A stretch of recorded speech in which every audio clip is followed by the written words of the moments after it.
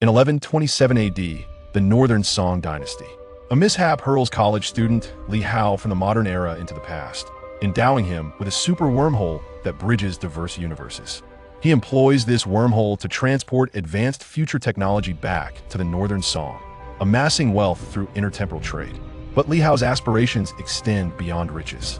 He embarks on mastering Primordial Force, a power from an advanced civilization, unlocking cosmic secrets. In the bustling yet volatile Song Dynasty, Li Hao navigates trade, politics, and military strategy, leveraging his intellect and wormhole to alter historical tides and safeguard Chinese civilization. He forms a bond with the erudite Mo Shiyun, together probing mathematical and scientific mysteries and spreading progressive ideas. As his primordial force grows, so does his sway over political and military spheres, as he readies for the looming Jingkang Incident. Li Hao's saga is a fusion of technology and culture, a testament to individual endeavor intertwined with historical currency, timeless legend crafted across eras. Li Hao sat on a computer chair in a dense forest, his right hand clutching a pen and his left hand holding a copy of Linux kernel source code analysis. He stared blankly at his surroundings in shock. Where just moments ago, he had been in his dormitory at Huaxia University of Technology. Now he found himself in a vast wilderness. Towering mountains stretched into the distance, surrounded by lush trees. Morning sunlight filtered through the foliage, casting beams of light that danced across the ground. Birds chirped melodiously from the trees, and a gentle breeze rustled the leaves, creating a soothing symphony of nature. Li Hao's heart pounded with a mix of terror and confusion. He fumbled in his pocket and pulled out his phone. As expected, it displayed no signal. Panic began to set in. He quickly stood up and set off along a narrow path. He spotted in the distance the only sign of human presence in this desolate area. As he walked, he noticed a yellow dirt road winding below a hill. A few scattered pedestrians and groups of porters could be seen on it, dressed in ancient attire. Li Hao froze in his tracks, his mind racing. Was this really a time travel scenario? His legs gave way, and he collapsed to the ground, overwhelmed by the absurdity of the situation. Despite his shock, Li Hao's scientific mind began to analyze the possibilities. He recalled hearing about something called a wormhole that could connect different points in space-time. Could this be the infamous super wormhole he had heard about? The idea sent a chill down his spine. He decided to follow the path, determined to uncover the truth of his predicament. As he walked, he heard a soft female voice. The super wormhole trial activation has succeeded. Would you like to return to the main world? Take me back, Li Hao blurted out instinctively. After uttering the words, he realized the absurdity of the situation and looked around cautiously, but there was no one in sight. A blue light suddenly appeared before him, expanding into a transparent circle approximately 2 meters in diameter. Through it, he could see his dormitory. Li Hao didn't hesitate for a moment and stepped through the portal. To his immense relief, he found himself back in his familiar surroundings. Once back in his dorm, Li Hao took a deep breath and tried to steady his nerves. He knew he had experienced something beyond the realm of normal science. He was a sophomore majoring in electronic engineering at Huaxia University of Technology, well-versed in the challenges of student life. His family hailed from a rural background, and the cost of tuition had been a significant burden on his parents. Li Hao had been working diligently to support himself through school. As he reflected on the morning's events, the phone on his desk caught his eye. He realized he had already lost a morning of work due to the unexpected incident. He quickly gathered his thoughts and rushed out of the dorm to his part-time job at a software company in the software park. Upon arriving at the company, Li Hao was greeted by the plump and oily head of human resources, who immediately reprimanded him for being late. Li Hao apologized, explaining that he had encountered an unusual situation. The HR manager, unconvinced, threatened to dismiss him. However, unwilling to lose the job he had secured for the summer, Li Hao pleaded for another chance, promising to work overtime to make up for the lost time. The HR manager, however, had already contacted another student to replace Li Hao. Despite Li Hao's desperate attempts to negotiate, he was ultimately let go. As he left the company, he overheard the vice president of the company discussing his situation with the HR manager. The vice president expressed regret over losing a talented individual due to the HR manager's haste and judgment. Dejected, Li Hao returned to the software park. He had not only lost his part-time job, but also faced a difficult situation at a restaurant where he worked evenings. There, too, he had a mishap, breaking 3 porcelain dishes, which led to a heated exchange with the restaurant owner. He promptly resigned from that position as well. Back at the university dorm, Li Hao felt overwhelmed by the pressures of his financial responsibilities. He had to support himself through school and also send money home to help with his family's expenses. His younger sister was about to start university, and his mother's health was frail due to years of overwork. Li Hao knew he had to find another way to earn money. He turned to the internet, searching for potential job opportunities. During his search, he discovered a webpage detailing a part-time job that piqued his interest. The job seemed promising, and he decided to apply for it, hoping to secure a stable income to alleviate his financial burdens. As he filled out the application form, Li Hao silently vowed to himself that he would find a way to succeed and provide for his family. Li Hao was momentarily stunned, bewildered by the unfolding situation. A vague suspicion began to form in his mind. It seemed that his earlier journey into another realm that morning was somehow linked to this phenomenon. The luminous screen displayed an additional line in Chinese. As this is the first active usage, the intelligent assistance system for the wormhole has been activated. Along with the voice function, a gentle female voice resonated in his mind. Greetings, esteemed user. I am the intelligent system of the super wormhole. The super wormhole serves as a means for traversing the various universes and temporal dimensions. What? Li Hao leapt up, rubbing his ears, wondering if he had somehow misperceived the sound. Your auditory faculties are intact. I am communicating with you through brainwaves. I am the super wormhole, also known as the time-space tunnel. It is the sole transportation device capable of precise location targeting, ensuring a 100% safe traversal through different universes and temporal dimensions. I am the technological culmination of the Level 10 civilization, the Yaling race, whose advanced technology has reached its zenith, earning them the title of divine race from other species. You possess the innate ability to wield the Force, qualifying you for the use of the wormhole, meeting the minimum requirements for the inheritance of Yaling civilization. This morning, I initiated the Master Recognition Program, which inevitably caused temporal fluctuations, leading you to traverse into the mirrored dimension. However, rest assured, crossing into the mirrored dimension poses no danger to you. Li Hao stood in silence, taking a moment to digest this information before inquiring, what is the mirrored dimension? It is a reflection of the primary world's space-time, akin to a mirror, which you refer to as a parallel universe. However, this mirrored dimension experiences a delay effect of several hundred years, currently situated in the late Northern Song Dynasty of the primary world's history. Realizing that he had inadvertently traveled to the late Northern Song Dynasty that morning, an idea suddenly struck Li Hao. He desperately needed money and thought that bringing some modern commodities to sell in the Northern Song could yield a substantial profit, far exceeding any summer job earnings. After a thorough inquiry, and over an hour later, Li Hao had garnered a comprehensive understanding of the super wormhole and deemed his plan feasible. He also learned that this intelligent system bore the responsibility of preserving the legacy of the Yaling civilization, which had a method of cultivating the Force, the foundation upon which their ascension to a divine civilization rested. The force of the Yaling race appeared to be even more formidable than those depicted in science fiction films. However, Li Hao chose not to delve into these intricacies for the moment. This was not due to a lack of interest or importance, but rather a prioritization of his immediate needs. With financial concerns looming, he recognized that the pressing matter at hand was to embark on temporal trade to generate income. After careful deliberation, Li Hao began to plan his journey to the Northern Song Dynasty. He rented a one-bedroom suite with kitchen and bathroom facilities near Huaxia University of Science and Technology, aware that with other students remaining on campus, secrecy would be difficult to maintain in the dormitory. Once he secured the doors and windows of the rented suite and drew the thick curtains, Li Hao donned the ancient-style clothing he had previously purchased, complete with shoes and wigs suited for historical reenactments. The garments were crafted from silk. As coarse linen was a rarity in modern society, silk, by contrast, was readily available. After dressing, he examined his reflection in the mirror, finding himself resembling a nobleman from antiquity. The table was adorned with an array of essential items for his journey through time. The items for self-defense include a Swiss Army knife, 2 stun guns, 2 pepper spray canisters, a powerful stun baton, a bag of lime powder, and a set of high-strength alloy crossbow bolts. Unfortunately, due to the stringent gun control laws in Huaxia, acquiring firearms is out of the question. Otherwise, possessing a handgun would significantly enhance safety during this journey. Other supplies consist of a small first aid kit, a watch equipped with a compass, a pair of binoculars, a few loaves of bread, and 2 bottles of purified water. These items are neatly packed in an antique-style bundle, making them relatively easy to carry. Once everything was prepared, Li Hao activated the super wormhole. A point of blue light suddenly flickered to life before him, gradually expanding into a circular portal with a diameter of 2 meters. This portal resembled Doraemon's magic door, allowing passage into another space-time continuum. With a single step, he would traverse hundreds of years back to the late Northern Song Dynasty. Li Hao chose his coordinates to be west of Chuanzhou, considering that it was a bustling trading port at the time, where posing as a reader would not draw undue attention, aware that his language and customs would likely differ greatly from those of the Song dynasty. He understood that without a credible identity, he might arouse suspicion during the late Northern Song period. With everything in place, Li Hao stepped through the portal. One step forward equated to a journey back in time of 800 years.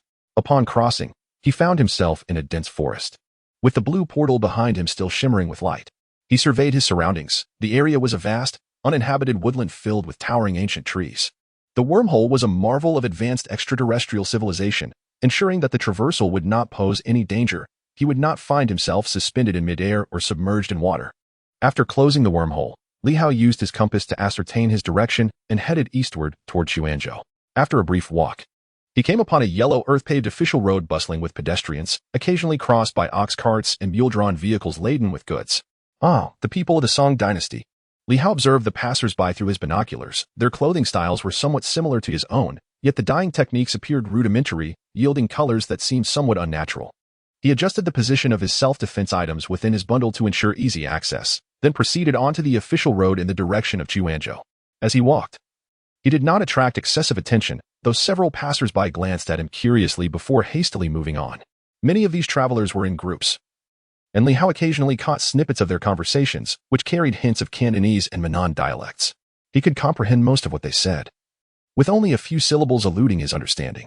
After resting briefly in the shade of a tree, consuming some provisions and drinking purified water, he continued on his way. Eventually, he beheld the magnificent city walls in the distance.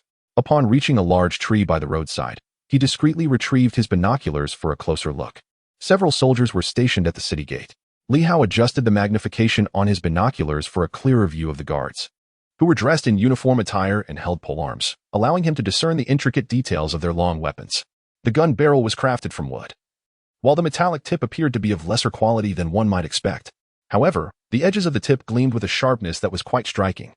The soldiers paid little heed to the pedestrians entering the city, casually glancing at the goods on the ox carts and collecting some entrance fees.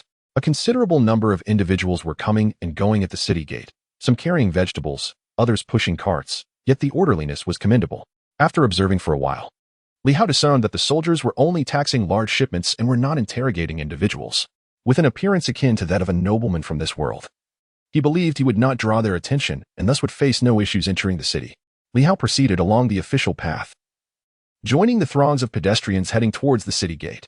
As he passed through the gate, the soldiers indeed did not impede his passage. Upon traversing the dim archway, he was greeted by a sudden burst of light, as if stepping into the vivid tapestry of along the river during the Qingming festival. Rows of ancient houses stood shoulder to shoulder, their eaves unevenly aligned.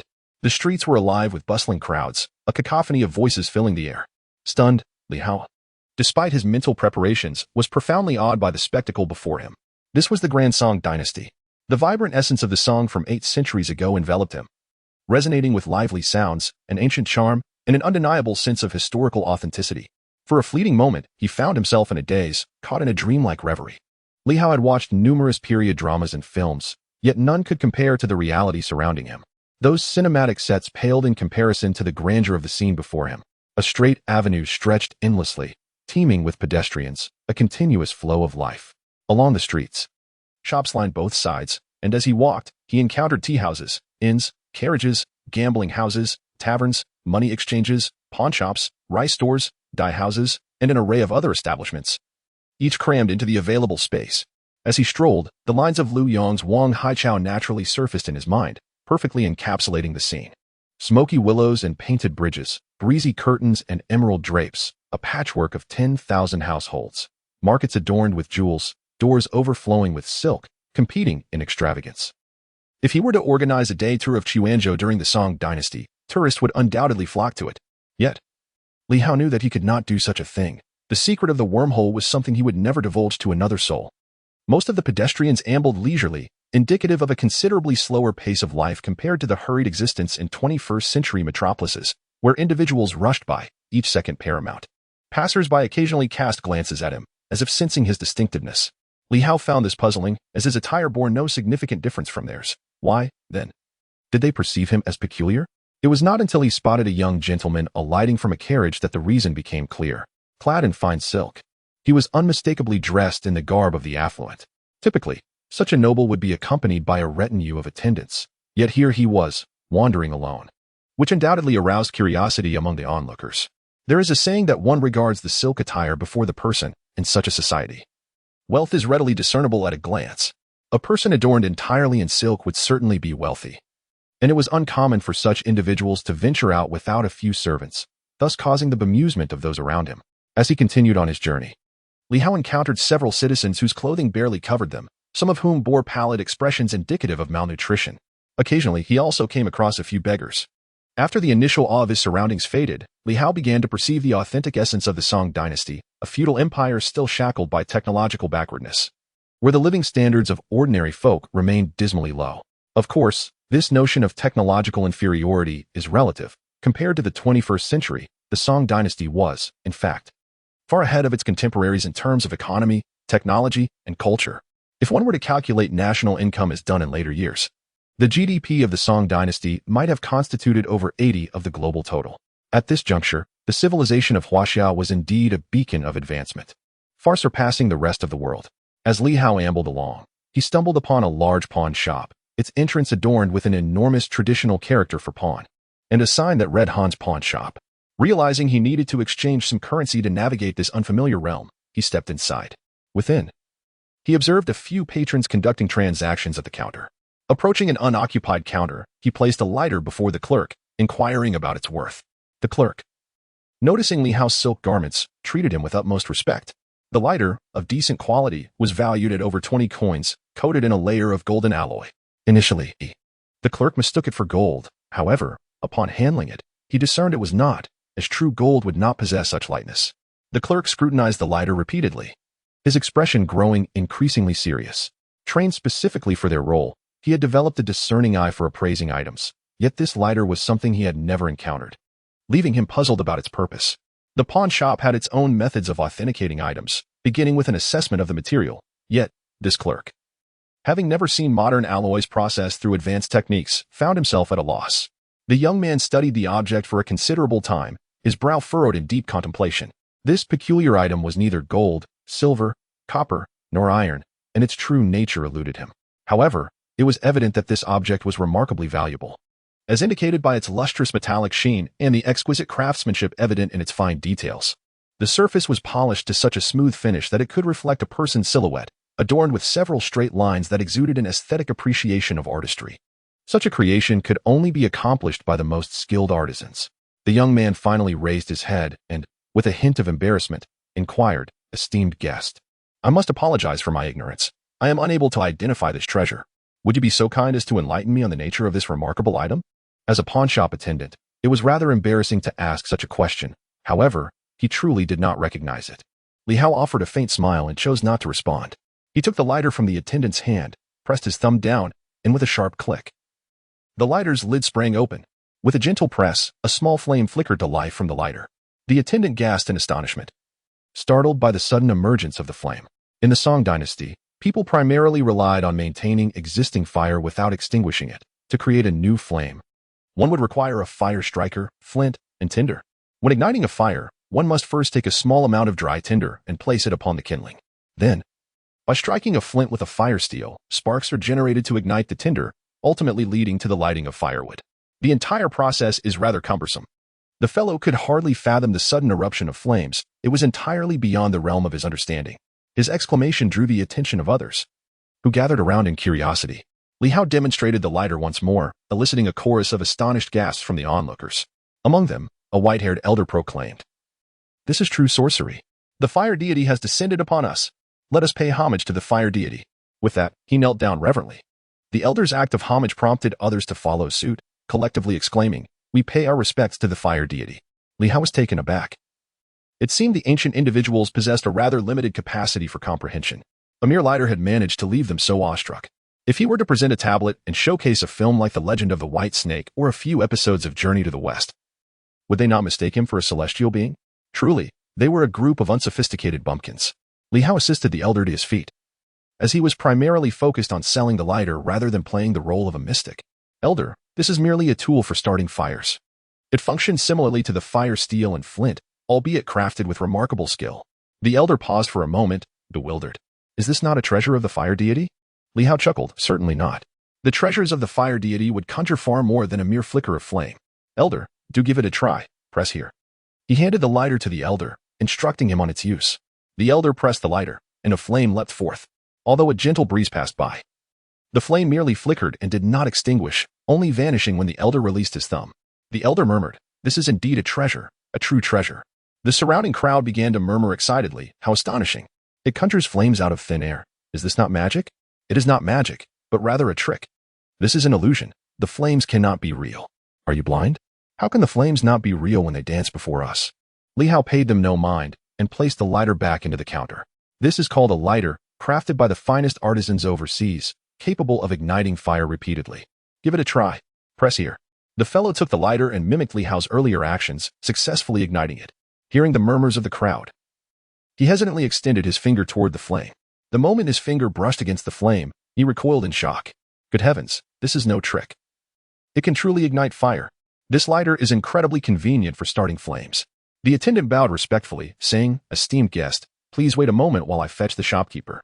I am not authorized to set a price for such a treasure." Li Hao nodded slightly, and the attendant hurried off to summon the shopkeeper. Shortly thereafter, hurried footsteps approached, and the attendant ushered in a middle-aged shopkeeper. From a distance, the shopkeeper clasped his hands together and said, "Esteemed guest, I apologize for my tardiness in welcoming you. Please forgive me." Li Hao mirrored his gesture, replying, "No need for such formality, shopkeeper Han." Li Hao demonstrated the use of a lighter to Master Han. With great caution, Master Han accepted the lighter and attempted to ignite it twice. Though he maintained a facade of calm, a tempest brewed within him. Compared to this lighter, other fire-starting tools seemed utterly inferior. Master Han remarked, "Your accent suggests you are not from Chuanzhou. May I inquire about your origins?" Li Hao chuckled inwardly, realizing he sought to uncover his background. Yet this only indicated his esteem for the lighter. Otherwise, he would not have circled around the topic. "I am Li Hao, born in the Great Song Dynasty, but I have spent my youth studying abroad. My family has long since migrated overseas, and I grew up in foreign lands, rendering me somewhat unfamiliar with the dialect of the Great Song." "How embarrassing. Overseas? Where exactly?" Master Han pressed. "I have encountered goods from places such as Dashi, Dachin, Persia, Baida, Maji, Gulin, and Sijiali, yet none seem capable of producing such exquisite and practical treasure." Master Han, a man of experience, grew increasingly perplexed regarding the lighter's origins. "Have you heard of the master carpenter Lu Ban? The descendants of the Gongxu family fled overseas and disseminated their family art on a distant continent in the East China Sea. For centuries, the people there have delved into various crafts, producing marvels such as man-wooden birds that soar through the skies, self-moving wooden cattle, and ironclad ships capable of crossing oceans." Master Han listened, astonished, struggling to regain his composure, exclaiming, "The text claimed Lu Ban crafted a wooden bird that could fly for 3 days without descending. Could this truly be the case?" "Indeed, it is true," Li Hao replied. "I have ridden in a wooden bird, soaring above the clouds." Internally, he mused that he had never actually ridden a wooden bird, but during an inter-school exchange with professors, he had flown in an airplane, which was not entirely a fabrication. Master Han was momentarily speechless, eventually formulating a response. "If one flies above the clouds, one must be quite near the southern heavenly gate, where celestial soldiers permit mortals to ascend. Do they not apprehend them?" Li Hao found himself at a loss for words. Master Han's inquiry was indeed a remarkable twist. Many have flown in wooden birds, yet none have encountered celestial soldiers. Master Han nodded. Perhaps the distance to the southern heavenly gate is still considerable. The celestial soldiers may be too indifferent to concern themselves with such matters. He had devised a reasonable explanation. Li Hao, disinterested in continuing the conversation with this provincial figure from the Song Dynasty, sensed an insurmountable generational gap. He redirected the discussion, asking, "Master Han, what do you believe this lighter is worth?"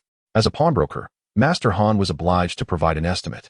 After a moment of contemplation, he stated, "In our shop, it could be pawned for 10 guan.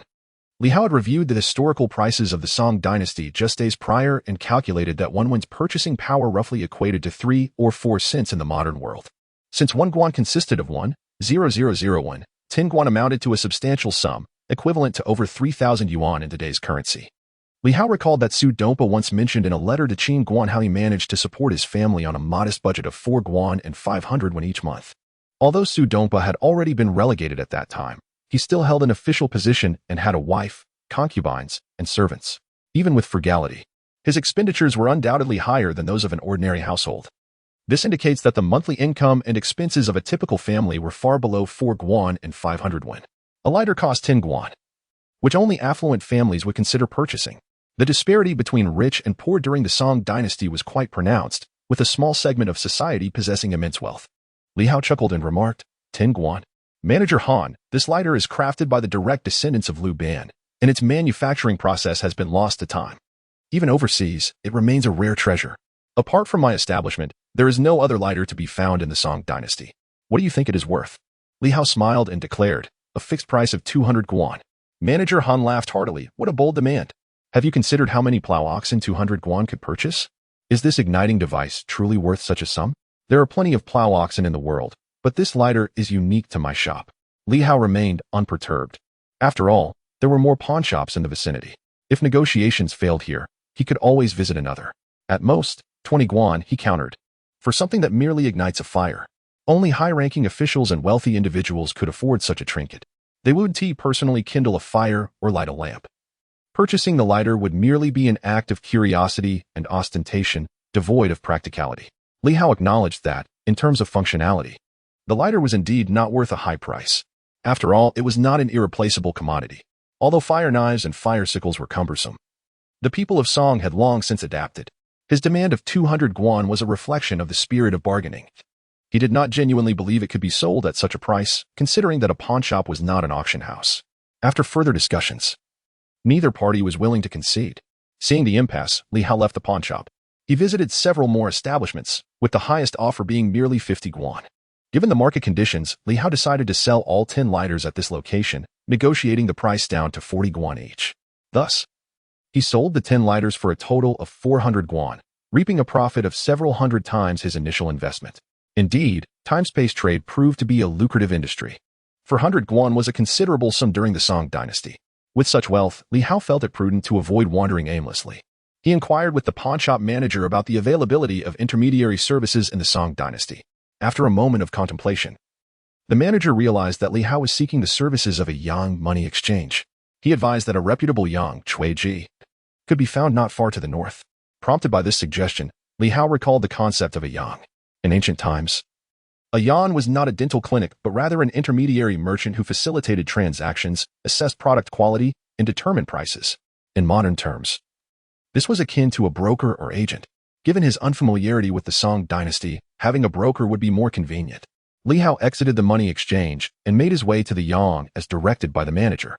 This journey to the Song dynasty marked the beginning of Li Hao's endeavor to establish himself, setting the foundation before seeking a more permanent foothold. The summer vacation has only just begun, leaving ample time for the reselling of goods. The foremost task now is to secure a residence and subsequently rent a shop, hire some assistants, and then import small commodities from the main world for sale. Relying solely on oneself to peddle goods along the streets is hardly a wise strategy. Soon, Li Hao arrived at the trading house, and the staff, noticing his splendid attire, recognized the potential for substantial business and promptly introduced him to the proprietor. The proprietor, Mr. Cui, was a plump middle-aged man with a genial demeanor, exuding an air of affability that bore a resemblance to a benevolent figure. Upon hearing Li Hao's introduction, which was, of course, a tale of his overseas adventures, Mr. Cui chuckled and remarked, "Young Masterly, I surmise your intent is to acquire the necessary documentation for settling and conducting business here in the Great Song dynasty. Rest assured, our trading house has connections within the government, and we have facilitated such matters frequently. This dynasty welcomes overseas merchants, especially one of your esteemed background as a native of Song." Li Hao paused momentarily. His initial intent was merely to rent a place and hire laborers, and he had not contemplated this additional matter. However, the prospect of obtaining a legitimate identity within the Song dynasty was undeniably appealing. "What are your fees for this service?" he inquired. Mr. Cui responded, "The government requires a fee of 5 guan for overseas merchants like yourself to settle and engage in commerce. This is a standard rate throughout the entire Song. Additionally, a further 3 guan is necessary to facilitate the process with the authorities. Considering the minimal labor costs, the total comes to just 8 guan. As you can see, a single lighter is worth 40 guan. Thus, this modest sum for a legitimate identity in Song is indeed a worthy investment." Li Hao continued, "Moreover, I have additional requests for your trading house." Mr. Cui, eager to hear of more business, smiled broadly. "Please, do share. I wish to rent a residence and a commercial shop. The Zhang family from Chuanzhou has recently relocated to Bianliang. and they have a large estate and a shop available for sale or rent through your establishment. The Zhangs were once officials, and their estate is expansive and impressive, though the rent is rather steep at 80 guan per month.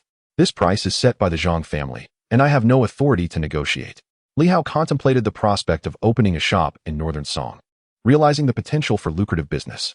A higher rent was manageable, especially since 80 guan equated to merely 2 lighters, which did not seem exorbitant at all. Let us go and take a look, he decided. Very well, I shall escort you at once, Mr. Cui replied. By the way, I also wish to hire some shop assistants. What is the average wage for assistants in Xuanzhou at present? The wages are approximately 800 won per month. However, it is advisable to recruit clever and astute individuals, as good assistants typically command a salary of 1 guan 200 won, Mr. Cui explained. This wage was somewhat lower than what Li Hao had anticipated, prompting a smile from him. Here is my proposal. Assist me in sourcing experienced shop assistants. I intend to select 20 of them, offering a guaranteed monthly salary of 1 guan 500 won, with additional rewards for outstanding performance.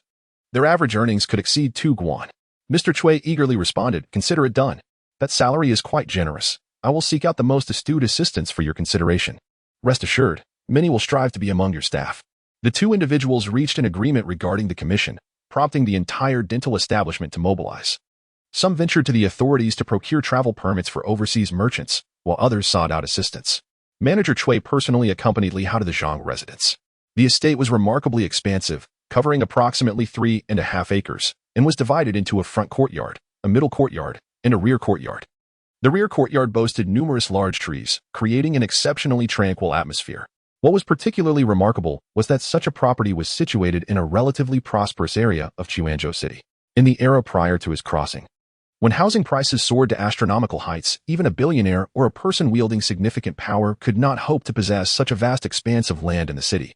The area of just the study could rival what was deemed luxurious before his journey through time. After surveying the grand residence, Li Hao resolved to rent it. Signing the contract on the spot and paying a sum of 160 guan.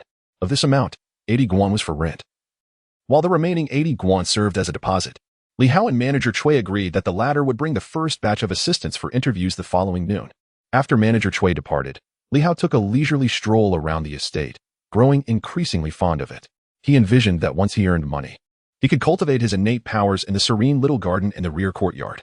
The environment was pristine, making it an ideal place for cultivation. Such a magnificent residence commanded a monthly rent equivalent to merely 2 lighters. Hiring 20 of the highest-paid shop assistants would cost no more than the price of 1 lighter. Indeed, traversing through time had its advantages, allowing one to easily become affluent. In the future, he could acquire several enchanting maidens, indulging in a life of ease. With every need catered to, and enjoying the warmth of beautiful companions, truly a life akin to that of deities. Naturally, once life settled into a routine, he would also need to diligently pursue the cultivation of his innate powers. With such a remarkable method of cultivation at his disposal, it would be remiss not to strive earnestly in light of this opportunity. Tomorrow, he planned to rent a shop, recruit assistants and laborers for renovations, and aimed to open the shop within a few days. After attending to these trifling matters, he would officially embark on his path of cultivation. As per the Wormhole intelligent system, the first hurdle in innate power cultivation involved sensing the innate force, necessitating the relinquishment of all distracting thoughts for any hope of success. Thus, he needed to complete these mundane tasks to focus on his practice. With time still on his side, Li Hao exited the grand residence, locked the doors, and leisurely strolled through the streets of the Song Dynasty, savoring the charm of a city from 8 centuries past. The fresh air, bustling streets, enthusiastic vendors, and the laughter of young maidens painted a vivid tableau reminiscent of the Qingming Shanghai Tuesday. The Song Dynasty proved to be a delightful place to dwell. The air quality was superb, with exceedingly low PM2.5 levels, ensuring that the rice was free from toxins, vegetables bore no pesticide residues, and livestock were not artificially fattened, resulting in exceptionally nutritious produce. Everything here was entirely natural.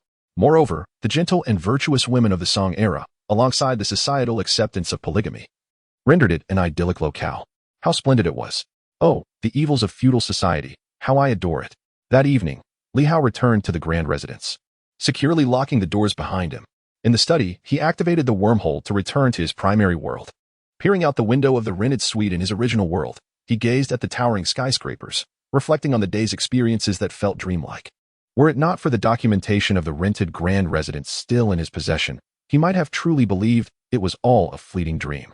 Early the next morning, After having breakfast, Li Hao activated the wormhole and traversed into the study of a grand residence from the Northern Song Dynasty.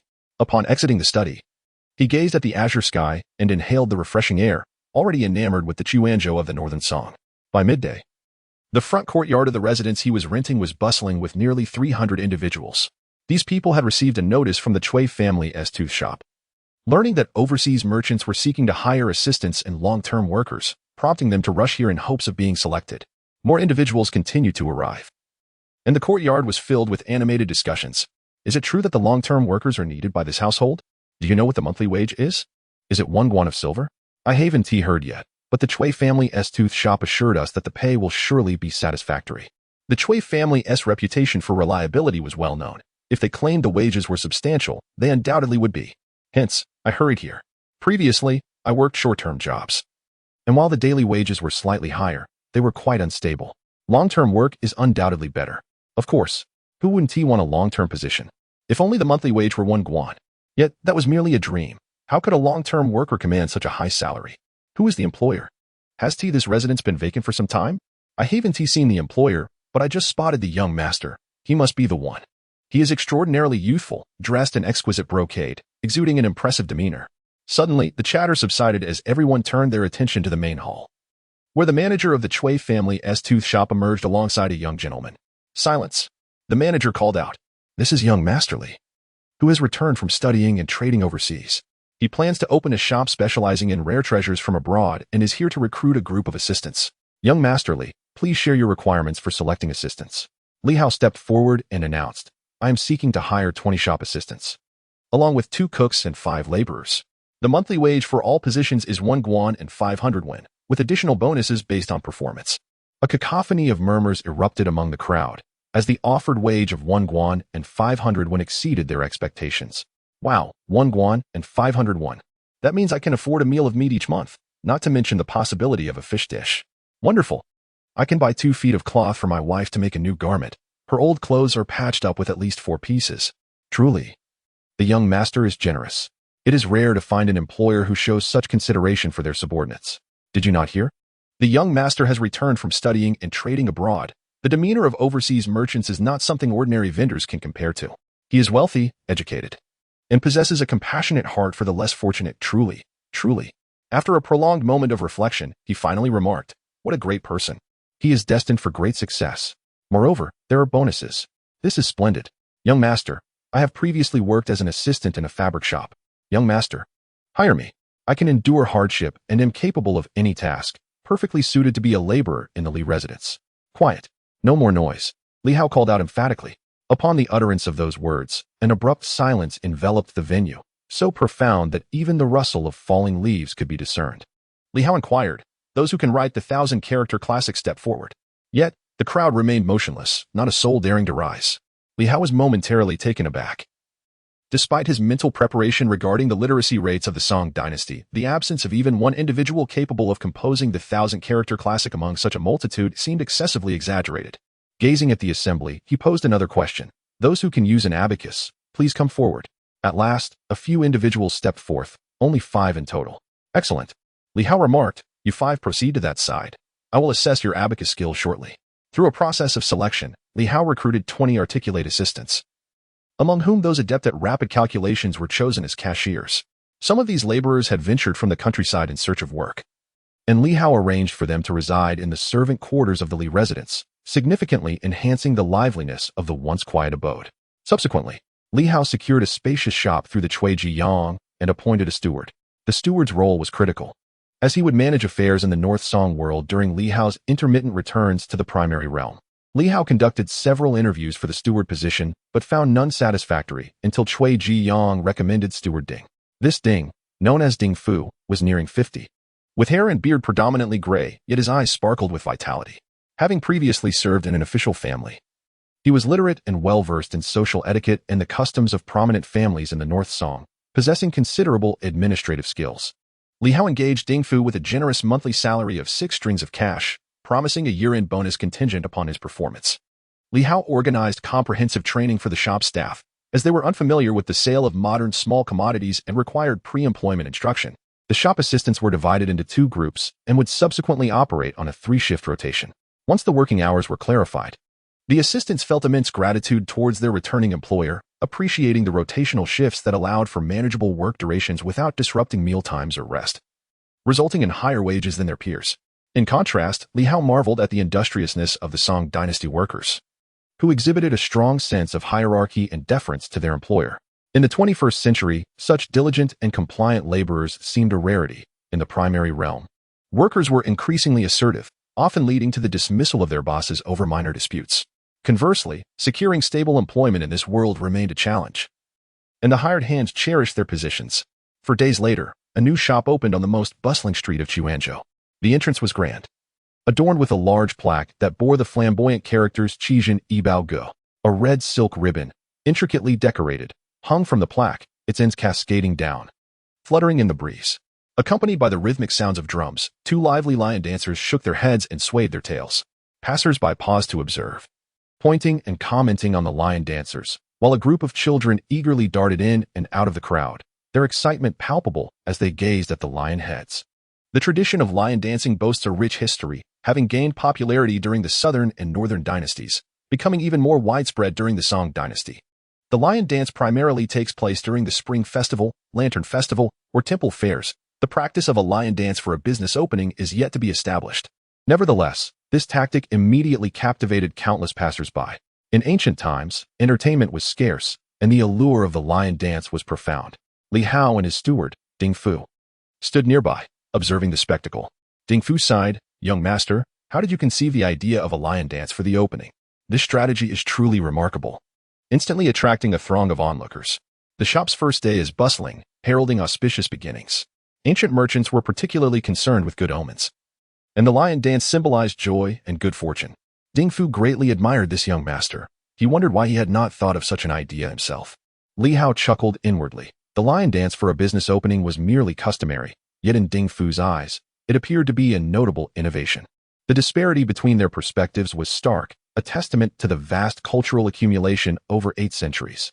As the sound of firecrackers erupted, the shop officially commenced operations. The gathered crowd surged into the store, filled with curiosity. At that moment, a young scholar accompanied by a servant boy passed by. Observing the grand inscription on the signboard that read "Treasures of the Odd and Rare," he frowned and remarked, "Such audacity from the shopkeeper. Who dares claim that every item sold here is a treasure?" Yet, within the shop, exclamations of astonishment echoed, and patrons frequently expressed their admiration, suggesting that the wares were indeed extraordinary. The servant boy, intrigued, proposed, "Shall we go in and see what these treasures are?" The scholar, piqued with curiosity, nodded in agreement, saying, "Very well. If the items prove to be mundane, we shall dismantle his reputation." Hearing this, Li Hao chuckled to Ding Fu. "He intends to tarnish my reputation. Let us follow him inside and observe his reaction to the exotic treasures from overseas." Ding Fu laughed, "Young master, each treasure you brought back from abroad is indeed extraordinary. The name Treasures of the Odd and Rare fits perfectly. It is well deserved." As the scholar and his servant entered the Treasures of the Odd and Rare, the interior was already bustling with people. However, the proprietors seemed to have anticipated this scenario, having reserved ample space and ensuring that the counters were distanced from one another. The scholar, named Mo Shiyun, was a well-known prodigy in Chuanzhou, and his father was among the city's most prominent merchants.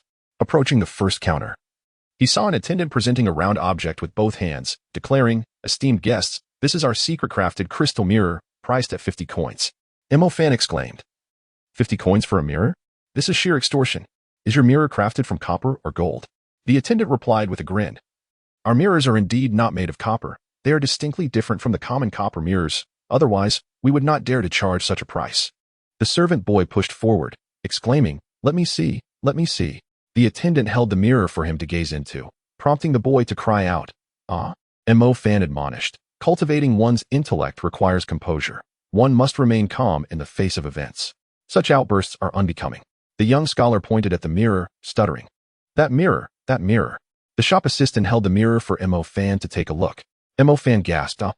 His exclamation was even louder than the scholar's, as he had long forgotten the lesson he imparted to the young boy. This mirror was astonishing. Its clarity was unparalleled, leaving him to wonder what material could produce such brilliance. "This is a precious treasure, specially crafted by our esteemed owner. Even I do not know what it is made from," the assistant replied, clearly unable to provide an answer. After a moment of contemplation, Mo Shiyun declared, "I shall purchase it." The scholar was taken aback. But it costs 50 coins. Mo Fan responded, soon it will be my sister's birthday, and I find myself in need of a gift. This crystal mirror would be perfect, far more cherished than any jewelry. The scholar produced a stack of banknotes to pay, and the assistant warned Mo Fan, this mirror is as delicate as the finest porcelain. It is fragile and easily breakable. Please handle it with care, for our shop assumes no responsibility for any damage. Upon returning with the payment, the assistant carefully wrapped the mirror in silk and entrusted it to the trembling scholar, who feared that a moment's lapse could turn his 50 coins into mere vapor. Mo Fan then approached another counter, where an assistant excitedly exclaimed, "This is a unique item in our store, known as a magnifying glass." Why is it called a magnifying glass? Because when you look through it, objects appear significantly larger than they actually are, allowing even the tiniest details to be seen clearly. The surrounding crowd began to murmur, expressing disbelief. I can't believe it. Such a thing cannot exist. What a joke. It can magnify objects? I've never heard of anything like it. I dare say it's not real. If I lose, I will consume that item. You wish. If it were real, that item would be worth 20 coins, and who would let you eat something valued at that price? The assistant then offered a customer the chance to peer through the magnifying glass, and the customer's jaw dropped in astonishment. Goodness, it is true. My finger looks as thick as my arm. Mo Fan, shedding all pretenses of scholarly decorum, pushed forward and exclaimed, let me see, let me see. The assistant placed a strand of hair on the counter and held the magnifying glass a few inches above it, inviting Mo Fan to take a closer look. He leaned in and gasped, is this really a hair? It's as thick as yarn. The assistant chuckled, what do you think? Would you like to purchase one? Even the minutest objects will be crystal clear. Although Mo Fan had just spent 50 coins on the mirror and was intrigued by the magnifying glass, he hesitated to make another purchase. Despite his family's wealth, he was wary of incurring his father's displeasure with such extravagant spending. At that moment, the assistant, facing the crowd, suddenly brought the magnifying glass close to his eyes. The onlookers gasped in shock, some recoiling in fright. With a hearty laugh, the assistant exclaimed, this magnifying glass not only enlarges objects but can also concentrate sunlight into a point, capable of igniting paper or leaves. Supplies are limited, so if you wish to buy one, you must act swiftly. As Mo Fan was lost in thought, a sudden waft of fragrance caught his attention. Not far away, another attendant proclaimed, esteemed villagers, this is our store's secret concoction of perfume.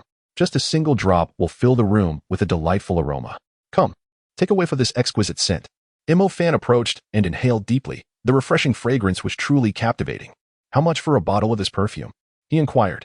The attendant replied, for a mere 80 coins, you can procure an entire bottle. 80 coins. How exorbitant. Mo Fan exclaimed. However, I am not merely a scholar, but a jinshur. A jinshur, my apologies. The attendant was taken aback, astonished that such a young scholar had attained the rank of jinshur, indicating a promising future ahead. The attendant promptly retrieved a book from behind the counter and said, Honorable jinshur, perhaps you would be interested in this calligraphy workbook. It is our store's exclusive water writing workbook. Using a clean brush dipped in water, you can write directly on it, and the water will appear as ink, just as if you were using traditional ink. Once it dries, you can again dip the brush in water and write anew. Scratching his head, the attendant added, as our proprietor puts it, this is a yes, called low carbon and environmentally friendly. It is most suitable for someone of your esteemed status. He continued. Our proprietor says this workbook is quite renowned, but, he faltered, struggling to recall the name. Mo Fan pointed to the workbook. It is the Pagoda Stele, a work by Yan Jingkang, indeed well known. Have you ever heard of Yan's powerful strokes? Observing the attendant's bewildered expression, Mo Fan felt as though he were speaking to the wind and chose to change the subject, asking, can one truly write with plain water and reveal ink-like impressions? Absolutely, the attendant replied, securing a magnifying glass. After all, this peculiar item was not likely to sell quickly. Many were intrigued, yet few could afford it. Recognizing the affluence of Mo Fan, the attendant eagerly promoted the water writing workbook and blank water writing cloth. He fetched a new brush and a bowl of clear water. Presenting the brush to Mo Fan, Honorable jinshur, do give it a try. Mo Fan accepted the brush, dipped it in the water, and questioned, is it truly this simple? The attendant nodded, indeed, just like that. As the brush touched the water writing cloth, the water transformed into ink-like strokes. Mo Fan was astounded. You can genuinely write with plain water. Who is your proprietor? To create such wondrous items is truly remarkable. How much for this water writing workbook? For just 30 coins. You can acquire this reusable water writing workbook, the attendant said, adhering to Li Hao's advice to emphasize value in every offer. How intriguing. I shall purchase it. Mo Fan decided. Although he spent another 30 coins, he reasoned that it pertained to calligraphy, and thus his father would likely not object. He instructed his attendant to pay and then inquired, "Your goods here are quite costly. I wonder, what is the most expensive item?" The attendant gestured toward the upper floor. "The priciest item is the telescope upstairs, priced at 8,000 coins. With that device, distant objects appear as if they were right before your eyes. Such marvels! I must see it for myself," Mo Fan declared, ascending the stairs. The second floor was equally filled with an array of peculiar wares, and Mo Fan made his way to a position near the window. Upon the tripod rested a cylindrical object entirely enveloped in a deep black hue, with one end broad and the other slender, the larger end facing the window.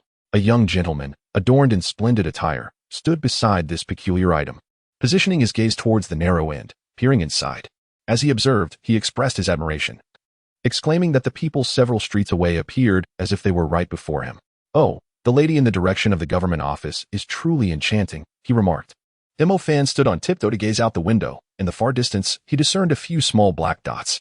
At such a distance, discerning the gender of those figures was impossible, let alone their features. He turned to the attendant and requested a glimpse through the device. The attendant replied, "This telescope is valued at 8,000 coins, a rather expensive item. Normally, trials are not permitted, but to allow patrons to appreciate the merchandise, a fee of 100 coins is required for a viewing period of 1 incense stick. Should you ultimately decide against purchasing, the fee is non-refundable. Charging for a mere glance?" Mo Fan mused, astounded by the proprietor's acumen in profit-making. His curiosity piqued. The modest sum of 100 coins was insignificant to him, and he promptly instructed his attendant to pay the fee. Li Hao had set an exorbitant price for the high-powered telescope, not with the intent to sell, but rather to levy charges on those who wished to try it. With numerous patrons, this fee could accumulate to a substantial amount. When it was Mo Fan's turn, the attendant lit a new incense stick and invited him to approach the telescope. Mo Fan leaned in and beheld pedestrians several streets away. Upon stepping back, he noted that those figures appeared as mere black dots, yet through the telescope, their features were revealed in striking clarity. The name telescope was aptly chosen, for it indeed allowed one to gaze far beyond. After experiencing the telescope, Mo Fan wandered around the shop, marveling at each unique item. The merchandise was a cornucopia of wonders, each piece something he had never seen or heard of before. Some even transcended the realm of his imagination. Everything was utterly enchanting. There was a device called a wristwatch, which, once wound, could measure time accurately. By observing the position of the hands, one could ascertain the precise hour, far surpassing the accuracy of a water clock. Another item was known as sunglasses, which, when worn, transformed the hues of the surroundings, rendering the sun's glare completely bearable and creating a most comfortable experience for the eyes. There were also reading glasses, purportedly designed for the elderly. Mo Fan contemplated inviting his father to try these, as they might prove beneficial. Additionally, there existed a product called shower gel, which was said to provide a refreshing experience when used during bathing. Though Mo Fan had not tried it, he felt an unwavering confidence in the treasures of this unique shop, convinced that there must be some extraordinary quality to such items. As he continued to marvel, a voice interrupted his reverie. "Earlier outside the shop, I believe I overheard you express a desire to smash my sign?" Mo Fan turned to see an elder and a youth standing behind him, the younger one inquiring, "Might I ask what grievance you have with my shop's sign that would incite such a reaction?" A fleeting expression of surprise crossed Mo Fan's face, quickly replaced by a faint blush. He clasped his fists and said, "I am Mo Fan, a practitioner of cursive script. May I inquire about your esteemed name, young sir?" Li Hao mirrored his gesture, responding in a refined manner, "I am Li Hao. What is your relation to this esteemed Curios and Treasures Pavilion?" "This establishment is owned by me," Li Hao replied. "Ah, so you are the proprietor of the Curios and Treasures Pavilion. My apologies for my earlier remarks. My comment about tarnishing your reputation was merely a slip of the tongue. Each item in your esteemed shop is indeed a rare treasure, and the name Curios and Treasures Pavilion is well-deserved. I sincerely apologize for my indiscretion." With this, Mo Fan bowed deeply. Merchants of the Song Dynasty placed great importance on their reputation, and his earlier comment was indeed excessive.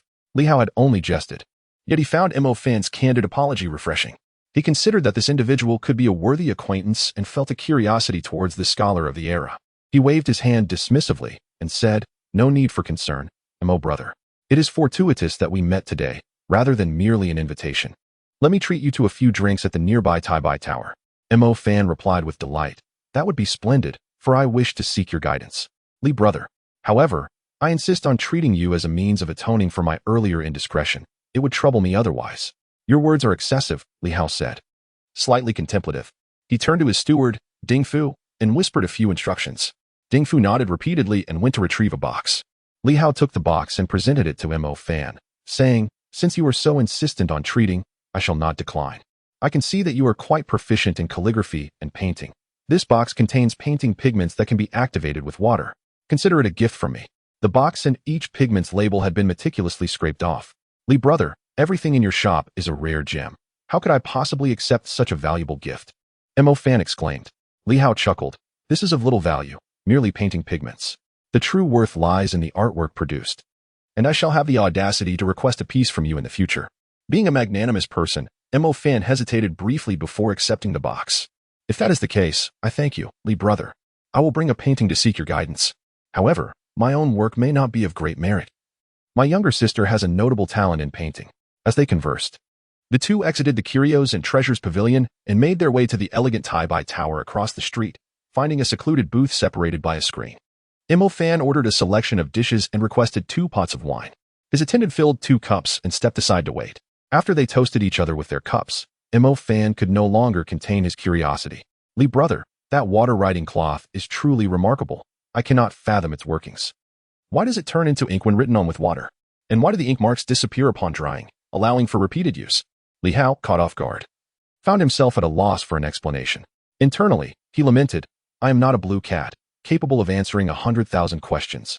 Li Hao shook his head and replied, "This is crafted by the most skilled artisans overseas, and the specific method of production is a family secret, of which I am unaware." "Oh." Mo Fan felt a flicker of disappointment and then inquired, "Why does a magnifying glass make objects appear so much larger?" Li Hao, being a student of a prestigious university in a scientific discipline, was well versed in the principles of convex lenses. Since this rustic fellow was so curious, he decided to explain, albeit uncertain of how much Mo Fan would comprehend. "We perceive objects because of light. The magnifying glass is made of a transparent material called glass, through which light undergoes refraction." Li Hao eloquently elucidated the principles of convex lenses. When Mo Fan expressed confusion, he called over a waiter to fetch clear water and proceeded to sketch a simple diagram on a water-writing cloth illustrating the refraction of light. In conclusion, Li Hao remarked, "Refraction is a common phenomenon. I wonder if Brother Mo has ever tried spearfishing. Due to refraction, the actual position of the fish is lower than it appears. When attempting to spear a fish, one must aim slightly below it to strike true. Similarly, if a chopstick is inserted diagonally into water, it appears to bend." While speaking, he drew another illustration depicting the refraction of a fish at the water's surface. To Li Hao's surprise, Mo Fan demonstrated remarkable comprehension. After Li Hao's thorough yet accessible explanation, Mo Fan gazed at him with wide, fish-like eyes, as if he had suddenly seen a flower bloom on Li Hao's face. The astonishment within Mo Fan was unparalleled. The mundane phenomena of life, when extrapolated, revealed such profound truths. The depth of knowledge exhibited by this individual was indeed as vast as the ocean. As Mo Fan observed the gradually fading diagram on the water-writing cloth, he pondered aloud, "Brotherly, it seems you have only scratched the surface of your explanation. Surely there is more wisdom to uncover. I implore you to enlighten me further." Li Hao rolled his eyes, thinking, "Do you truly believe I am your physics instructor? Am I to voluntarily offer you a few lessons in optics? I could continue. But would you truly grasp it? For instance, employing Snell's law to calculate the refractive index involves the sine ratios of the angles of incidence and refraction. A rustic fellow like you would not comprehend trigonometric functions. The only way you would understand is if the sun were to rise in the west." Li Hao waved his hand dismissively. "The study of nature and principles is vast and intricate, yet I possess merely a superficial understanding and cannot delve deeper. Moreover, such knowledge is rather dry. Let us converse about other matters." With that, Li Hao shifted the topic, and Mo Fan, recognizing the awkwardness of their first encounter, refrained from pressing further. Curiosity led him to inquire about conditions overseas, and soon they engaged in a leisurely conversation that traversed various subjects. As their dialogue progressed, Mo Fan grew increasingly astonished. Initially, he was merely impressed by Li Hao's knowledge of the natural world, but as their discussion deepened, he perceived that this individual's intellect was boundless and unfathomable, truly knowledgeable in astronomy and geography, with foresight spanning centuries. The attendant beside them was equally astounded in his eyes. Mo Fan was a celestial prodigy, renowned for his genius since childhood. Yet at that moment, Mo Fan seemed to pale in comparison to this individual of similar age. Occasionally, a casual remark from Li Hao left both Mo Fan and his attendant in profound contemplation, praising his insights with fervor. After a delightful meal, Mo Fan found himself deeply impressed by Li Hao. Following their repast, Mo Fan noted down Li Hao's address, promising to pay a visit in the future before departing with his attendant. This was Li Hao's first encounter with a scholar of this era, and he was secretly astonished by Mo Fan's profound Confucian foundation. This bookish individual exhibited mastery over the 4 books and 5 classics, each accompanied by his own insights. To label him merely a bookworm would be an understatement. Mo Fan's reasoning was both rigorous and flexible, though his speech had a somewhat archaic flair. He was far from being pedantic. After meeting Mo Fan, Li Hao experienced a significant shift in his perception of scholars from this era. Perhaps it was the implementation of the 8-legged essay during the Ming and Qing dynasties that restricted the intellectual freedom of scholars. Upon exiting the Taibai Pavilion, Li Hao circled his shop, ensuring everything was in order before returning to his rented courtyard. That evening, the rhythmic clattering of the abacus echoed in the accounting room. Soon, the day's earnings were tallied, revealing over 1,400 guan, a figure that astonished Li Hao, indicating that the purchasing power in Song Dynasty Chuanzhou was quite robust. On the first day of operation, the number of individuals aware of the Rare Treasures Pavilion was still limited, but it was evident that in the following days, revenues would soar to new heights. However, the market in Chuanzhou would inevitably reach saturation, as the affluent class was finite, unless he planned to transport goods to larger cities. Establishing a vast sales network would require substantial investment and modern communication methods that were not available in his time. For the moment, Li Hao had no intention of wholesale distribution of these modern commodities. He pondered that merely profiting from the wealthy of Chuanzhou felt somewhat constricted. Aside from selling goods, he considered diversifying into other trades to earn from the common folk. With his shop finally established in the Northern Song Dynasty, Li Hao embraced a leisurely lifestyle. From that day forth, he officially commenced his cultivation of primordial energy. He began to indulge in the life of a modern recluse. Having brought along essential items such as toothpaste, toothbrushes, shampoo, body wash, and tissues. During this period, he remained in the Northern Song, not returning to his primary world. The backyard of his grand residence was designated as a no-go zone, forbidding laborers from entering. Adhering to the customs of ancient times where male servants were not permitted in the rear gardens. To maintain a fade, Li Hao procured a multitude of books, leading his servants and neighbors to believe he was preparing for the imperial examination, making his prolonged stay in the backyard somewhat understandable. Each morning, he would rise early to exercise before enjoying breakfast prepared by the cook, followed by practice in sensing primordial energy. After a midday meal, he would take a brief nap, then resume his energy-sensing exercises, even dedicating his evenings to this pursuit, leaving only mealtimes and sleep as breaks from his diligent practice. His days adopted a remarkable rhythm. And after 10 days of this seclusion, Li Hao's restless mind settled, with fewer distractions during meditation. One evening, Li Hao laid a bamboo mat in the tranquil backyard, gazing at the star-studded sky. The night sky, unmarred by industrial pollution, was perpetually enchanting, with the Milky Way clearly visible across the horizon. As he opened his heart, he seemed to perceive threads of starlight descending, naturally clarifying his mind as he began to sense the primordial energy. In recent days, the constant attunement to the force has become a habit for Li Hao, as effortless as the rhythm of his own breath and heartbeat. Suddenly, a resounding explosion echoed in his mind, unleashing a rapid succession of vivid images: the Big Bang, the formation of countless galaxies, the evolution of life on innumerable planets, the birth and demise of myriad civilizations. In an instant, Li Hao beheld the cycle of existence and extinction, the ebb and flow of the cosmos. In a mere fleeting moment, he appeared to witness a lifetime's worth of experiences that would be insurmountable for any individual to comprehend fully. His thoughts galloped like wild stallions across the boundless expanse of space-time, inundated by a torrent of emotions and sensations that felt profoundly authentic. Gradually, the chaotic images and feelings began to dissipate, leaving Li Hao in a state of serene tranquility, a stillness he had never known before. His mind became ethereal, as if all of existence, the universe, all living things, and even his own corporeal form had dissolved into nothingness, leaving only his pure essence, a quiet illumination within the void. Everything had vanished, yet he remained, the sole entity in existence. This was a feeling both profound and elusive. All distractions were swept away, his heart like a placid lake reflecting the vastness of creation. In this profound stillness, amidst the interplay of reality and illusion, Li Hao sensed a magnificent force, filling the universe and encompassing all power, a force beyond articulation. This energy governed the movements of the cosmos and the cycles of the stars. As he continued to attune to this power, it became increasingly palpable and immense, yet it did not exclude him. Li Hao felt an ability to commune with this force. Time became ambiguous. It felt as though centuries had passed, yet also as if only mere seconds had elapsed before Li Hao emerged from this extraordinary sensation, returning to a state of normalcy. Once he regained the capacity to think clearly, reflecting on the vastness of that power, he was instantly struck by the realization of his own insignificance. The voice of the super wormhole intelligence system resonated in his mind. Congratulations. You now possess the seed of the Force. You have become a level 1 practitioner, an apprentice of the Force, officially stepping through the threshold into this realm. The initiation into the Force demands both talent and opportunity, both of which are indispensable in the journey of cultivating the Force. You will come to understand just how fortunate you are this very night. Li Hao reveled in a deep, intrinsic joy, neither exuberant nor overly excited, but a gentle yet profound delight. This was largely due to the guidance he received. Without it, he might never have grasped the essence of the Force.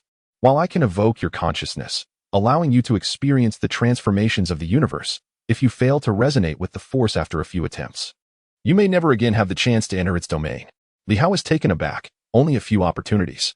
Indeed, the first chance holds the greatest potential. If one fails to succeed initially, the likelihood of success diminishes to less than 20 in the subsequent attempts. The first resonance of your consciousness, conveying those vivid images, creates the most significant impact. Thereafter, the effect wanes, and after several attempts, you essentially acclimate, and the efficacy diminishes. Thus, the initiation into the Force relies on both innate talent and serendipity. If repeated attempts prove futile, although I can still employ external forces to help you experience the essence of the Force, relying on such external means to condense the seed of the Force would result in inadequate purity, leaving you devoid of hope of ever becoming a true master of the Force. Li Hao paused for a moment, reflecting, "It is fortunate that you did not inform me of this beforehand. Otherwise, I might have felt pressured, disrupting my mental state, and it would have likely hindered my ability to sense the Force." The intelligent system of the wormhole responded, "Prior to your initiation into the Force, I refrained from imparting too much knowledge about it, primarily to avoid disturbing your mental equilibrium. Now that you have embarked on this path, it is time to share some fundamental concepts regarding the Force. I have discovered through your network that certain science fiction films depict the Force in 3 applications: the manipulation of objects, mind control, and the foresight of future events.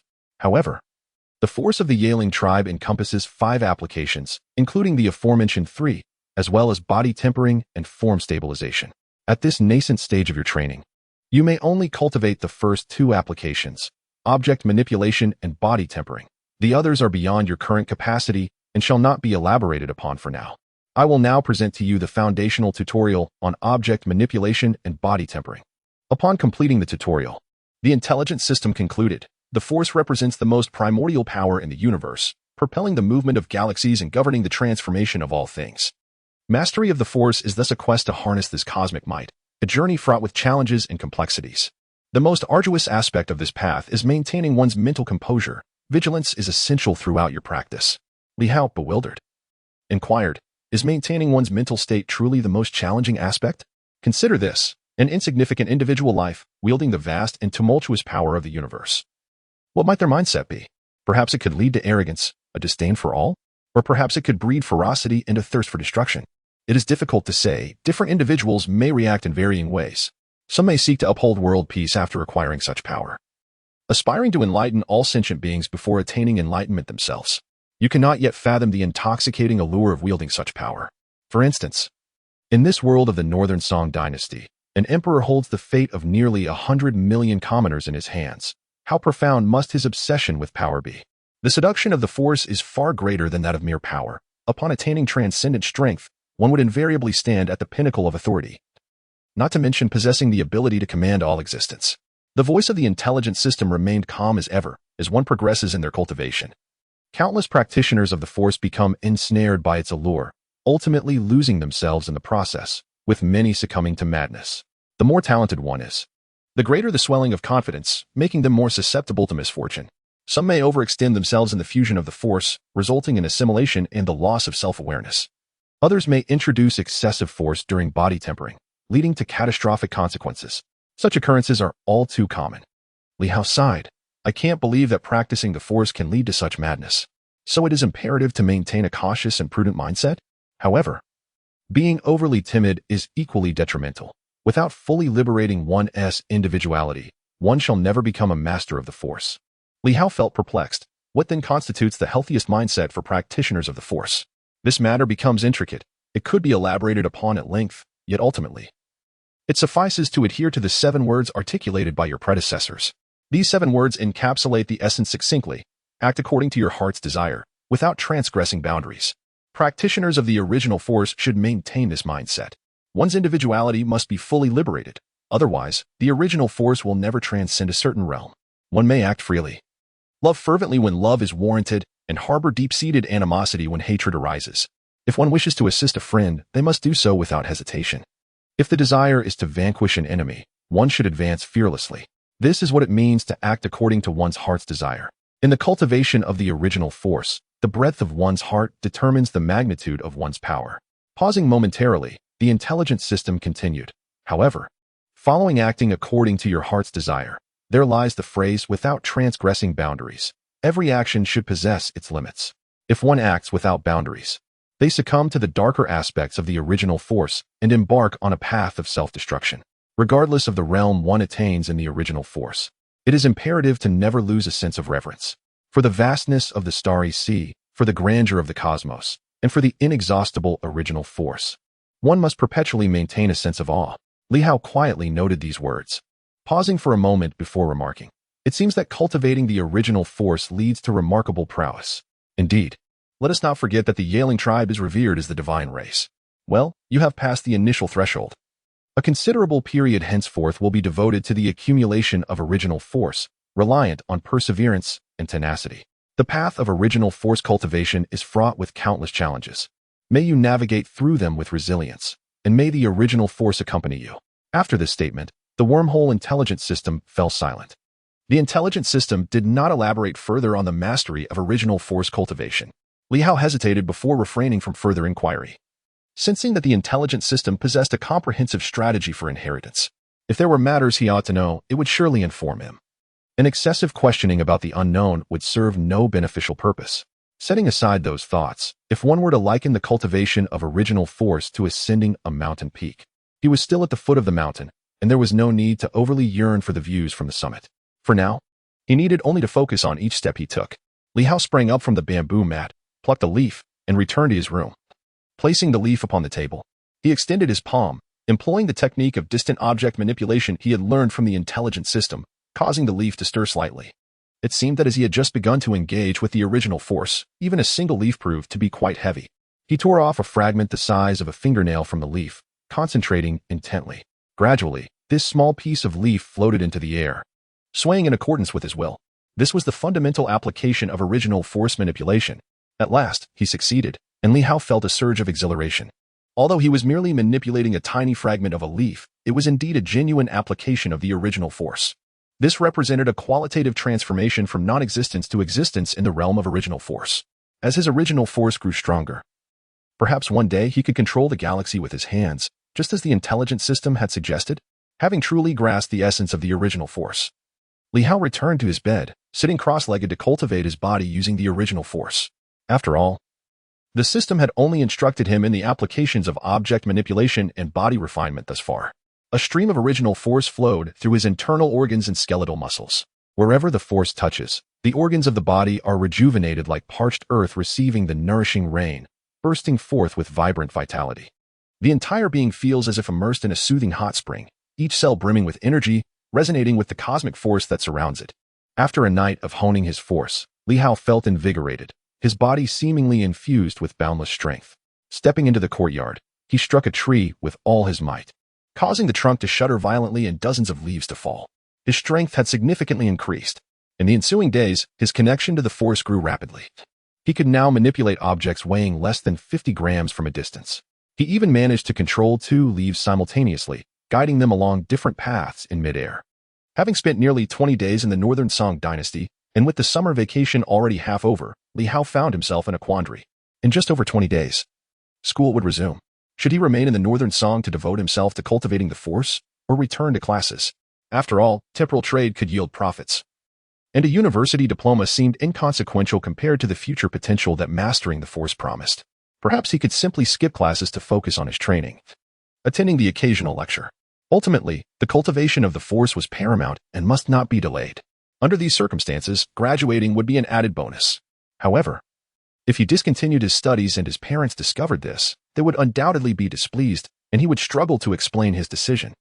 The Rare Treasures Pavilion had fully established itself. In the days following its opening, sales had indeed surged again, with one day surpassing 200 guan, before gradually tapering off. Eventually, daily sales stabilized around 300 guan. Given the exorbitant prices, the cost of these small items was remarkably low, produced under modern industrial conditions. And the wages for the shop assistants were minimal, resulting in an astonishingly high profit margin. After deducting costs, labor, rent, and taxes, reportedly 1/15 according to some literature, he was puzzled why no one had come to collect taxes since the shop opened. Even after accounting for the anticipated tax deductions, he still realized a net profit exceeding 100 guan each day. Earning over 1,000 guan daily meant over 10,000 guan in just 10 days. A fortune of 10,000 guan would make him extraordinarily wealthy in the Northern Song, and if this trend continued, in 100 days, he would amass over 100,000 guan, enough to whimsically ride a crane to Yangzhou. The profits from a year could afford him 3 leisurely trips to Yangzhou. Li Hao exchanged 5,000 guan for silver, neatly storing it in a wooden box for transport back to the main world. In the Northern Song, he had become a wealthy man, yet he remained a pauper in the main world, which could not stand. It was time to acquire some currency for that realm. This return journey to the main world was expected to take a considerable amount of time, and Li Hao did not intend to traverse daily. The energy required for the wormhole was exceedingly precious and must not be squandered. Although he had made significant strides in his force cultivation and could begin channeling the force into the wormhole for energy conversion, his current capabilities were still too rudimentary. A month's worth of energy conversion was insufficient for even a single crossing, unless he reached a higher level of mastery in the force. He needed to conserve energy as much as possible. Li Hao entered the hall and summoned the butler, Ding Fu, who soon hurried in, bowing respectfully as he inquired, "Young master, how may I assist you?" "Old Ding," Li Hao replied, "I am planning to visit some friends and shall be away for approximately 7 to 8 days. During my absence, I trust you will manage the affairs of the estate." "Indeed, young master. You need not worry. I shall ensure the laborers and staff are well supervised." "When do you plan to depart, and shall you bring anyone along?" Li Hao waved his hand dismissively. "There is no rush. I shall be traveling with friends and will not require an entourage. If, upon my return in 7 or 8 days, the inventory of the Rare Treasures Pavilion has been depleted, please distribute this month's wages to the staff and grant them a few days of leave. The overseas vessels are approaching, and new goods will arrive upon my return." Having nearly exhausted his funds in the main world, Li Hao recognized the necessity of transporting silver back, as the stocks at the Rare Treasures Pavilion were dwindling. Once the estate's matters were arranged, he quietly returned to the rear courtyard, locked the door, and entered a spacious room that he intended to use as a storage facility.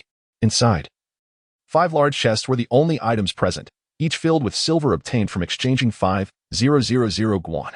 Activating the wormhole, he methodically transported the chests one by one. The total weight of the silver amounted to 187,500 grams, equivalent to over 370 pounds, distributed among the 5 chests, each containing less than 80 pounds. After refining his physical strength through the use of the force, Li Hao could effortlessly lift objects weighing up to 200 pounds, rendering these chests quite manageable. In the following days, Li Hao was exceedingly busy. He sought out numerous private factories and workshops that purchased silver, selling the fragments in batches. Over the years, silver prices had risen significantly. However, due to the lesser purity of his silver and his urgency to liquidate, he sold it for just over 4 yuan per gram, ultimately acquiring more than 800,000 yuan. Despite the wealth represented by the 20,000 guan he possessed in Northern Song currency, Li Hao felt little impact. As he had not deliberately studied the prices of the era, his understanding of the purchasing power of 20,000 guan was vague. He was merely aware that he was relatively affluent in Xuanzhou. Yet, faced with a bank balance exceeding 800,000 yuan, he could not remain composed. It was the first time in his life he had possessed such a sum. Although he understood that 20,000 guan in the Northern Song Dynasty was far more than the 800,000 yuan before him, the latter's magnitude resonated more profoundly with him. Earning over 1,000 guan daily during the Northern Song, which translates to over 100,000 yuan today, was astonishing to consider. Unexpectedly, he realized he was now someone who could earn tens of thousands in a single day, while this figure paled in comparison to the extravagant claims often made in films. As a once impoverished student, Li Hao found immense satisfaction in his newfound wealth. With his finances in order, he promptly transferred 100,000 yuan to his parents, hesitating to send more for fear it might raise their suspicions regarding the source of the money. He informed them over the phone that he had collaborated with a professor on a project and received a substantial share of the profits. assuring them that he had adequately covered his tuition and living expenses for the upcoming semester. Nanjing University is a prestigious institution in China, renowned for its exceptional programs, including the highly sought-after field of communication engineering, headed by Professor Li Hao. Despite the professors frequently engaging in various projects, they typically recruit graduate students as assistants, leaving no opportunity for Li Hao. With over 700,000 remaining, he rented a spacious warehouse in the outskirts, as engaging in temporal trade necessitates frequent procurement, which is inconvenient from an apartment. The secluded nature of this warehouse is advantageous for maintaining confidentiality, and it is enclosed by a wall, featuring a single living space typically occupied by the warehouse manager. Li Hao vacated his previous apartment and moved into the adjacent single room. The only drawback was the absence of a wired internet connection in the suite. However, he resolved this by acquiring a wireless internet card, which sufficed for his needs. Once everything was arranged, Li Hao embarked on a frenzied shopping spree to initiate a more extensive scale of temporal trade. His primary acquisitions included 2 complete sets of home solar power systems, essential for a modern lifestyle, as living without electricity would be excruciatingly difficult. To thrive in the Northern Song Dynasty, electricity was indispensable. A diesel generator would be excessively noisy and lacks a reliable fuel supply, rendering solar power more convenient, especially since his electricity requirements were not particularly high. He then procured a myriad of items, both for sale in the Song Dynasty and for personal use, purchasing everything that crossed his mind. The range of goods was incredibly diverse, encompassing both bulk items and smaller trinkets. Thanks to the advanced logistics and the convenience of online shopping, Li Hao merely placed orders online, and the goods were promptly delivered to the warehouse. Once all preparations were complete, he locked the gate of the compound, secured the doors and windows of the room, and finally locked the warehouse door. Li Hao reopened the wormhole, transporting the items from the warehouse to the storeroom of the Li residence in the Northern Song Dynasty, filling it to the brim. He spent a full 5 days in transit, overwhelmed by the sheer volume of goods. The staff at the Li residence, including long-term workers and even the steward Ding Fu, anxiously awaited his return, their anticipation palpable as they longed for his presence. With the absence of their employer, especially as the inventory at the Rare Treasures Pavilion dwindled, uncertainty loomed over them. They feared that the pavilion might close, jeopardizing their livelihoods. Having found such a rewarding job with a generous employer, they were reluctant to revert to their previous circumstances. When Li Hao finally appeared before them, their joy was unmistakable. Particularly, when a cartload of goods was delivered to the Rare Treasures Pavilion, excitement surged among the staff, as the shop would remain open, ensuring the continuity of their employment. Li Hao felt a profound sense of respect and gratitude from the workers. In this era, laborers are commendable, and a little kindness inspires immense loyalty. Upon returning to the Northern Song Dynasty, Li Hao raised the prices of all items at the Rare Treasures Pavilion by 30%, further elevating the already formidable prices. In the Northern Song world, within the grand residence he had rented, as the morning sun ascended, Li Hao stood beside the large tree in the backyard, holding 2 slender razor blades, commencing a new day of training. These blades, designed for shaving in the primary world, are extraordinarily thin, yet remarkably sharp. Under the influence of the Force, 2 blades levitate and swiftly dart around Li Hao's body with lightning speed. After days of relentless effort, Li Hao has mastered the ability to telekinetically control objects weighing up to 100 grams, with an effective range of approximately 30 meters. Within this distance, all items under 100 grams can move at his will. The blades spin faster in midair, emitting a faint sound of slicing through the air, moving so rapidly that they are nearly imperceptible to the naked eye. Upon successfully sensing the Force, Li Hao conceived this method of self-defense using blades. These slender instruments, moving at high velocity, can silently attack from behind an adversary, rendering them nearly defenseless. Their sharp edges can easily sever an enemy's carotid artery, making them formidable weapons indeed. Li Hao's telekinetic reach extends to encompass everything within a 30-meter radius, creating his domain of the Force. Should he choose, he could perceive every ant within that span, including those hidden 30 meters beneath the ground. As the Force propels the blades, they suddenly begin to spin at a breathtaking speed, producing a soft, buzzing sound. The minimal air resistance faced by such thin blades allows them to rotate at an astonishing velocity under the continuous drive of the Force. The blades sweep just inches above the ground, deftly slicing through the grass in the yard, leaving it neatly trimmed as if mowed by a scythe. Li Hao revels in this sensation of effortless control. With a mere thought, everything within the realm of his influence responds to his will. The 2 blades swiftly return to hover before him. Pointing upwards, one blade darts towards a tree, slicing through a leaf that slowly drifts down. The other blade swiftly follows, cleaving the falling leaf into 2 halves, then into quarters. With increasing speed, the blade mercilessly shreds the leaf into fragments. The blade atop the tree joins the fray. And after a flash of steel, a cascade of leaves descends like confetti in the wind. Once more, the blades whirl in a furious rotation, targeting the airborne foliage, which is rapidly transformed into green powder, akin to being blended in a juicer. The green powder drifts down like smoke, mist, or dust. Li Hao gathers the blades back, gently extending his palm.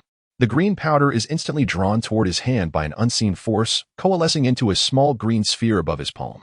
A gentle breath from Li Hao sends the sphere scattering, and countless particles, under the control of the force, form a green ribbon that dances around him. At that moment, a gust of wind sweeps by, causing the ribbon to sway with the breeze. The green powder disperses only to reconstitute, and regardless of the wind's ferocity. As long as it lessens even slightly, the powder reforms into a ribbon. Whether buffeted by strong gusts or caressed by gentle breezes, the green ribbon continues its graceful dance. Li Hao releases another blade, skillfully trimming dozens of leaves from the tree, while simultaneously maintaining the green ribbon and reducing the freshly fallen leaves to green powder once more.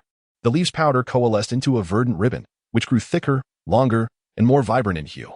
As the accumulation of leaf powder surpassed Li Hao's capacity to wield his force, the green ribbon suddenly disintegrated, transforming into a wisp of emerald smoke carried away by the wind.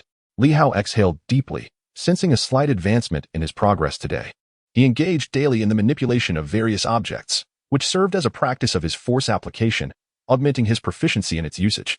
Of course, the foundation lies in deepening his sensory perception of the force through meditation.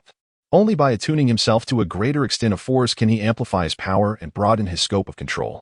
The manipulation of objects merely represents the most rudimentary application of the force.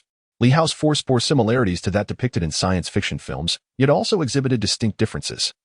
His power encompassed four principal applications: the manipulation of objects, force skills, mental control, and precognition. This set of abilities surpassed the conventional portrayals found in cinematic narratives. Having recently crossed the threshold of force cultivation, Li Hao could presently only manipulate objects from a distance. He was still far from achieving the second, third, and fourth applications of the force, rendering them beyond his reach for the time being. After practicing for a while longer, he suddenly heard a voice calling from afar, young master, a guest has arrived." Following his force enhancement, Li Hao's hearing had become significantly sharper, allowing him to discern the calls with clarity. The rented residence comprised a front yard, a middle courtyard, and a back garden, where Li Hao typically practiced his force. He had forbidden servants from entering the back garden. If there were urgent matters, they could only summon him from outside the garden's entrance. Without opening the back door, Li Hao inquired, "What is it?" A laborer outside replied, "Young master, there is a scholar named Mo Fan seeking you." "Understood. Please ask Butler Ding to invite him to the main hall. I shall join shortly."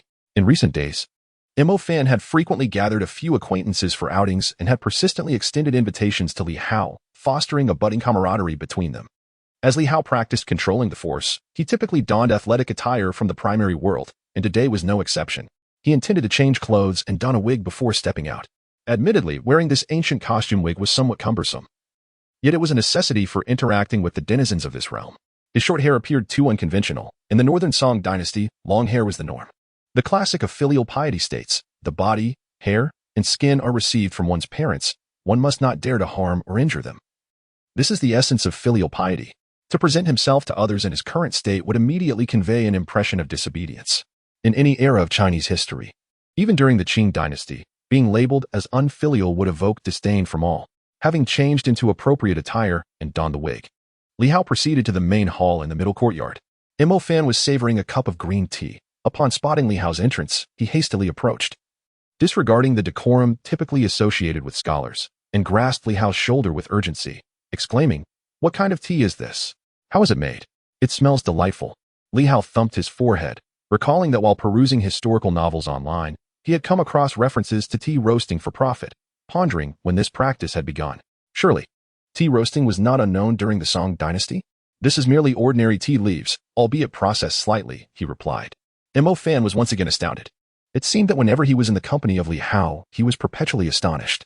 With a hoarse voice, he exclaimed, "Ordinary tea leaves." Li Hao nodded in affirmation. "Is it true that ordinary tea leaves, with a bit of processing, can yield such effects?" Mo Fan's eyes nearly bulged out of their sockets. Li Hao nodded again. In a state of agitation, Mo Fan paced back and forth, each step imbued with urgency. Rubbing his hands together, he remarked, "This, brotherly, I am truly curious. Alas, I suppose this is a closely guarded secret of merchants, and I should not pry." With a heavy sigh, Mo Fan shook his head vigorously, as if attempting to dispel the tantalizing thoughts swirling in his mind. Li Hao, undeterred, seated himself and took a leisurely sip of tea before inquiring, "Brother Mo, have you perhaps composed any new verses today that you would like to share with me?" "Oh dear," exclaimed Mo Fan. After savoring the tea, he nearly forgot his purpose for visiting. The tea was indeed fragrant and lingering, leaving an indelible aftertaste. After a brief pause, seemingly still lost in the aroma, he finally spoke.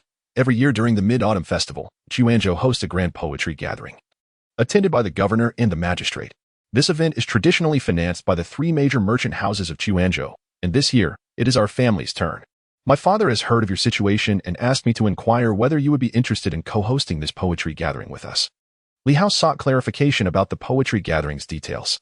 It was to be a significant assembly of Chuanzhou's elite, including scholars of repute, renowned merchants, and celebrated courtesans.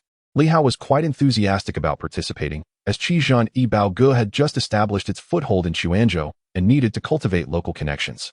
Moreover, this presented an excellent promotional opportunity for Qizhan Yibaoge.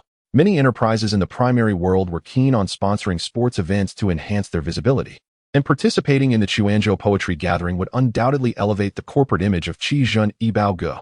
As for the sponsorship fee, Li Hao, whose wealth was ever increasing, remained unfazed. After a moment of reflection, Li Hao declared, "I am willing to co-host this mid-autumn poetry gathering with your family. Please draft a set of guidelines, and I shall review them. If all is satisfactory, we shall proceed. Additionally, I would like to present a grand stage magic performance during the event to entertain the talented men and women." Li Hao now possessed a comprehensive strategy for conducting business in the Northern Song Dynasty. While the sale of small commodities from the primary world during the Song era promised substantial profits, the energy required for wormholes was precious, and he was reluctant to open them frequently.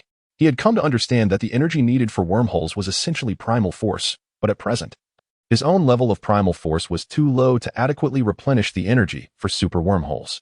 Furthermore, the affluent class in Chuanzhou was limited, necessitating a strategy that also catered to the common populace. With these considerations in mind, Li Hao resolved to divide his commercial ventures in the Song Dynasty into three segments, one being Qizhan Yibaoge, which would sell goods from the primary world at exorbitant prices, targeting the wealthy, the second involving the establishment of a photography studio aimed at middle-income families in Chuanzhou, and the third, the formation of a magic troupe to entertain the general public. A stage magic performance could attract a large audience, and importantly, the magical props could be reused indefinitely, requiring only the training of skilled magicians to ensure continuous performances. Li Hao, having procured an array of supplies from the 21st century, acquired not only laser printing equipment but also a substantial quantity of photo paper and laminating materials, alongside an assortment of magic props. The online purchased magic props came complete with instruction manuals and even instructional videos, guiding enthusiasts on how to perform. Li Hao intended to establish a photography studio, a task that appeared quite straightforward. Hiring some agile assistants and providing them with training would suffice.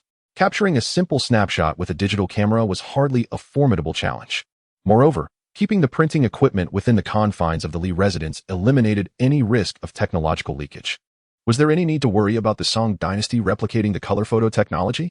Not only would it be improbable for the native Song people to achieve this, but even a time-traveling PhD would struggle to produce such items, as it would necessitate a significantly advanced industrial foundation. However, the realm of magic performance demanded stringent confidentiality. One could not simply recruit individuals for training, lest they learn the secrets and venture off to perform independently. The essence of magic lay in the props and the performance routines, a considerable portion of which could potentially be replicated in the Song dynasty.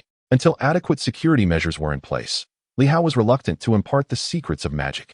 With over 2 months remaining until the Mid-Autumn Festival, he believed there was ample time to finalize the magic performance. He envisioned unveiling the act on the festival day, anticipating it would achieve considerable acclaim. From Li Hao's perspective, the entertainment offerings of the Northern Song were woefully inadequate, and magic performances retained a market in the primary world, making it particularly appealing in the Northern Song context. Given that the Chuanzhou Mid-Autumn Poetry Gathering was a gathering of notable figures, it presented an excellent opportunity to launch the magic performance, serving as an optimal promotional platform. The two men solidified their intention to co-host the Mid-Autumn Poetry Gathering. Li Hao remarked, "Brother Mo, please take a few tales of tea leaves back for your esteemed uncle, so he may savor them as well. If your uncle is amenable, our families could form a partnership to establish a new business. I can provide you with the method for processing tea leaves, while you contribute the funds and manpower to procure and process the tea for sale." However, I would require a controlling interest in the new business, meaning my shares would constitute the majority. Mo Fan's eyes lit up. Even if their family's workers were newly trained and the tea produced was slightly inferior to what they currently consumed, the market for this tea was assuredly promising. The aroma of this tea was exquisite, far surpassing that of the market offerings, and once this new tea was launched, it was bound to yield substantial profits. Yet, the notion that Li Hao would do little beyond providing a processing method while claiming a significant share of the profits seemed rather steep. However, upon reflection, without his guidance, their family would lack this lucrative avenue. Mo Fan found himself in a quandary. Such a collaboration would place nearly all the risks upon his family, appearing somewhat unwise. Yet, this venture seemed virtually foolproof, with remarkably high potential profits. After much deliberation, Mo Fan said, "I will discuss this with my father. The decision rests with him." "Very well. I shall await your positive news," replied Li Hao. After bidding farewell to Mo Fan, Li Hao increasingly felt that this collaborative tea processing model was indeed advantageous. He patted his head, realizing he should have contemplated such a profitable approach long ago. This form of investment technology is quite prevalent in the primary world, though it may be regarded as a mere trick by the merchants of the Northern Song Dynasty, who might not readily accept it. The success of the tea trading collaboration remains uncertain, hinging on whether Mo Fan's father possesses the requisite audacity. However, should this venture falter, it matters little. For the merchants of the Northern Song are plentiful, and one can easily seek alternative partners. In fact, there are numerous techniques akin to tea trading within the primary world. One need only provide the expertise while the collaborators handle the funding, personnel, and premises, with the sole obligation of sharing the profits, thus incurring minimal risk. With the advantage of possessing technology that is centuries ahead in the primary world, one merely needs to partake in the spoils. Awaiting a share of the patents could lead to an overwhelming influx of wealth. Although the concept of patents does not yet exist in the Song Dynasty, trade secrets are indeed acknowledged, and many time-honored brands possess their unique recipes. The technology and proprietary methods one offers are comparably valuable, and the shrewdest merchants of this era would undoubtedly seek collaboration. In the hall of the Li residence, Li Hao reclined in the central chair. Sipping a Coke while enjoying a piece of two-tone water chestnut cake, he alternated between bites of the cake and sips of the beverage. The fusion of the primary world's drinks and the pastries of the Northern Song created a delightful experience unique to him alone. Below, the steward, Ding Fu, reported, "Young master, the pawnshop has provided a dozen rental shops. I have sifted through them and selected 3 for your final decision." Li Hao instructed Ding Fu to find a new location for the first photography studio in the Song Dynasty. Ding Fu had already reported the findings to Li Hao early that morning. "Very well," Li Hao responded, casually inquiring. "Let us inspect the nearest one to the Jingkang Pavilion. If it proves suitable, we shall choose that to avoid any complications." "Understood, young master. I shall prepare the carriage at once." After finishing his pastry, Li Hao set forth, surrounded by his servants, toward the bustling district of Chuanzhou. Upon viewing the available rental shops, Li Hao felt considerable satisfaction and decided not to continue his search, instructing Ding Fu to secure the premises. The location was conveniently close to the Jingkang Pavilion, a mere 80 meters apart. Since he was in the vicinity, Li Hao took the opportunity to visit the pavilion as well. Seated in the carriage, he closed his eyes, seemingly resting, while his force sensitivity expanded, allowing him to vividly perceive the happenings on the street. Having made significant strides in his abilities, he could now manipulate objects weighing up to 150 grams, with a control range extending to 45 meters. At that moment, seated in the carriage, he was acutely aware of all that transpired in the shops lining the road. Before long, the carriage halted before the Jingkang Pavilion, where the interior remained bustling with an abundance of patrons. Naturally, while many were curious, few could afford the prices. Nonetheless, the reputation of Jingkang Pavilion had spread far and wide, with reports of people from Hangzhou and Yangzhou having heard of it, and even wealthy individuals from Hangzhou sending representatives to purchase items. As Li Hao disembarked, a shop assistant hurriedly approached, exclaiming, "Young master, someone has solved the riddle you posted." "Riddle? What riddle?" "The arithmetic problem you affixed to the second floor. You mentioned that those who can solve it would be considered for the position of accountant." "Oh, has it truly taken so long for someone to solve it?" Li Hao recalled his intention to recruit some highly skilled accountants, thus he posted 2 ancient arithmetic problems, which were merely at the level of elementary school application questions in the main world. Unexpectedly, it took quite a while for anyone to arrive at a solution. Now that someone had indeed solved the problems, Li Hao was naturally eager to meet them. Upon seeing the individuals brought forth by his attendant, he was utterly astonished. The solvers were 2 young girls, or more accurately, 2 beautiful maidens disguised as boys. Notably, one of them possessed a delicate and ethereal oval face, framed by elegantly arched willow leaf brows. Her large, distinct black and white eyes resembled two pools of crystal-clear spring water, untainted by any impurities. It is often said that the eyes are windows to the soul, and one with such eyes likely harbors a heart as pure as a child's. Her skin was as tender as that of a newborn, a flawless ivory tinged with a rosy hue, smooth to the touch, complemented by her moist, cherry-red lips, giving her an angelic visage. While her face mirrored that of an angel, her figure was somewhat lacking in comparison to a devil's allure. The modest swell of her bosom was concealed beneath her scholarly garb, revealing only the subtle contours of her modest curves. What a pity it was that, were she donned in feminine attire, she would surely be even more captivating. Even in boys' clothing, her figure remained obscured. Yet her exquisite countenance alone was enough to ensnare hearts and wreak havoc upon the world.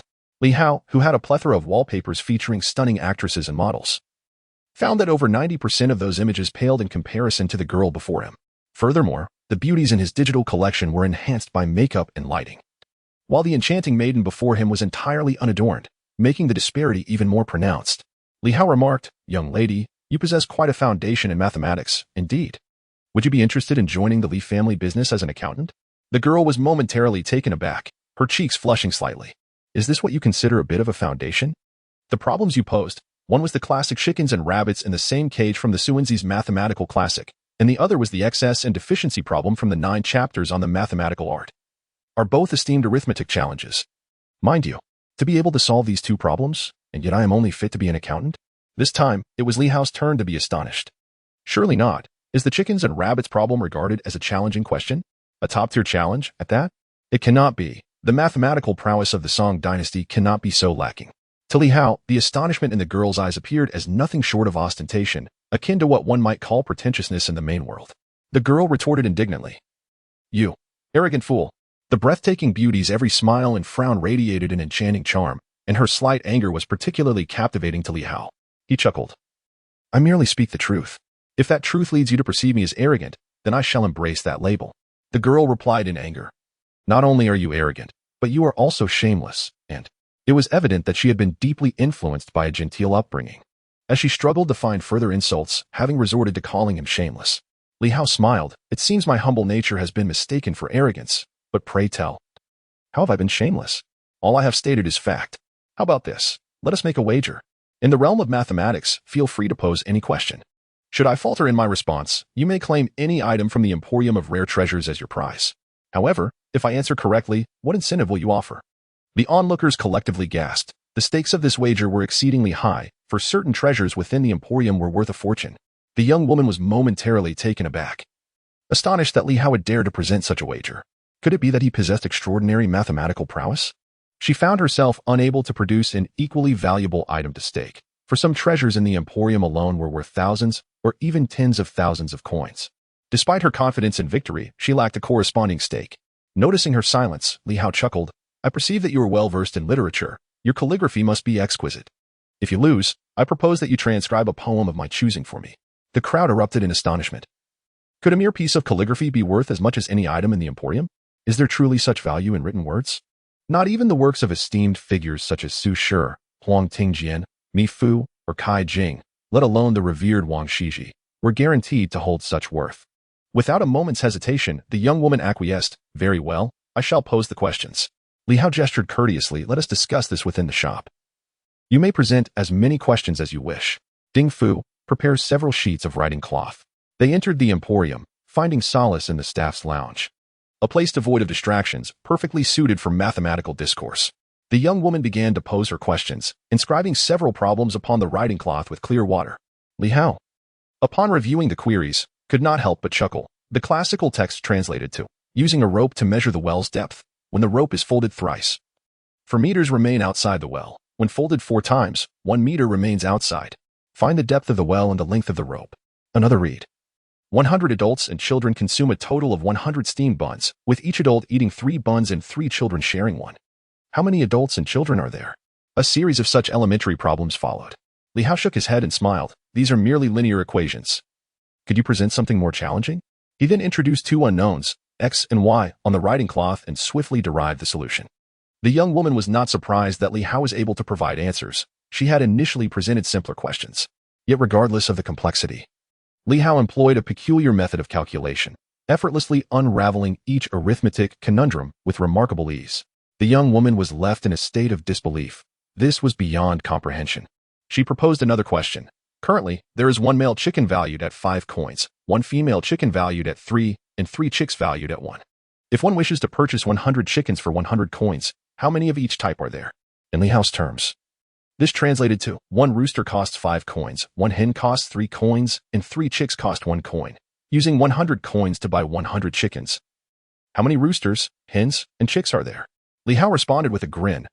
A system of 3 variable equations. The solution is not singular. Allow me to elucidate it for you. After Li Hao solved these problems, the young girl could no longer contain her curiosity. What do these symbols signify? How could you compute the answers so swiftly? These symbols represent the unknowns in the equations. Through these transformations, one can deduce the unknowns, he explained. The girl widened her eyes in astonishment. Is it truly possible to approach every problem in this manner? You mean this type of problem can always be resolved like this? Indeed, this category of problems can be solved in such a way, and even if there are numerous unknowns, they can still be deduced. Of course, with more variables. One might resort to matrix operations from linear algebra, but I suppose such concepts are beyond your understanding. Is this a simplification of complexities? A return to the essence? Is this the profound principle of simplicity, where myriad transformations adhere to a singular foundation? The girl was utterly captivated. The intellect displayed before her was sufficient to author profound works, establishing a unique discourse for generations to come.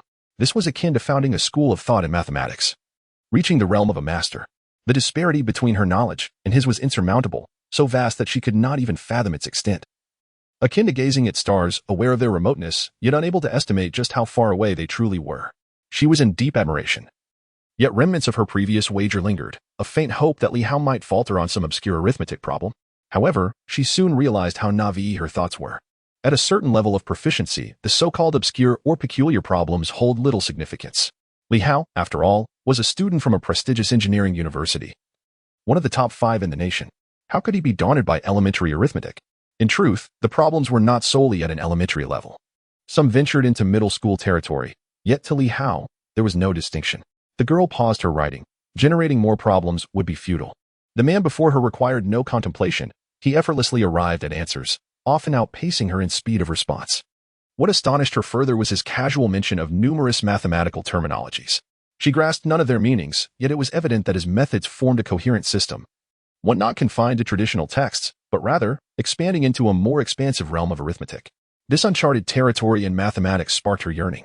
Having received a fine education, she lamented being a woman, destined to be excluded from the imperial examinations, and thus had not devoted excessive time to the 4 books and 5 classics. Instead, her interests lay in arithmetic, medicine, and the arts. Mathematics was indeed one of the 6 arts of a gentleman, revered among scholars. Yet in a society that prioritized the imperial examinations, few were willing to invest effort in this field. From a young age, she had studied under a master of arithmetic, and upon surpassing her teacher, found herself lacking peers for intellectual exchange. After completing the traditional texts, it seemed as if mathematics had reached its zenith, with no further paths to explore. Until this moment, when Li Hao unveiled a broader horizon in mathematics, her aspirations soared. Were he not a young man, she would have immediately sought to become his disciple. The young lady rose gracefully and offered a slight bow to Li Hao, saying, "In your eyes, the problem of chickens and rabbits in the same cage is indeed fundamental. Your previous remarks were not mere arrogance, but rather the truth. I concede my defeat and am willing to fulfill our prior agreement by transcribing a poem for you. Might I inquire which poem you prefer?" Li Hao, with a smile upon his face, suggested, "Let it be the poem Drumming from the Book of Songs." "Very well, I shall write it for you." "Oh, drumming?" The young lady's cheeks flushed a deep crimson. "You scoundrel." With that, she turned on her heel and stormed off, her footsteps echoing rhythmically on the wooden staircase. What an intriguing girl, Li Hao mused to himself while observing her retreating figure. It was merely a jest. Must she take it so earnestly? The women of the Northern Song Dynasty possess rather thin skins. Perhaps I was a bit too forward? Ding Fu. Li Hao called for his steward and inquired.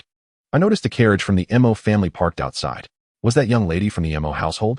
"The old servant is unsure," Ding Fu replied. "It is said that Mo Shiyun has a daughter, but whether she is the same young lady is unknown.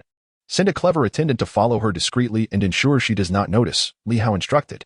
Ding Fu promptly arranged for an attentive servant to follow, who soon returned with confirmation that the young lady had indeed boarded the Mo family's carriage. Li Hao stroked his chin thoughtfully, pondering, could it truly be a coincidence? Is this girl the sister of Mo Fan? While Mo Fan may be somewhat dull-witted, he is not without his charm. It is no wonder he has such a beautiful sister. Li Hao had begun to realize that his jest may have crossed a line. For the societal norms of the Song dynasty were vastly different from those of the primary world, lacking the latter's openness. In the primary world, banter between young men and women is commonplace. However, teasing someone about poetry upon first meeting is rather abrupt in this context. Old Ding, I shall return to the manor now. You go to Chui's grocery and discuss renting that shop. If you can negotiate a lower rent, that would be ideal. If not, it is of little consequence. Ensure the rental contract is signed today. Li Hao's purpose for venturing out was primarily to secure a location for his photography studio. With the shop confirmed, he could now return home. He entrusted the trivial matters to his steward, Ding Fu, for if he were to attend to every detail personally, he would scarcely have time to cultivate his innate powers.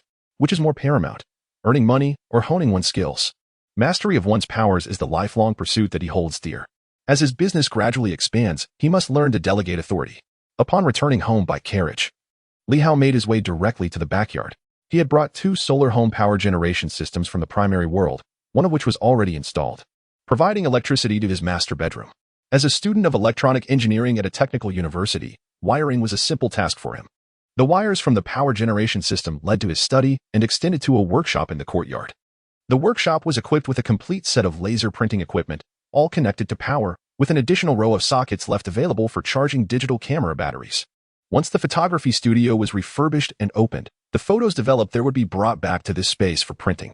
The team is preparing for training. Consisting of approximately 10 members, 6 responsible for photography, 3 tasked with printing and laminating, while the others attend to guests at the photo studio, returning daily with the camera memory cards for printing. Additionally, Li Hao has promoted a colleague named Hong Dashi from the Rare Treasures Pavilion, assigning him to manage matters related to the photo studio.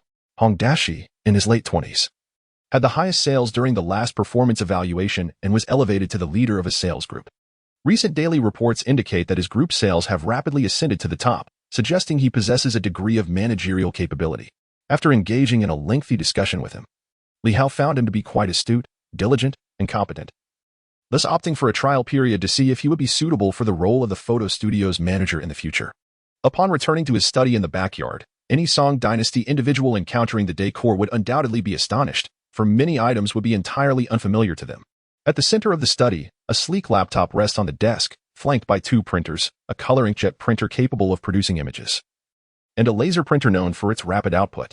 Beside the laptop sits a pen holder brimming with signature pens, pencils, and fountain pens, accompanied by a document box, several folders, a notepad, and a substantial stack of A4 paper.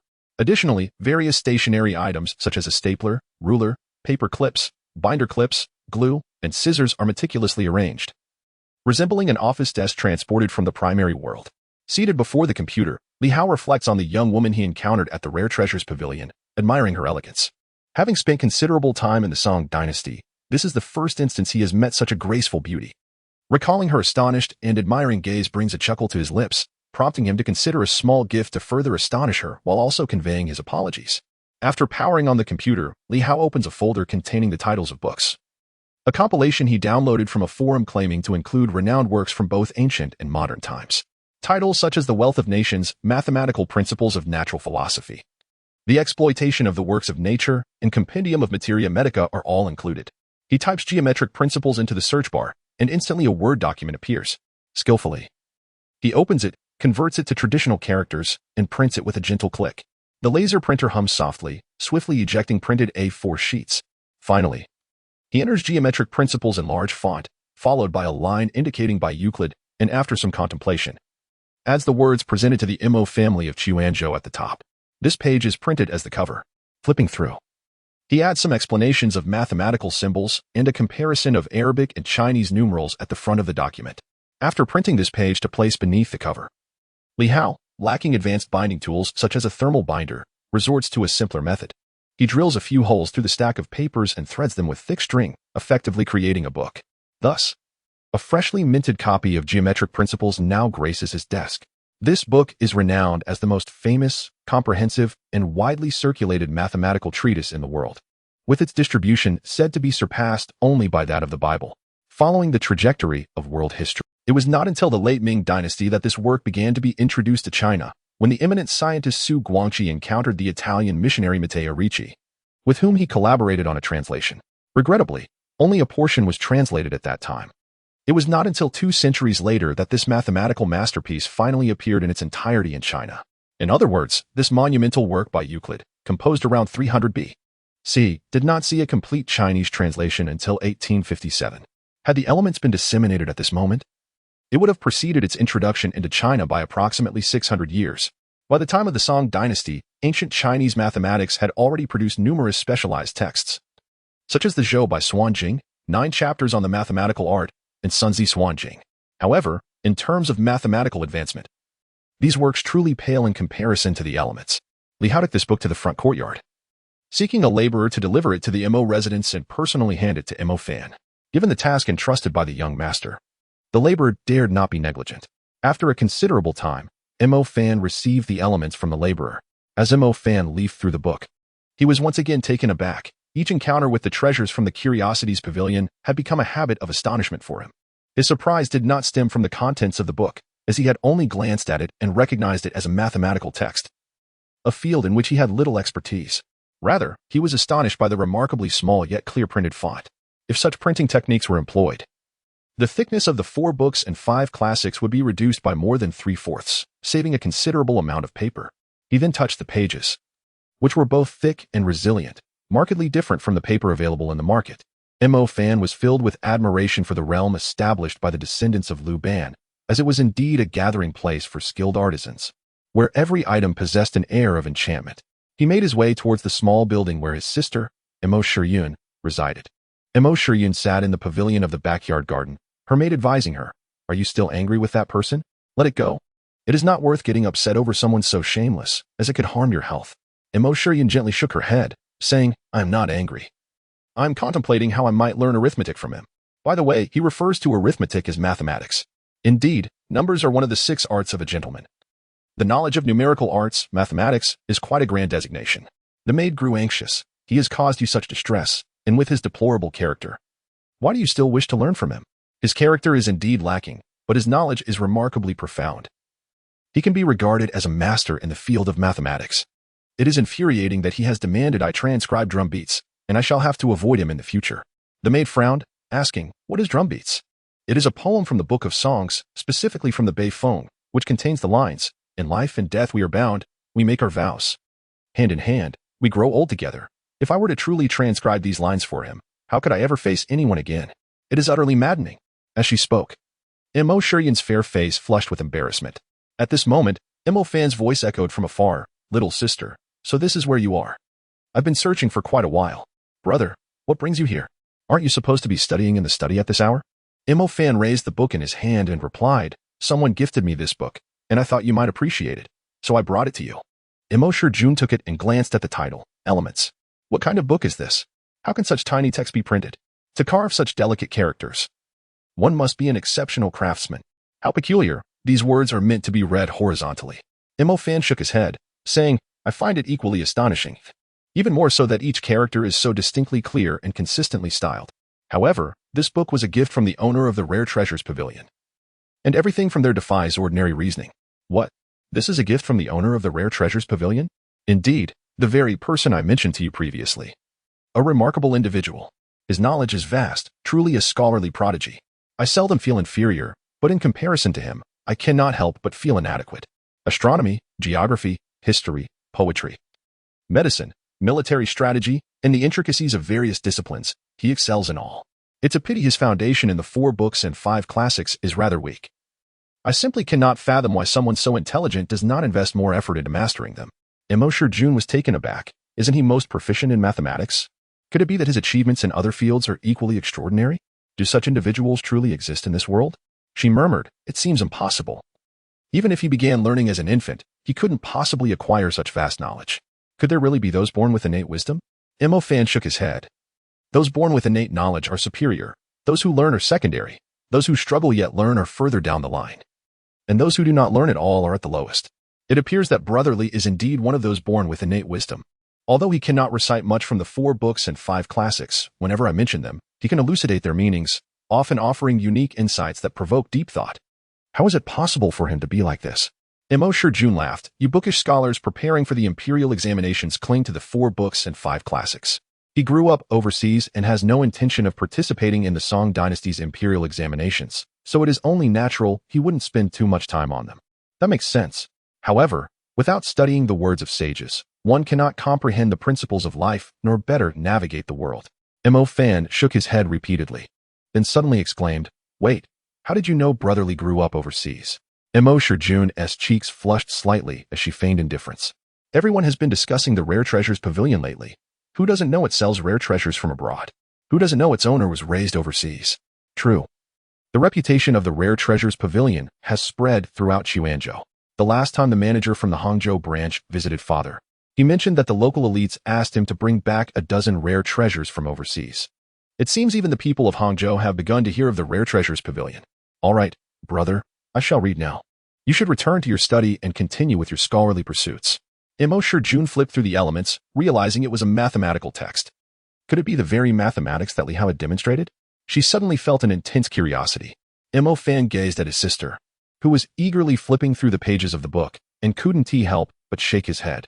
Turning to walk towards the study, he paused for a moment and said, By the way, the servant who delivered the books mentioned that Li Hao will soon be opening a new store, something called a photography studio. He invited me to attend the grand opening and asked me to bring along siblings and friends to lend support. The more people, the better, as it would enhance the store's popularity. If you wish to witness the excitement, you may join me. This caught Mo Shiyun slightly off guard. Her breath faltered for a moment, and after a brief hesitation, she replied, All right, I shall go and take a look. After a pause, she seemed to be convincing herself, saying, Photography studio, what a curious name. It's the first time I've heard of it. Since I have nothing to do at home, why not go out for a stroll? Excellent. I shall invite some friends to accompany us, Mo Fan replied without looking back. Once Mo Fan had left, Mo Shiyun's maid remarked, My lady, are you truly considering meeting that scoundrel? Mo Shiyun gently turned the pages of her book, smiling slightly as she said, I take back what I previously stated. His character is not as lacking as I thought. The maid slapped her forehead, exclaiming, Alas, a mere book has won you over. In the courtyard of the Li residence, beneath a large tree, Li Hao sat cross-legged, a small bowl of clear water placed before him. He focused intently on the bowl, slowly extending his right hand to hover above it. A stream of clear water began to rise from the bowl, shifting and transforming in midair. Li Hao had previously controlled various solid objects with his original power, but this was his first attempt at manipulating a liquid. Liquids are far more challenging to control than solids. When using original power to levitate an object, it suffices to counteract gravity from below. However, controlling clear water requires not only negating gravity but also forming a small force field to contain it. Otherwise, the water would spill everywhere. With original power compressing the water from all directions, Li Hao carefully adjusted the pressure from each side, ultimately shaping the water into a spherical form. Yet, this water sphere was still unstable, its edges fluctuating. Coupled with the strong winds, the sphere would occasionally dent in one area and bulge out in another. Li Hao's concentration intensified, and his control over the original power became increasingly refined, causing the water sphere to gradually become perfectly round. Though the wind occasionally stirred ripples on the surface, it quickly settled again. Under the pressure of the original power, the water sphere began to morph into various shapes, at times a cube, at others a cone, then a ring, and even a heart shape. Occasionally, it scattered into numerous droplets, only to coalesce once more. Young master. Suddenly, a worker's voice called from a distance. Li Hao's focus broke, causing the force field to burst, and the water sphere shattered into countless droplets. Reacting swiftly, before the droplets could reach the ground, he reached out and grasped at the air. The droplets floated upwards again, gathering into a single water sphere. Rising and stretching, Li Hao made his way towards the central courtyard of the estate. Under the influence of the force, the orb of water seemed to possess a spirit of its own as it floated behind his head, until it approached the threshold at the junction of the backyard and the central courtyard, where it suddenly dispersed, cascading onto the ground. Li Hao preferred that his cultivation of the force remain unseen, thus he designated the backyard as a forbidden zone, restricting entry to others. When his servants needed to speak with him, they were only permitted to call him from outside the large gate of the backyard. Upon exiting the backyard, he noticed a long-term worker already standing at the entrance. The worker bowed and said, Young master, Manager Cui from the tooth shop has come to see you. Li Hao had collaborated with Cui's tooth shop on numerous occasions, from renting residences and hiring staff upon his arrival in the Song Dynasty to recently seeking a photography studio. All these matters had been adeptly handled by Manager Cui. Their prior interactions had been fruitful, and it was likely that Cui had business to propose. So a meeting would be of no detriment. After all, he had amassed a considerable amount of cash, and with no specialized financial institutions in the Song Dynasty, holding on to such wealth without investment would not be prudent for a good merchant. Li Hao instructed his servant to invite Manager Cui into the living room and serve him fragrant tea. Upon their meeting, Manager Cui, beaming with a smile, said, "Ah, Cui intrudes uninvited. My apologies for the disturbance. There is no need for such formality. Your presence signifies good tidings, which I wholeheartedly welcome," Li Hao replied. Manager Cui got straight to the point. "Currently, there is indeed a significant deal at hand. I have received news that the wealthy Liang family from Chuanzhou intends to relocate to Bianliang. Their eldest son has gained the favor of Prime Minister Kai and is thriving in Bianliang, preparing for his family's move. The Liang family's lands and residences in Chuanzhou are to be sold." Having spent some time in the Song Dynasty, Li Hao was somewhat familiar with the titles of the period. Those referred to as Xianggong were officials of the chancellor's rank. He paused briefly. "Prime Minister Kai? You mean Kai Jing?" "Indeed, it is the esteemed Prime Minister Kai, well favored by the royal family. Just consider the prospects for the Liang family. Would they remain in Chuanzhou? How they fare is of no concern to me. My interest lies solely in the price of the lands and residences," Li Hao responded. Manager Cui chuckled. "I share your sentiment. My focus is solely on the commission after the transaction." Li Hao smiled. "It seems our views align perfectly." After a moment of shared laughter, Manager Cui continued, "This is a substantial transaction, and few in Chuanzhou possess the means to take it on. The premium rice fields span over 9,000 acres, with a grand residence covering more than 10 acres, and wild, uncultivated land stretching over 10 miles. The Liang family's asking price is 120,000 guan, payable within 3 years, with annual payments of 40,000 guan." While Li Hao maintained an outwardly composed demeanor, internally he was exclaiming, "This price is exceedingly reasonable." Converting the figures, 120,000 guan equated to approximately 36 million yuan. Purchasing over 9,000 acres of rice fields, more than 10 acres of property, and a vast expanse of land for over 30 million yuan, could one find a more advantageous deal? Of course, the valuation discrepancies primarily stemmed from the wild, uncultivated land, which, in the eyes of the Song people, bore little value, merely serving as an adjunct to the rice fields and residences. However, to Li Hao, that land represented prime real estate. How much does land cost in the main world? What is the condition of this price? Where is the location? While he believed it to be a fair deal, negotiating for a lower price was essential. In truth, this price was slightly below market value, yet not by much. The Liang family was eager to sell, and there was certainly room for negotiation. The location is approximately 20 miles from Chuanzhou, which may seem distant, however. It is conveniently connected by official roads, making travel to Chuanzhou quite accessible. What do you think? Are you interested in acquiring it? If so, you may entrust our firm and the Liang family to negotiate on your behalf. Our firm's policy prohibits us from collecting dual commissions. Thus, if we accept Li Hao's commission, we shall strive to secure the best interests for him." After a moment of contemplation, Li Hao concluded that negotiating the price should be left to the experienced Mr. Cui. He stated, "You may represent me in discussions with the Liang family. Let us set a base price of 120,000 strings of cash for every 10,000 strings you manage to reduce. I shall reward you with a commission of 100 strings. Your savings for me will earn you a commission calculated at 1. Excellent, Mr. Cui exclaimed, lightly tapping the table. "I shall immediately instruct my subordinates to discreetly gather information and visit the Liang family tomorrow to assess the situation." Li Hao nodded in agreement, recognizing that the success of price negotiations often hinges on the acquisition of information. It is crucial to ascertain who else in Chuanzhou may be interested in purchasing and the financial capabilities of potential buyers, as these factors are pivotal in negotiations. After bidding farewell to Mr. Cui, Li Hao felt a surge of anticipation regarding this transaction. In the primary world of Huaxia, land prices are exorbitant. Anyone from Huaxia inevitably harbors a sentimental attachment to land. The prospect of possessing such a vast expanse of land thrilled him immensely. With his current earnings exceeding 1,000 strings per day, accumulating 120,000 strings may seem daunting, yet he would soon achieve this goal. Chapter 15. Becoming a great landlord. The following day, around noon, Master Cui of the pawnshop joyfully arrived at the Li residence. Upon seeing Li Hao in the parlor, Master Cui clasped his hands together and exclaimed, "Congratulations!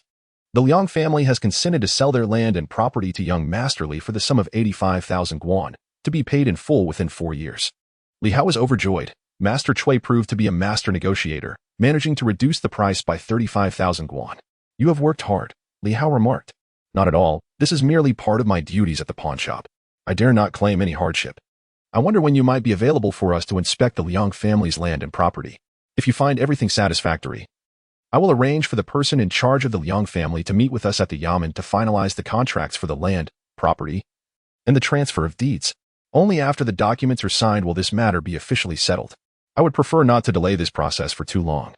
If it is convenient for you, I would appreciate your company on this excursion to inspect the land and property. Should everything be in order, we can then schedule a time to sign the contract with the Liang family. Very well, I shall take you there this afternoon. Although it will require a full day of travel, the prospect of earning 350 guan in commission makes it worthwhile. This commission represents the first substantial profit the Chui pawn shop has earned from a single transaction, equivalent to the income of the entire establishment over the course of half a year. Li Hao signaled to his steward, Ding Fu, who promptly approached. Please inform the kitchen to prepare a meal and ready the carriage. After we dine, I plan to accompany Master Chui on our outing. Ensure that the guards are ready to join us. Ding Fu immediately left to summon a laborer to notify the cook. Turning back to Master Chui, Li Hao invited. Master Chui, do join me for a meal. It would be quite improper to impose, Master Chui replied. Do not be so formal. We have collaborated for quite some time now, and I should have invited you for a meal long ago. I have some matters to discuss with you. Then I shall graciously accept your invitation, Master Chui conceded without further insistence. After they had enjoyed their lunch, they set off in the carriage towards the Liang family's South Grand Estate. Given the distance of this journey, Li Hao brought along several guards for their safety. These guards had previously worked at a security agency and were hired at a generous wage by Li Hao. Each was well-versed in martial arts. Li Hao had witnessed their sparring sessions. Though their skills were not as fantastical as those found in martial arts novels, they were certainly trained fighters, making it difficult for even 7 or 8 robust men to approach them. Having practiced his own elemental energy for a relatively short time, Li Hao was diligent in his training. While his physical conditioning had improved significantly over just 10 days, he still found himself at a disadvantage against these guards in unarmed combat due to his prior lack of foundation. However, if he were to utilize his elemental energy, the situation would differ. Although his current mastery was still weak, he could control the energy within a range exceeding 40 to 50 meters. Any adversary entering this proximity would fall within his sphere of potential attack. Li Hao could swiftly target their eyes to incapacitate their vision and subsequently their eardrums to eliminate their hearing. With his opponents blinded and deafened, they would be as helpless as meat on a chopping block, subject to his every whim. The concept of the Force is indeed extraordinary. Although I currently wield only a feeble fraction of its power, its potential for devastation under my command is formidable. Should my mastery of the Force grow in the future, the unimaginable power I could attain would be akin to that of a deity. Seated in the spacious carriage, Li Hao engaged in conversation with Manager Chui regarding the renowned merchants of Chuanzhou. Manager Chui, well-versed in the intricacies of Chuanzhou's commercial landscape, recounted the various influential enterprises to Li Hao with great enthusiasm. Li Hao discreetly noted the most formidable merchants, recognizing them as potential partners for collaboration. As Li Hao pondered this, Manager Chui remarked, the small river ahead is called Qingjia River. Across it lies Qingjia Bay, where the land belongs to the Liang family. The carriage traversed a lengthy stone arch bridge, and through the window, Li Hao observed that the riverbank was adorned with lush bamboo growths, their verdant stalks gracefully swaying in the gentle breeze, producing a soothing rustle. This picturesque scene seemed to alleviate the oppressive heat of summer. Beyond the bamboo thickets stretched an expanse of fertile farmland, where the green rice seedlings danced in unison with the wind, creating a rolling sea of green. Manager Chui gestured forward, sweeping his hand from left to right. This vast stretch of arable land is all owned by the Liang family. Once the documentation is established, it will all belong to you, young master. Li Hao halted the carriage, his excitement palpable. Let us disembark and take a closer look. Stepping down, he gazed over the boundless rice fields. Acquiring this land would undoubtedly mark him as a true landowner. Pointing toward the distant hills, Manager Chui explained. Those mountain peaks are all part of the Liang family's holdings, extending eastward to the coastline. All the uncultivated land, tidal flats, valleys, and woodlands belong to them. The Liang family has toiled for 3 generations to amass this estate. Now, with the eldest son thriving under the patronage of Lord Kai, managing a moneylender's business and accumulating wealth, they have also acquired land and residences in Kaifeng, choosing to focus their efforts there and relinquishing this territory. Li Hao surveyed the undulating hills with astonishment at the vastness of the land, realizing that the distance from here to the sea could be measured in square kilometers. He chuckled. Previously, when you mentioned an area of over 10 miles, it left little impression. However, seeing this endless expanse of mountains is indeed awe-inspiring. Manager Chui shook his head. What value do those barren hills hold? Even the valleys and plains within are of little use. The elevation is too great for the river to reach. rendering them unsuitable for cultivation. The most valuable asset remains the over 8,000 mu of rice paddies, over 5,000 mu here, with an additional 3,000 mu near the village. Li Hao, however, remained unconvinced, recognizing the disparity in their perspectives. Even if the land could not be converted into rice paddies, it could still yield dryland grains or cash crops. At the very least, it could serve industrial purposes. Viewed through the lens of the 21st century, no land is devoid of value. Furthermore, with a modest investment of effort to implement basic irrigation systems and transport high-capacity pumps, there would be no corner of this land inaccessible to the river's water. Approaching the edge of the rice fields, he examined the seedlings closely and frowned. This hardly qualifies as fertile land. The rice appears to be struggling. Manager Cui, taken aback, replied, I assure you, with all sincerity, I have not misled you, young master. This land is indeed of the highest quality. Just look at those seedlings. They are quite vigorous. You may inquire with others, should you wish. Li Hao turned his gaze towards the guardian beside him, who nodded and remarked, young master. Judging by the growth of these seedlings, this indeed is prime farmland. He realized he had made a fundamental error. Perceiving the rice fields of the Northern Song Dynasty through the lens of the modern world, where seeds, fertilizers, and pesticides dominate. Even the poorest of fields today would surpass this. As he walked along the edge of the field, his awareness of the primal force began to expand, rendering the pest on the seedlings and the frogs in the field utterly visible. Suddenly, the primal force surged forth, and in mere moments, within a radius of over 40 meters, the pests were crushed and annihilated. The sheer number of these insects was overwhelming, although there was a sequence to their extermination. The entire process unfolded within 20 seconds, essentially a fleeting thought, as the rice hoppers fell in mass, and the leaf-rolling caterpillars were reduced to paste. Mastery over the primal force requires practice and familiarity. One's ability to wield it must be honed through repetition. A true master is constantly attuned to the primal force, listening and responding to its call, each action echoing its essence. Every gesture, whether seated, walking, rising, or lying down, becomes an exercise in cultivation, seamlessly woven into the fabric of daily life. Li Hao was still far from such a realm, yet he understood the significance of diligent practice. Simply exterminating these pests, as he did now, was a matter of a mere thought. An effortless act that not only refined his control over the primal force but also subtly enhanced the yield of the rice field, truly a win-win situation. After walking alongside the field for some time, Li Hao returned to the carriage and proceeded toward the Liang family estate. Soon, they arrived at a picturesque village steeped in pastoral charm, where the Liang estate sprawled over 20 acres. Apart from a few tenants, the entire village was comprised of structures belonging to the Liang family. The estate was serene, with family members and servants having vacated, leaving only a handful of watchmen. Having been informed of their arrival, these guardians respectfully invited Li Hao and his companions to explore the premises. Within the estate, numerous locust and cypress trees flourished, exuding a lush vibrancy that provided a refreshing respite from the sweltering summer heat. Many of the buildings exemplified the quintessential courtyard style of the Song Dynasty, with houses facing each other, the entire estate radiating an ancient charm, an exquisite testament to the architectural artistry of the era. The rear courtyard boasted a grand garden, abundant with a variety of flowers. At the center of the garden lay a large pond, bordered by willows, complemented by a delicate waterside pavilion linked to the shore by a small bridge, alongside pavilions, towers, and rockeries. The entire rear courtyard evoked the essence of a park from the modern world. As Li Hao strolled through, his awareness of the primal force spread around him, exterminating mosquitoes within a 50-meter radius. Unseen by those accompanying him, the mosquitoes fell like rain. The tranquility of the garden made it an ideal locale for cultivating the primal force. In truth, prior to his visit, Li Hao had already resolved to purchase the Liang family estate. After all, such land was not to be overlooked. Now, having seen the rear courtyard, his admiration only deepened. In the realm of modern Huaxia, unless one possessed a fortune exceeding 100 billion, one could scarcely own such an expansive property.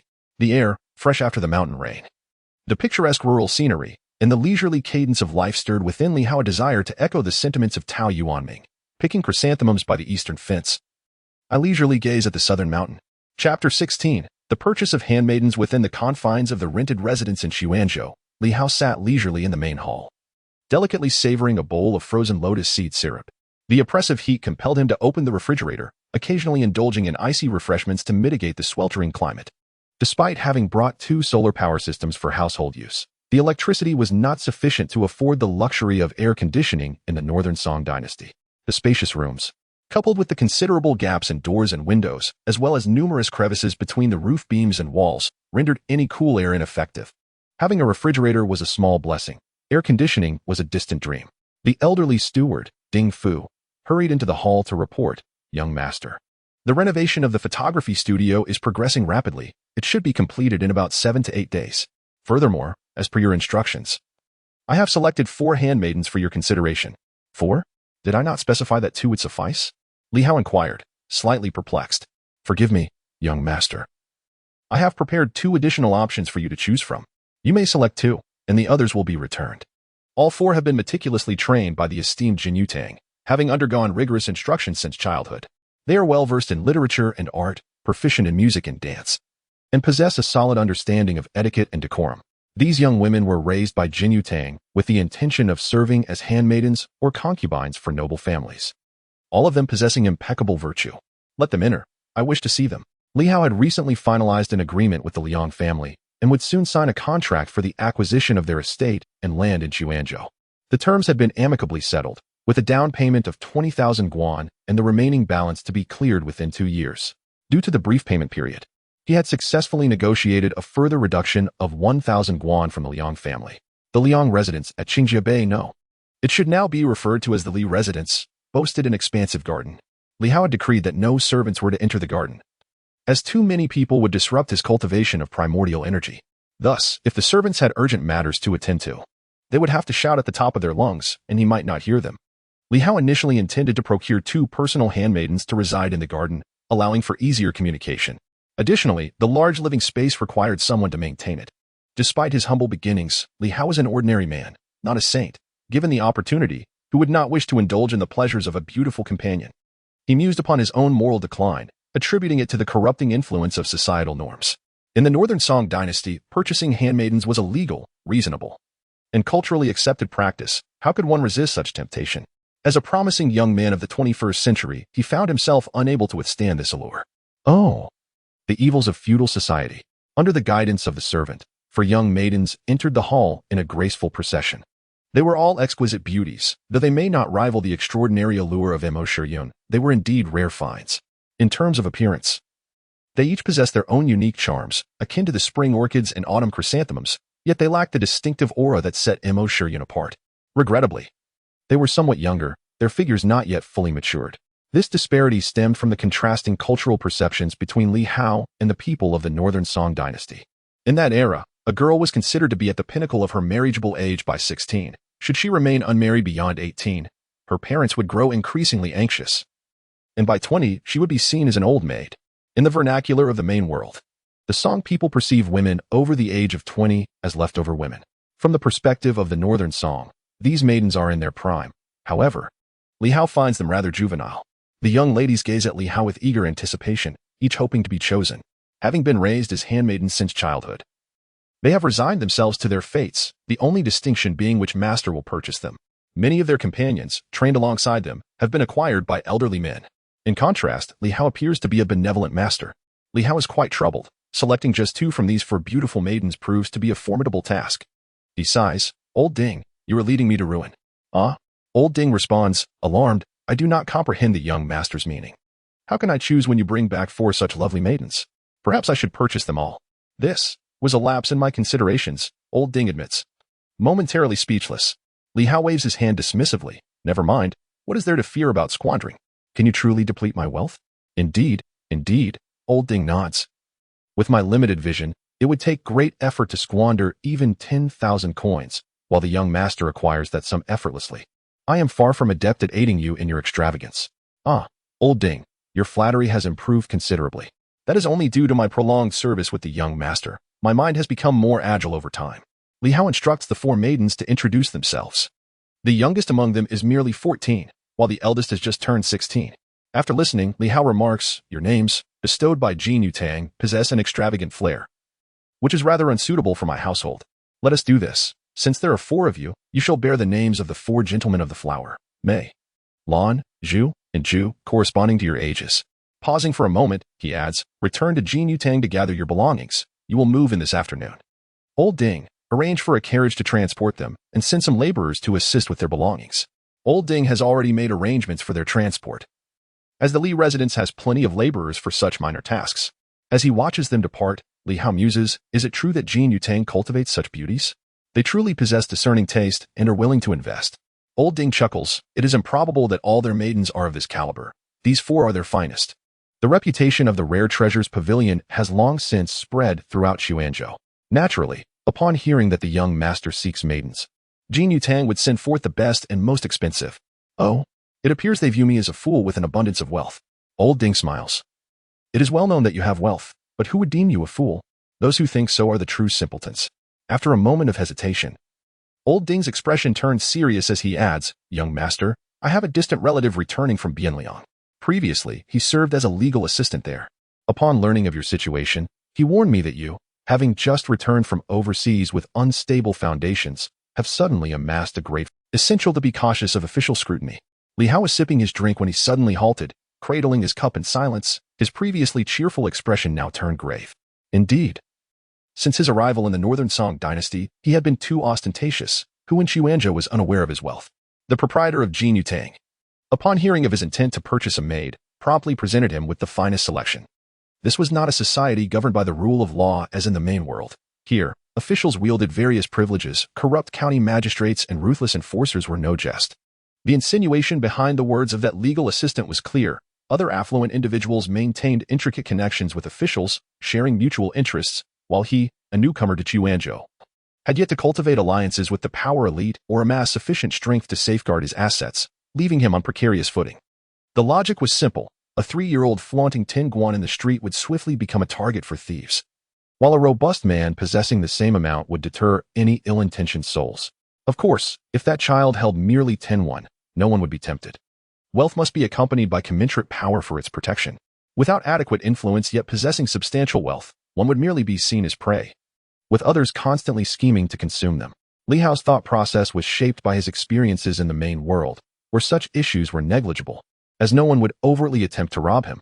However, in the official-dominated realm of the Northern Song, particularly under the shadow of a corrupt magistrate, he faced considerable risk. Setting down his cup, he rose and patted Ding Fu on the shoulder. Old Ding, I am grateful for your reminder. I shall include this in the year-end bonus. By the way, where is that legal assistant currently employed? I wish to treat him to a meal as a token of my appreciation for his advice. Having spent some time in the Northern Song, Li Hao perceived a dire need for talent. Securing that legal assistant could significantly aid his endeavors in this new environment. Offering several times the salary to attract such individuals was worthwhile. After all, he was not short of funds. Ding Fu was taken aback that Li Hao would personally invite the assistant to dinner. He replied, he has just returned from Bianliang and has gone back to his rural hometown. He will return to Xuanzhou in a few days. He is currently seeking a position in Xuanzhou, not wishing to stray far from home at his age. Excellent. Upon his return to Xuanzhou, you shall use my visiting card to invite him. Remember, it must be formal and grand. Li Hao instructed earnestly. Ding Fu promptly acquiesced, fully aware of Li Hao's relentless pursuit of talent. For an extended period, he had collaborated with the Cui family business to seek out elites, be they accountants, managers, or shop assistants. Anyone truly talented would be offered a generous salary. Even if there were no immediate openings, Li Hao would recruit them nonetheless. Ding Fu found this approach to talent acquisition somewhat perplexing, believing it to be wasteful. Nevertheless, he remained steadfast in executing Li Hao's orders, regardless of his personal understanding. Chapter 17. The Maritime Office of Xuanzhou, Song Dynasty. Not long after the maid of the Jin Yutang departed, Mo Shiyun and her personal maid arrived near the entrance of the Li residence, still attired in male garb.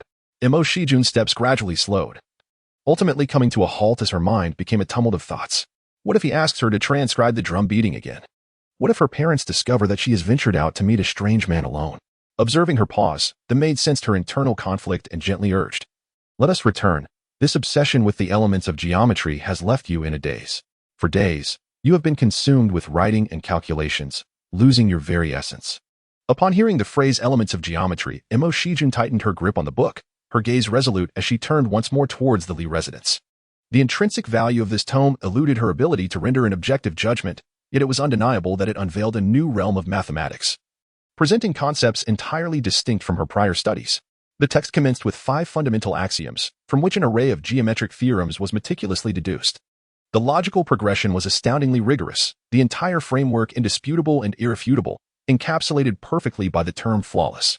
Such knowledge exists in the world. Mo Shijun marveled. Yet during her studies, she found herself grappling with certain perplexing problems within the text. In the Song Dynasty, It seemed unlikely that anyone could elucidate the complexities of this foreign mathematical masterpiece, save for Li Hao.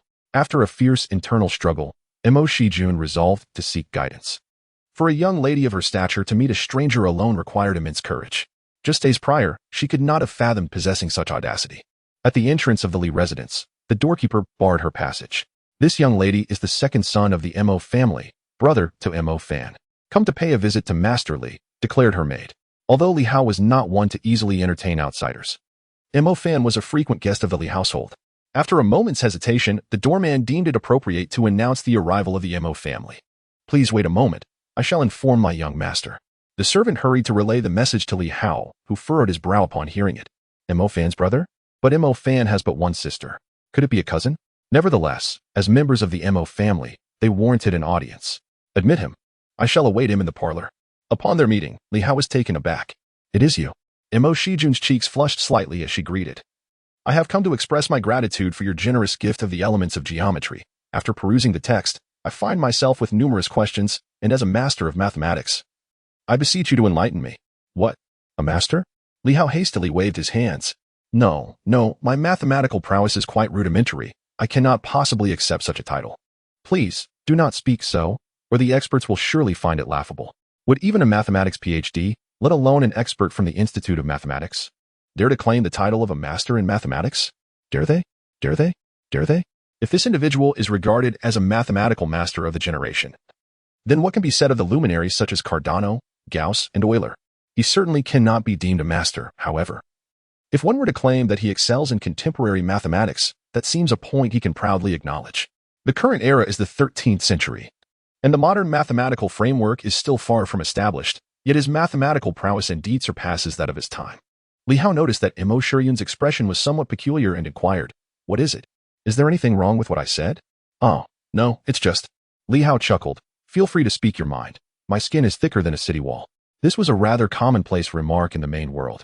Yet it was the first time Mo Shiyun had heard someone liken their resilience to a city wall, which she found quite refreshing. She responded with a light laugh. The last time we met, I thought you were rather arrogant. This time, however, you seem quite humble. The change is remarkable. In truth, it was neither arrogance nor humility, merely a statement of fact. By the way, I have experience as a tutor and have taught students. Feel free to ask me anything. Mo Shiyun was taken aback. It is well known that during the Song Dynasty, teachers were held in high esteem, and being a role model was no simple feat. The hierarchy of respect, heaven, earth, monarch, parent, and teacher, though the teacher occupies the last position, being mentioned alongside monarchs and parents signifies their considerable importance. It was indeed an impressive achievement for someone as young as Li Hao to have taught students. Nevertheless, Mo Shiyun quickly reasoned that given his academic caliber, he was undoubtedly far superior to previous instructors in mathematics, making it less surprising that he could teach. Mo Shiyun began to articulate her questions in rapid succession, and Li Hao addressed each one. He was astonished by her reading progress. In just a few short days, you have covered so much? Mo Shiyun nodded. I had little else to do these days, so I devoted myself to this book. Li Hao was momentarily speechless. The Elements is not a mere leisure read. It is considerably more challenging than standard mathematics textbooks, which are systematically arranged with numerous examples progressing from simple to complex. This young lady had managed to grasp nearly a third of such a dense text in just a few days, and judging by her inquiries, it was clear she had comprehended the material quite thoroughly. Had he attempted to tackle this book in his youth, his self-study pace would have paled in comparison. Li Hao could not help but admire her. Had she been raised in the 21st century, she would undoubtedly be a science graduate, perhaps even a doctoral candidate. Yet, one must ponder whether she would still maintain her interest in mathematics in such an environment. It seems unlikely. How many young women in the main world are genuinely interested in mathematics? After discussing the elements, the time was still early, and they began to converse on various topics. The more Mo Shiyun listened, the more astonished she became by the breadth of his knowledge. How could one individual possess such profound understanding? Her brother had once remarked that this person was well versed in astronomy and geography, with foresight spanning 5 centuries both forward and backward. She had assumed her brother was exaggerating. But now, through casual conversation, she realized the truth in his words. Mo Shiyun finally understood why her brother would seek out Li Hao for discussions whenever he had the chance. Engaging in conversation with him was indeed a delightful experience, one that broadened her horizons, expanded her thinking, and introduced her to some astonishing yet logical perspectives. What is rare is that there are moments of exquisite humor. Leaving Mo Shiyun with a lingering smile long after departing from the Li residence, Following that day, Mo Shiyun frequently sought out Li Hao. Sometimes she would bring along her elder brother, Mo Fan, while at other times, when Mo Fan was occupied with his studies, she would stealthily slip away to the Li residence accompanied only by her maid. As time passed, with Li Hao's summer vacation drawing to a close in about a week, his photography studio was fully prepared for a grand opening in just a day or two. Mo Shiyun and Li Hao had grown quite familiar, visiting him almost every other day to either inquire about questions from the elements of geometry or simply to engage in light-hearted conversation, all the while indulging in Li Hao's ice cream. Li Hao suspected that this young lady had developed an addiction to ice cream. Otherwise, what could explain her frequent visits? In the official office of the Maritime Customs in Chuanzhou during the Song Dynasty, the Maritime Customs served as the governmental institution managing foreign trade, bearing significant similarities to the customs authorities of the modern world, including the collection of tariffs and the apprehension of smugglers. Zheng Zhongyong, the chief officer of the Chuanzhou Maritime Customs, sat with a grim expression as an official hastily entered and paid his respects. Zheng pointed to a nearby stool and said, "Sit, Jitong. What have you discovered?" Jitong, somewhat awkward, replied that Li Hao has a mysterious background, and the rare treasures pavilion seems to have emerged overnight. Despite extensive investigation, I cannot ascertain the source of those goods. They could not have originated from regions such as the Abbasid Caliphate, the Qin Dynasty, or Persia. Zheng Zhongyong shook his head. The origin of the goods is inconsequential. What truly matters is who stands behind Li Hao. My subordinates suspect that Li Hao appears to lack any backing, as there has been no evidence of his dealings with officials. Zheng Zhongyong scoffed. No backing? Do you actually believe that? Would he dare brazenly sell goods untaxed by the maritime customs, proudly proclaiming them as exotic treasures from overseas? How could he evade patrol ships and transport goods stealthily into Chuanzhou without a powerful protector? Jitong stroked his faint goat beard thoughtfully. A glimmer of insight in his eyes. Shall I send someone to test the waters? Foolishness. Until we ascertain his backing, can we afford to send our men to probe? If he is supported by some influential figure in the court, then the Rare Treasures Pavilion effectively serves as that person's treasury. Would you dare extend your hand into it? Even if you seek a short life, do not bring misfortune upon me. That was a lapse in judgment on my part. What should we do now? Continue the investigation. But it must be done discreetly. We cannot let him realize we are onto him. Until we have thoroughly clarified the situation, no actions can be taken. You may leave now. Understood. I shall continue the inquiry. I take my leave. Jitong exited the room. As Jitong stepped outside, a constable hurried towards him. Master Ji, I have uncovered new information regarding Li Hao. The constable leaned in to whisper in Jitong's ear. Jitong's eyes sparkled with intrigue. Is the information credible? The constable patted his chest. My elder brother works as a steward in the Liang family. His words cannot be mistaken. Jitong clapped the constable on the shoulder. Excellent. Your information comes at a fortuitous moment. Once I have resolved this matter with Lord Zhang, you shall not go unrewarded. Gratitude is extended to Lord Ji. The constable chuckled, his eyes squinting with merriment as he departed with a cheerful gait. Jitong's expression turned icy, and with a soft huff, he rapped on the door once more before stepping into the chamber. My lord, I have just received intelligence that Li Hao has taken over the Liang family's enterprises, acquiring all their residences and fields, with the deed established just yesterday. My lord, it appears that Li Hao is not an agent of the officials in the court, for the court's dignitaries could not possibly invest here. Moreover, according to the third steward of the Liang family, Li Hao holds no connections with the various officials. The eldest son of the Liang family is affiliated with Minister Kai, and their information is the most reliable. Zheng Zhongyong, upon hearing this, let out an exclamation and rose to his feet, pacing beside the writing desk with his hands clasped behind his back. Jitong whispered, Li Hao truly lacks any substantial background, merely a brash youth. We were nearly deceived by him. Returning to the desk, Zheng Zhongyong placed his hands upon it and slowly seated himself, speaking in a grave tone. We must not act rashly. The words of a mere servant from the Liang residence are insufficient grounds for action. Here is what we shall do. You will meet with individuals from the Liang family and cautiously verify the facts. We must ascertain that Li Hao has no support before we proceed. However, we must act swiftly, for the opportunity is fleeting. The treasures within the Rare Treasures Pavilion are of immense value. Should other officials become aware of the situation, we would lose our chance. I shall attend to this matter at once, the subordinate replied. Once Jitong departed, Zheng Zhongyong casually picked up a book from the desk, flipping through its pages yet absorbing not a single word. He muttered to himself, Rare Treasures Pavilion, haha, Rare Treasures Pavilion. Chapter 18. A Reign of Needles in the World of the Northern Song Dynasty, within the courtyard of the Li Manor in Chuanzhou. Li Hao held a collection of steel needles, remnants from his recent foray into the main realm. Each needle measured approximately 2 inches in length. Finer than a strand of hair, with both ends sharp enough to penetrate wood effortlessly. With his palm open, the needles began to levitate gracefully into the air, suspended before him in perfect stillness. At this moment, his innate power allowed him to manipulate objects weighing less than half a pound, with control extending over a range of more than 100 meters. The lightness of the needles enabled him to command upwards of 100 simultaneously. With a gentle wave of his hand, the multitude of needles surged forth in an instant. Bathed in sunlight, they shimmered momentarily as they soared nearly 40 meters away. With a flick of his wrist, the cluster of needles executed a sharp turn, returning to his side. Although manipulating objects with his innate power did not necessitate hand gestures, this movement was merely instinctive, aiding him in focusing his concentration to guide the needles back with precision. The swarm of needles flew back in formation, reminiscent of a school of fish navigating fixed paths beneath the sea. They circled around Li Hao before darting forward again, splitting into two arcs that flanked their course. With heightened focus, the needles accelerated, constantly merging and diverging, tracing a dazzling array of flight paths. Under his deliberate control, the needles occasionally collided mid-flight, altering their trajectories instantaneously. Their speed fluctuated, weaving through the air with remarkable agility, at times launching at unexpectedly acute angles. Any adversary caught in their path would undoubtedly find themselves riddled with punctures. After practicing for over half an hour, an inexplicable sense of unease washed over Li Hao, prompting him to cease his training. The needles, seemingly imbued with consciousness, returned to their case, aligning themselves neatly as the lid closed automatically under the influence of his power. With a subtle gesture, the case leaped into his hand. Having secured the needle case, Li Hao opted for lightweight weapons, a slim blade and fine steel needles, as his current abilities limited him from handling heavier items. These two defensive tools were remarkably portable, always kept within reach. With these weapons in tow, he chose to forego the electric stun device, as it required close proximity to be effective. Within the realm of his innate power, the blade and needles proved far superior, even in close quarters. The potency of the blade and needles, when infused with his power, far surpassed that of the stun device, making it a matter of mere intent to end a life.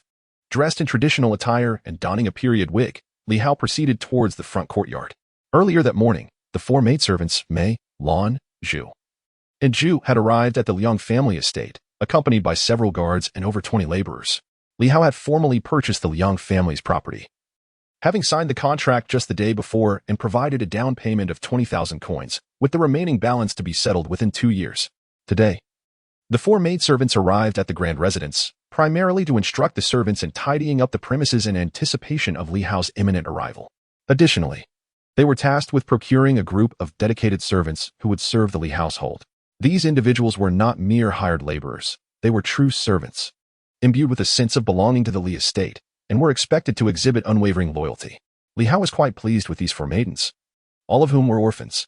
Upon entering the Li household, they had genuinely embraced it as their home, demonstrating diligence and possessing commendable capabilities, while cultivating his innate energy. Li Hao preferred to keep them away from the back courtyard, maintaining a veil of secrecy for the time being. Meanwhile, Jingkang arrived at the Li estate accompanied by a squad of officials from the Maritime Customs Anti-Smuggling Bureau. He summoned the head of the officials, instructing, "Send a few men to sprint ahead and secure the entrances, the main gate, the side door, and the back entrance, with 2 men at each location. Remember, no one is permitted to enter or exit without my command." "Understood, sir." The head promptly organized the personnel, with several officials hastening towards their assigned posts. Clad in official uniforms and armed with waist sabers and fire sticks, they moved with an imposing presence. Passers-by on the street instinctively stepped aside, whispering and pointing in speculation. Jingkang had brought 20 officials with him. While not an overwhelming number, it was substantial enough, typically reserved for significant cases. He deliberately augmented his entourage to amplify their presence, intending to exert considerable pressure and intimidation upon Li Hao. The officials were invigorated. Each time they embarked on such a large-scale operation, they invariably reaped substantial rewards.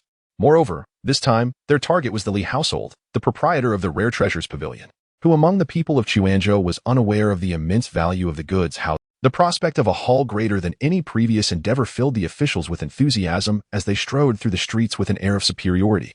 Upon arriving at the gates of the Li estate, the doorman was taken aback by the spectacle before him. Trembling, he stepped forward and inquired, "Sir, may I ask which department you represent? What brings you to the Li estate?" Jingkang dismissed him with a wave of his hand, commanding, "Enter." The officials surged inside, pushing the doorman aside. Realizing he could not impede their advance, the doorman hurriedly rushed inside to report the intrusion. Inside, The steward Ding Fu was in discussion with the second manager of the photography studio regarding the opening of their establishment. This second manager had been promoted from the sales team by Li Hao, serving in a trial capacity. If successful, he would be elevated to the chief manager, formally overseeing the photography studio. Should he fail to meet expectations during the trial period, a different chief manager would be appointed. As they deliberated, the sudden sound of hurried and numerous footsteps interrupted them. The doorman's voice rang out. "Steward Ding, a group of officials has burst in unexpectedly." Startled, Ding Fu stepped out of the hall, only to be confronted by a dozen menacing officials storming in. He approached cautiously, saying, "I apologize for not welcoming your esteemed presence," which is indeed a grave oversight. Jingkang, his expression icy, cast a glance at Ding Fu and grunted through his nose. "Where is Li Hao? Summon him to meet me." Ding Fu, smiling nervously, replied, "Please, sir, step into the parlor for some tea. I will fetch the young master immediately." "Esteemed gentlemen, I appreciate your efforts." The sweltering heat calls for a refreshing cup of tea. As he spoke, a servant promptly presented tea to Jingkang. "My lord, please enjoy the tea. May I request the young master to step forth?" Ding Fu exited the hall, and the moment he stepped outside, the smile on his face vanished. He summoned a laborer and whispered a few instructions, to which the laborer nodded repeatedly. Ding Fu hurried towards the back courtyard. These officials displayed a blatant disregard for basic courtesies, clearly arriving with ill intent, and it was imperative to inform the young master immediately. Jingkang had already secured the entrance to the Li residence. He had little faith that Li Hao could escape unscathed. So he leisurely lifted the teacup to savor its contents. As he uncovered the lid, an enticing aroma of tea wafted towards him. He took a delicate sip, his eyes sparkling with delight, nearly exclaiming his approval. However, upon noticing the surrounding officers, he restrained himself from uttering the words "excellent tea." Nevertheless, he indulged in several gulps, relishing the profound flavor that lingered on his palate. It was the first time Jingkang had experienced such exquisite tea. He marveled at what he had previously consumed, comparing it to mere swill in contrast to this delightful brew. Servants from the Li residence promptly refilled his cup, and Jingkang continued to drink, each time draining the cup only for it to be replenished once more. The officers looked on disapprovingly. Such unabashed consumption was not only unsightly but also lacked decorum. Given their evident purpose for visiting the Li residence, one could hardly fathom the audacity of guzzling their tea. When the host eventually appeared, how could they possibly confront him about smuggling while indulging so brazenly? Soon, several servants emerged from the Li residence, carrying wooden trays laden with more than a dozen teacups, distributing them to the officers.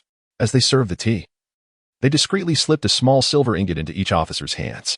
The officer's eyes gleamed with greed. These standard-sized ingots, each weighing 2 taels of silver, amounted to a total of 200 coins, enough to cover an entire month's salary. The proprietor of the Curiosities Pavilion clearly understood the art of diplomacy.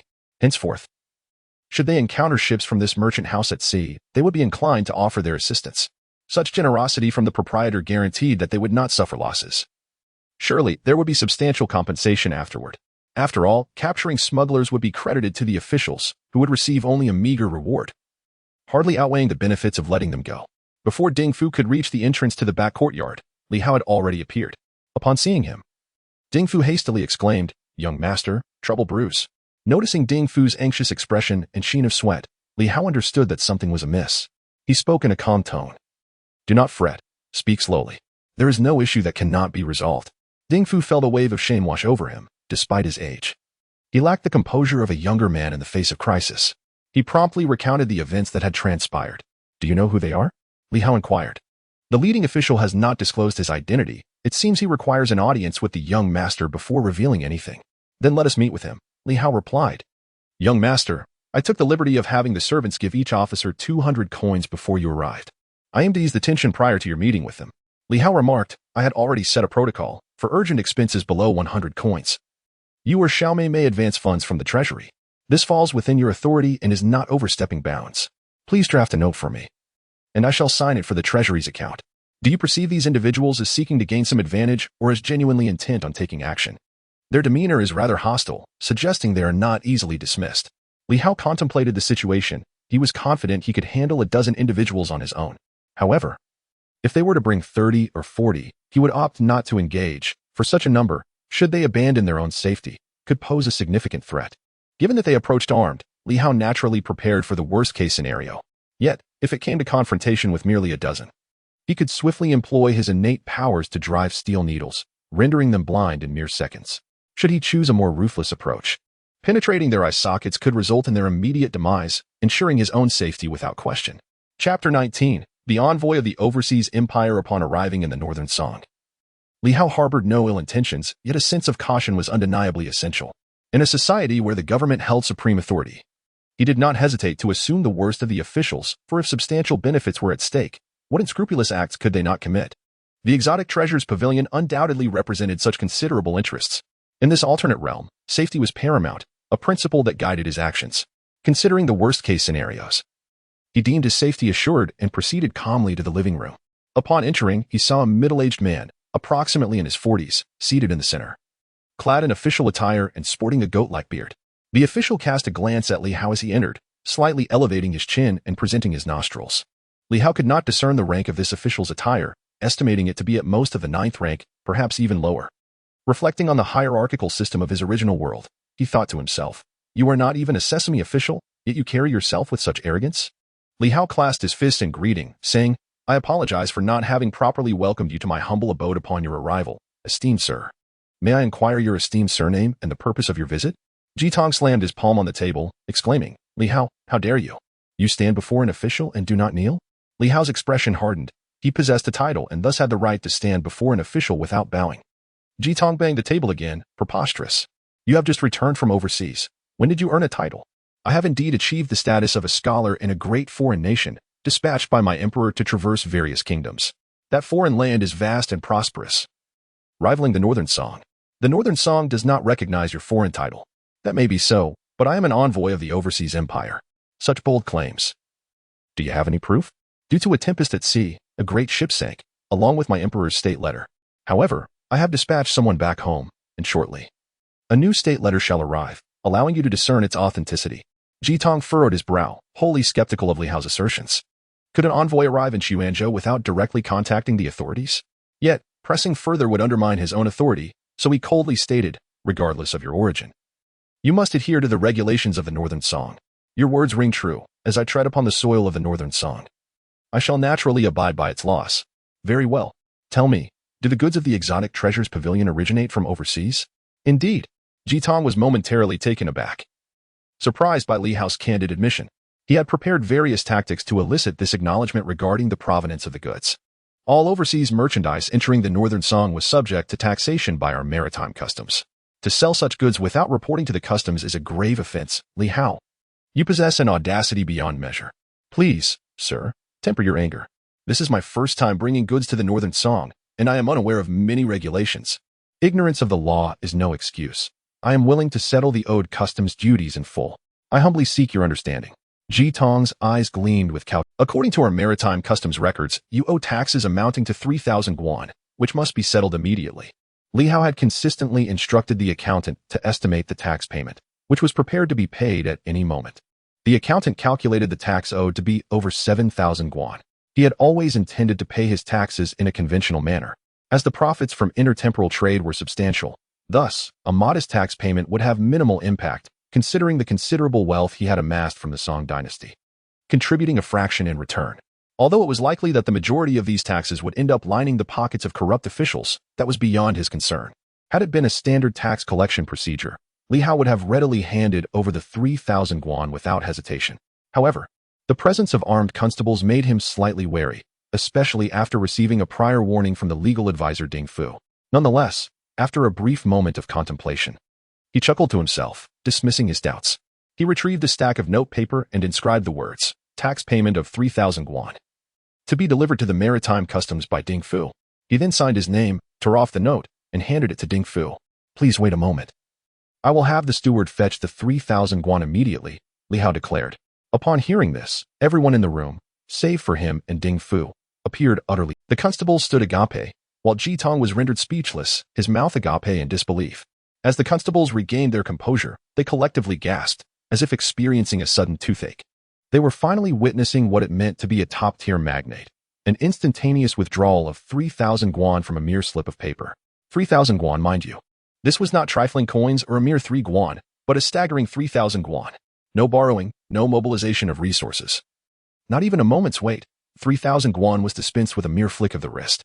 What was even more astonishing was Li Hao's nonchalant demeanor, as if he were handing over 3 coins rather than an astronomical sum. To pay 3,000 guan in taxes, shouldn't an ordinary merchant be lamenting and distraught? At the very least, he ought to be visibly pained, with muscles twitching in agony. Yet, here was Li Hao, utterly unfazed. Jingkang could scarcely fathom how effortlessly he could collect 3,000 guan in tax.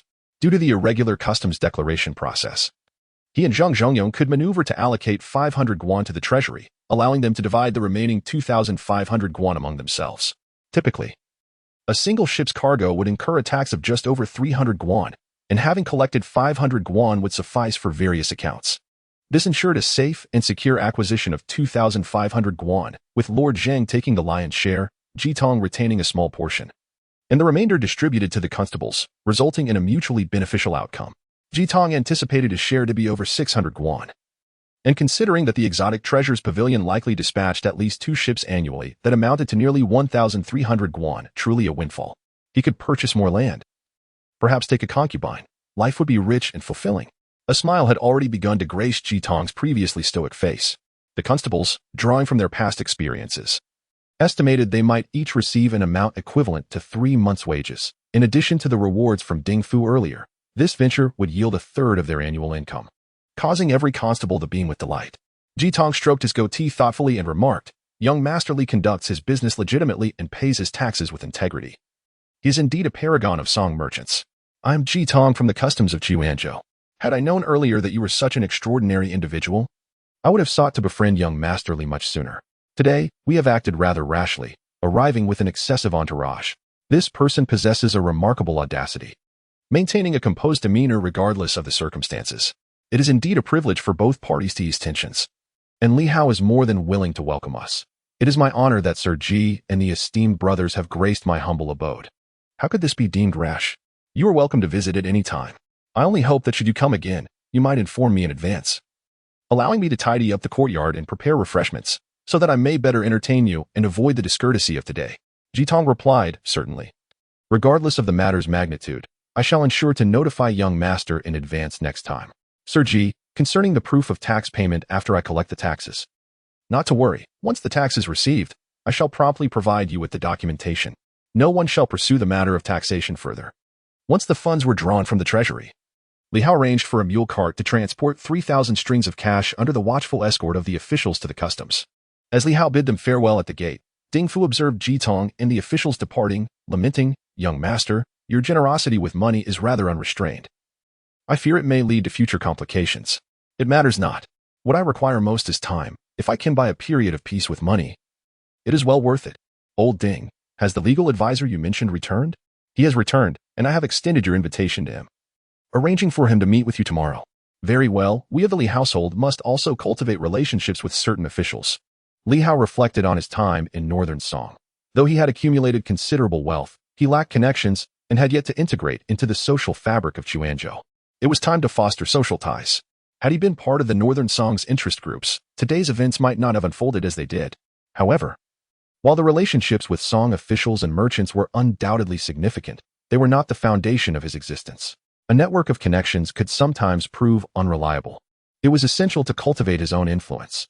With ample funds at his disposal and the imminent opening of his photography studio, along with the ongoing preparations for a crucial patent collaboration, he anticipated remarkable earnings in the future, potentially allowing him to train a private army.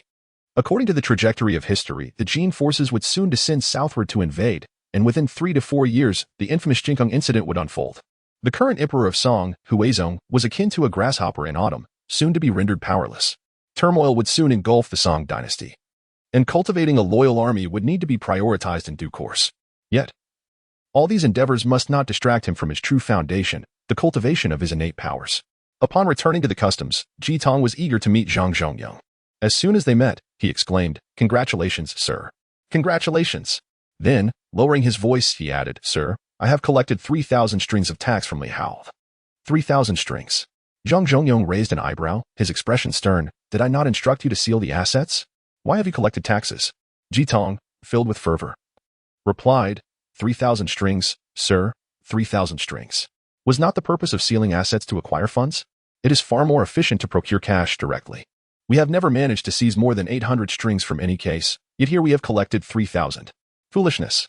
By sealing the assets, we could obtain far more than 3,000 strings. Even 30,000 would not be difficult. Zhang Zhangyong raised his voice, declaring, Li Hao has smuggled goods from overseas.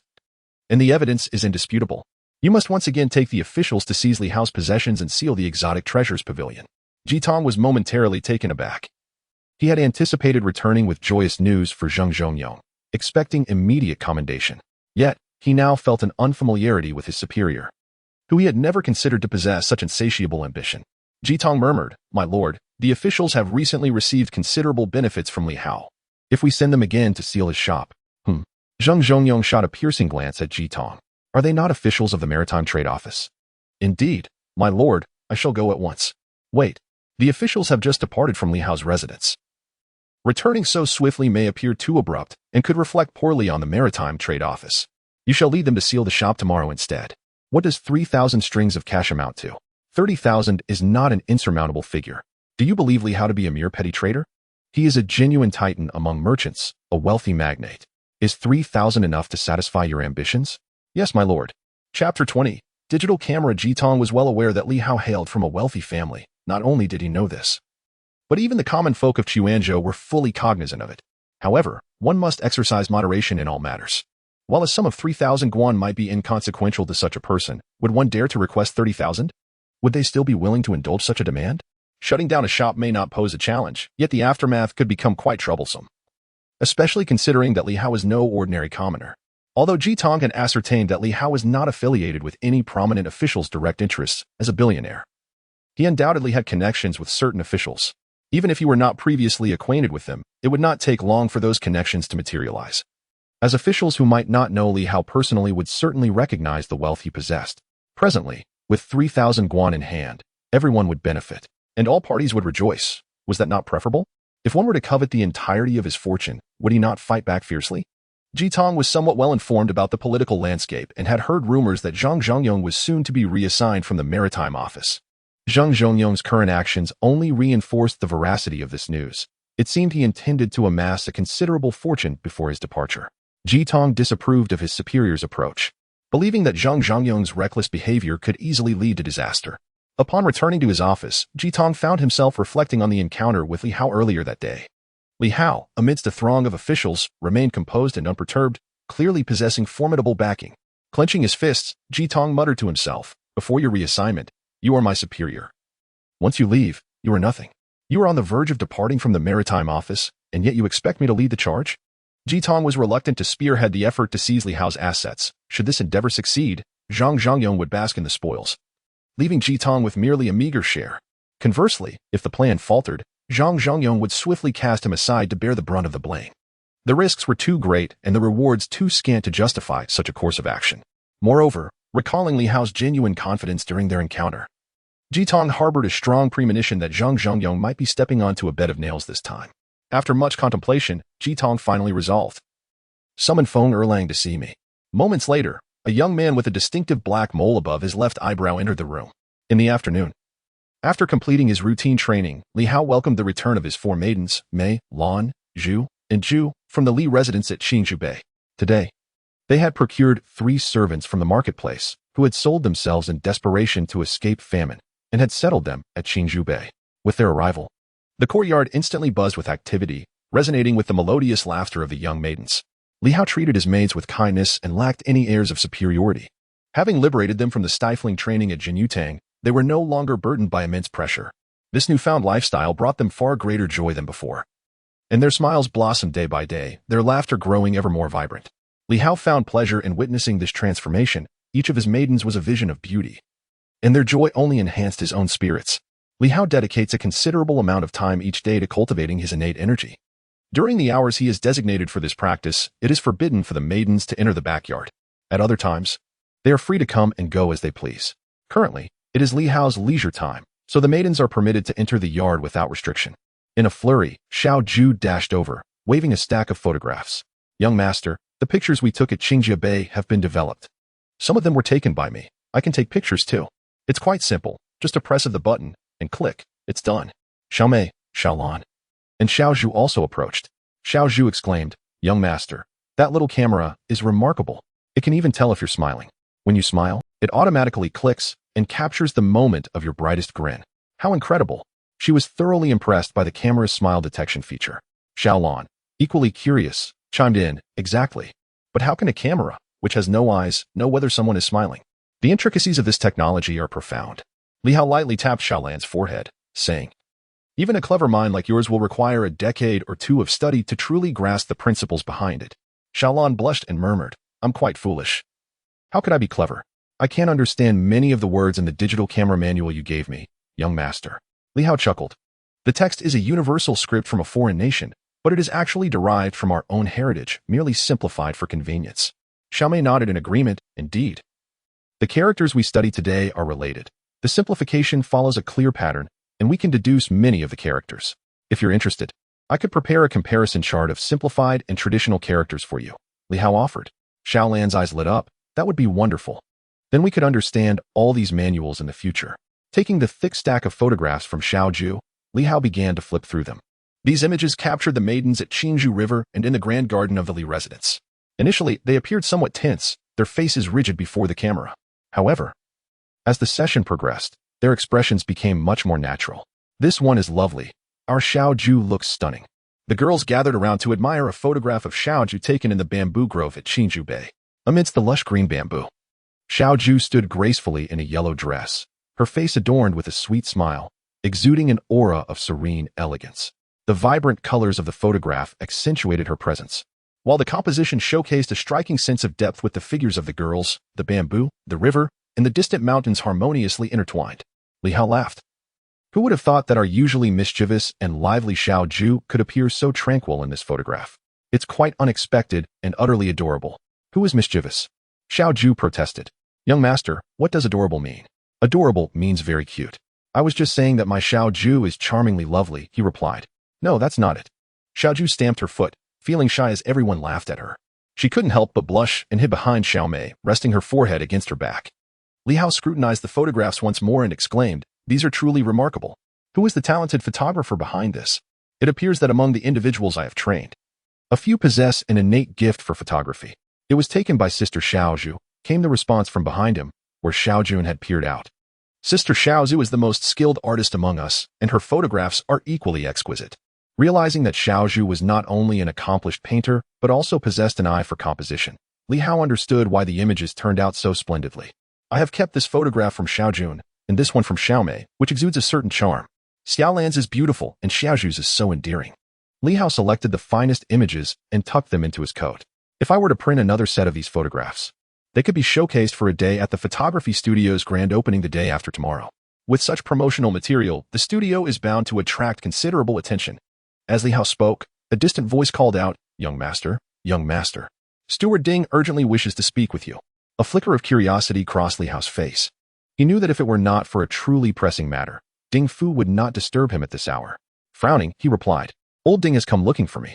You all go have fun, but be good. If not, I shall return and give you a good spanking. He chuckled as he made his way toward the courtyard. Hearing the playful mention of a spanking, Xiaomei smiled softly. Xiaolan's cheeks flushed crimson. Xiaoju shyly lowered her head, and Xiaojun stomped her feet in protest. Upon stepping out of the courtyard, Li Hao spotted Ding Fu, drenched in sweat and looking somewhat pale, anxiously pacing at the entrance. Upon seeing Li Hao, Ding Fu hurriedly said, Young master, dire news has arisen. Li Hao, taken aback, replied with a calm demeanor, Do not panic. The sky will not fall. There is no problem that cannot be resolved. Ding Fu managed to compose himself slightly and glanced at the tall worker standing nearby. The worker, sensing the gravity of the moment, bowed respectfully to Li Hao and withdrew. Once the worker had distanced himself, Ding Fu continued. I have just received word that the Maritime Trade Bureau intends to seize your family assets tomorrow. Li Hao, surprised, responded, Old Ding, you have become quite resourceful. How did you come upon such news? It was not through my own means, Ding Fu clarified. Someone informed me directly. He was astonished that, despite delivering such alarming news, Li Hao remained unfazed, even exhibiting no change in expression. Li Hao furrowed his brows. Who informed you? Ding Fu replied. A stranger with a distinguishing black mole above his left eyebrow. I have never encountered him before, but it was evident from his manner of speaking that he was well acquainted with the operations of the Maritime Trade Bureau. He advised that the Exotic Treasures Pavilion is under surveillance and cautioned against large-scale transfers of goods. Otherwise, should the Bureau learn of a leak, it would complicate matters greatly.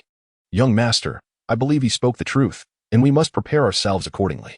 Li Hao concurred that it was unlikely someone would jest about such a serious matter. There was a high probability that this was indeed genuine, even if, by some remote chance, it were a prank. Taking precautionary measures would merely result in a bit of wasted effort without any real loss.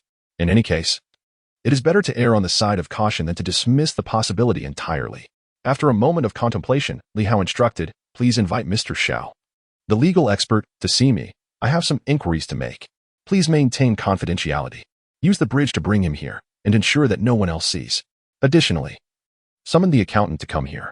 Ding Fu replied affirmatively, understanding the urgency of the matter, and promptly penned a letter to Xiao Shiya, instructing the laborers and bridge workers to deliver it swiftly. In the letter, he merely hinted at an urgent matter to discuss. Li Hao observed Ding Fu as he arranged for the servants, his expression darkening. Was it merely a small customs office? Now that they had truly come knocking, he thought it necessary to show them a lesson. With the backing of a world shaped by the information age and possessing the extraordinary legacy of an advanced extraterrestrial civilization, Li Hao stood at a vantage point that allowed him to overlook this world, rendering him unafraid. Initially, he had no intention of recklessly disrupting the regulations of the Northern Song Dynasty. However, since the other party had shown disrespect and dared to encroach, Li Hao was determined to impart a profound lesson to them. Chapter 21. A return to the main world in the span of just over a month. After deducting taxes and expenses, Li Hao amassed over 49,000 guan. He personally brought back the equivalent of 5,000 guan in silver to the main world and made a down payment of 20,000 guan for the purchase of land and residences from the Liang family. Currently, there remains an excess of more than 24,000 guan in cash in the accounting office. Li Hao left over 2,000 guan with the accounting office, while the rest of the funds were directed to the storage room in the backyard by his servants. And he instructed the accountant to create a false ledger to account for the remaining 2,000 guan, ensuring there was no trace of money being moved away. Li Hao also arranged for over a dozen laborers to transfer all necessary items to the backyard storage room, including his laptop, printer from the study, laser printing equipment from the photo room, the solar power system from the yard, and more. Just as these tasks were completed, Ding Fu arrived with the legal advisor, Xing Ming, at the Li residence. In the hall, Ding Fu introduced, "Young master, this is Mr. Xiao Zhangxi, your legal advisor." Xiao Zhangxi, in his 40s, had an appearance that left much to be desired, a thin, wiry figure with a long face and small eyes, sporting whiskers that gave him a somewhat shifty demeanor. Li Hao found this visage to be quite unexpected. How could such a man serve as an aide to the Minister of Justice in the Song Dynasty? The bureaucratic world of the Song placed great importance on appearance, and someone like Xiao Zhangxi would surely struggle to gain favor among officials. Yet, his prominent role within the Ministry of Justice suggested he possessed genuine talents and expertise. Li Hao clasped his hands in a respectful gesture and said, "Mr. Xiao, I have eagerly awaited your arrival.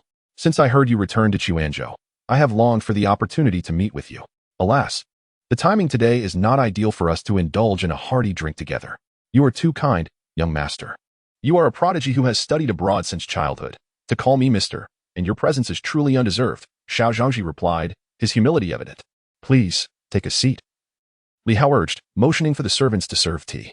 "Mr. Xiao, this tea has undergone special processing and is unlike anything available on the market. Do give it a try." As Xiao Zhangxi lifted the teacup, a fragrant aroma wafted forth upon removing the lid. He closed his eyes and inhaled deeply, savoring the soothing scent. After taking a gentle sip, he was enveloped in the delightful flavor of the tea. "Such exquisite tea. This is the finest I have ever tasted," he exclaimed, exhaling contentedly. "Young master, I have heard of your collaboration with the Mo family in the city to process tea leaves. I must inquire. Given the value of this tea-making secret, why would you choose to share it with others?" Li Hao chuckled lightly. "The method of tea production is not as remarkable as you may think.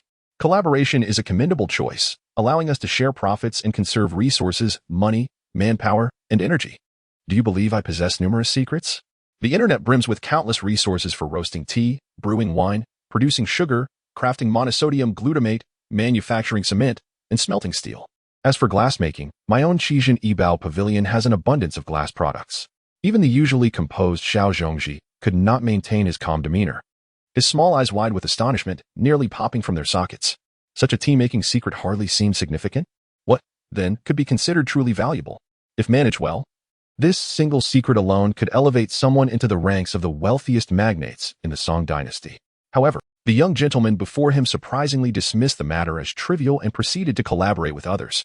This could only imply two possibilities. Either he is a fool, or he possesses a plethora of similar secret formulas, each as valuable as, if not superior to, the tea-making recipe. Xiao Zhongji was certain it must be the latter. Yet, Li Hao had not unveiled a multitude of formulas at once. He had only introduced one for tea production and hinted at another for winemaking. Clearly, this young gentleman had devised an intricate plan, meticulously considering which secrets to reveal, which to withhold, and in what quantities. Xiao Zhangji sighed, remarking that the gentleman was indeed an extraordinary individual. It seemed that amassing wealth and influence would not pose a challenge for him.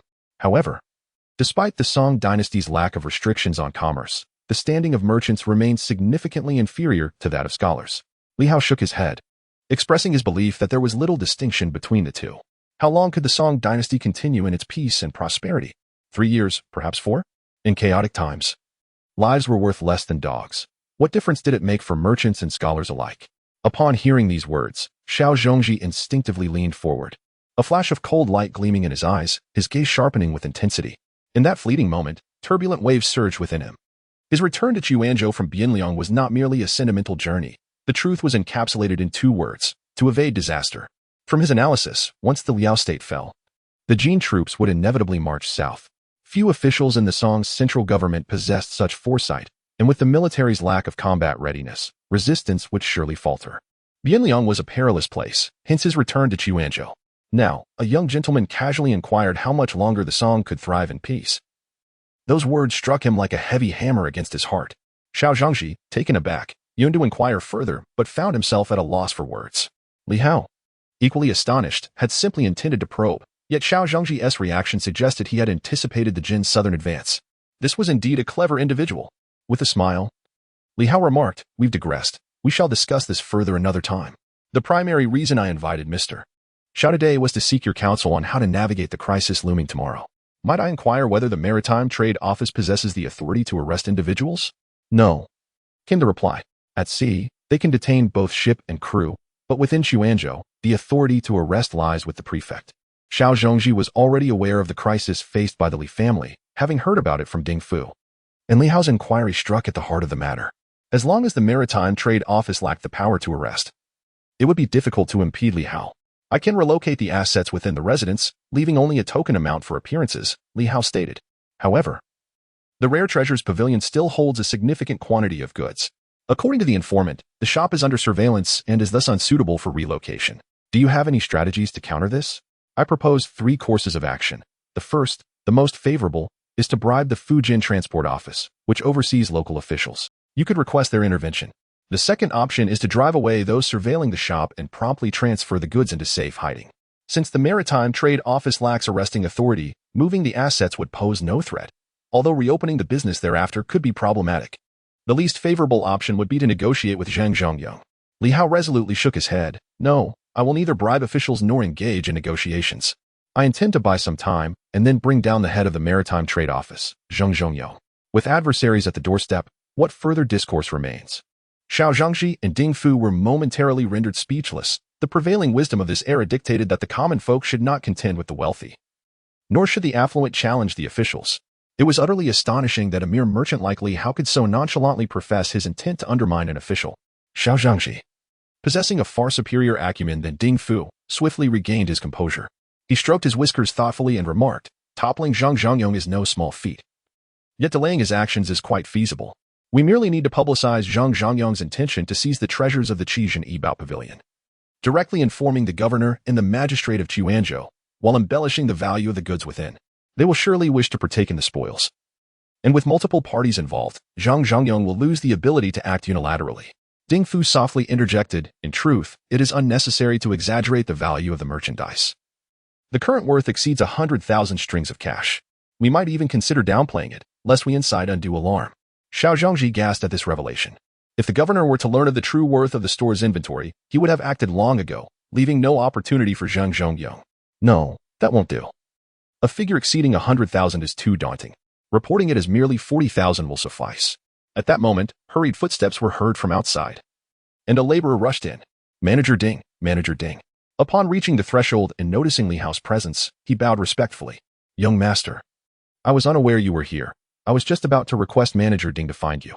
"What is it?" Li Hao inquired. "Young master, a telescope from the Qijin Yibao Pavilion has been sold, and the store has received over 10,000 strings of silver notes. The store manager requests an increase in our security detail to send several guards to protect the silver during its return. Instantly, all in the hall were rendered speechless, including Li Hao, who could scarcely fathom that someone had spent 10,000 strings on a telescope. Initially, he had priced the telescope at 8,000, never expecting a sale. His intention was merely to allow customers to try it, collecting a modest fee of 100 each time. Later, he had raised the prices of all items by 30%, thus the telescope had surpassed 10,000, and now someone had actually purchased it. This world is truly remarkable. 10,000 strings. Who could possibly have been so gullible as to fall prey to such a scheme? What a delightful coup it was.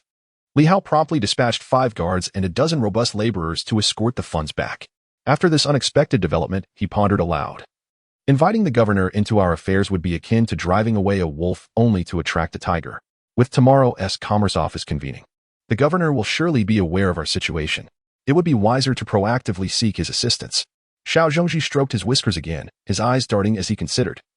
One more factor must be weighed. If the Commerce Office fails to arrive tomorrow, yet we have already disclosed the merchandise's value of 40,000 to the governor, we would be courting disaster. What if our information proves to be erroneous?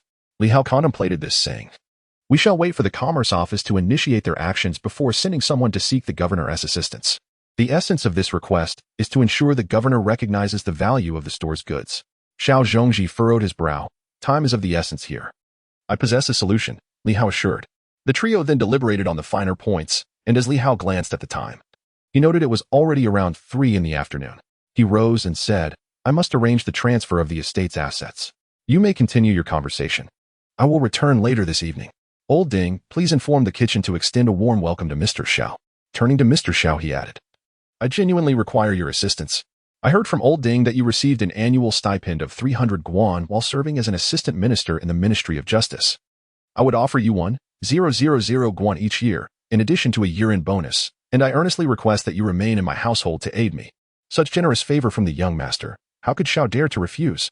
However, Xiao Zhongji had his own intentions. The allure of the salary was merely one aspect. He placed greater value on Li Hao, the overseas merchant. Should the Jurchens invade Xuanzhou in the future, he could follow Li Hao and seek refuge abroad with his family. Upon returning to the rear courtyard, Li Hao dismissed the 4 maidservants, Mei, Lan, Zhu, and Zhu. He activated the super wormhole in the storeroom, connecting it to the warehouse he had rented in the main world. One by one, he transported items through the wormhole, leaving himself in the main world before shutting the portal. Once back in the main world, Li Hao promptly made a call. "Is this Han Xiao?" "It's me, Li Hao. Please procure a batch of items for me. I am in urgent need. I require 10 shortwave radios, 1 relay station, 20 listening devices, and 10 pinhole cameras."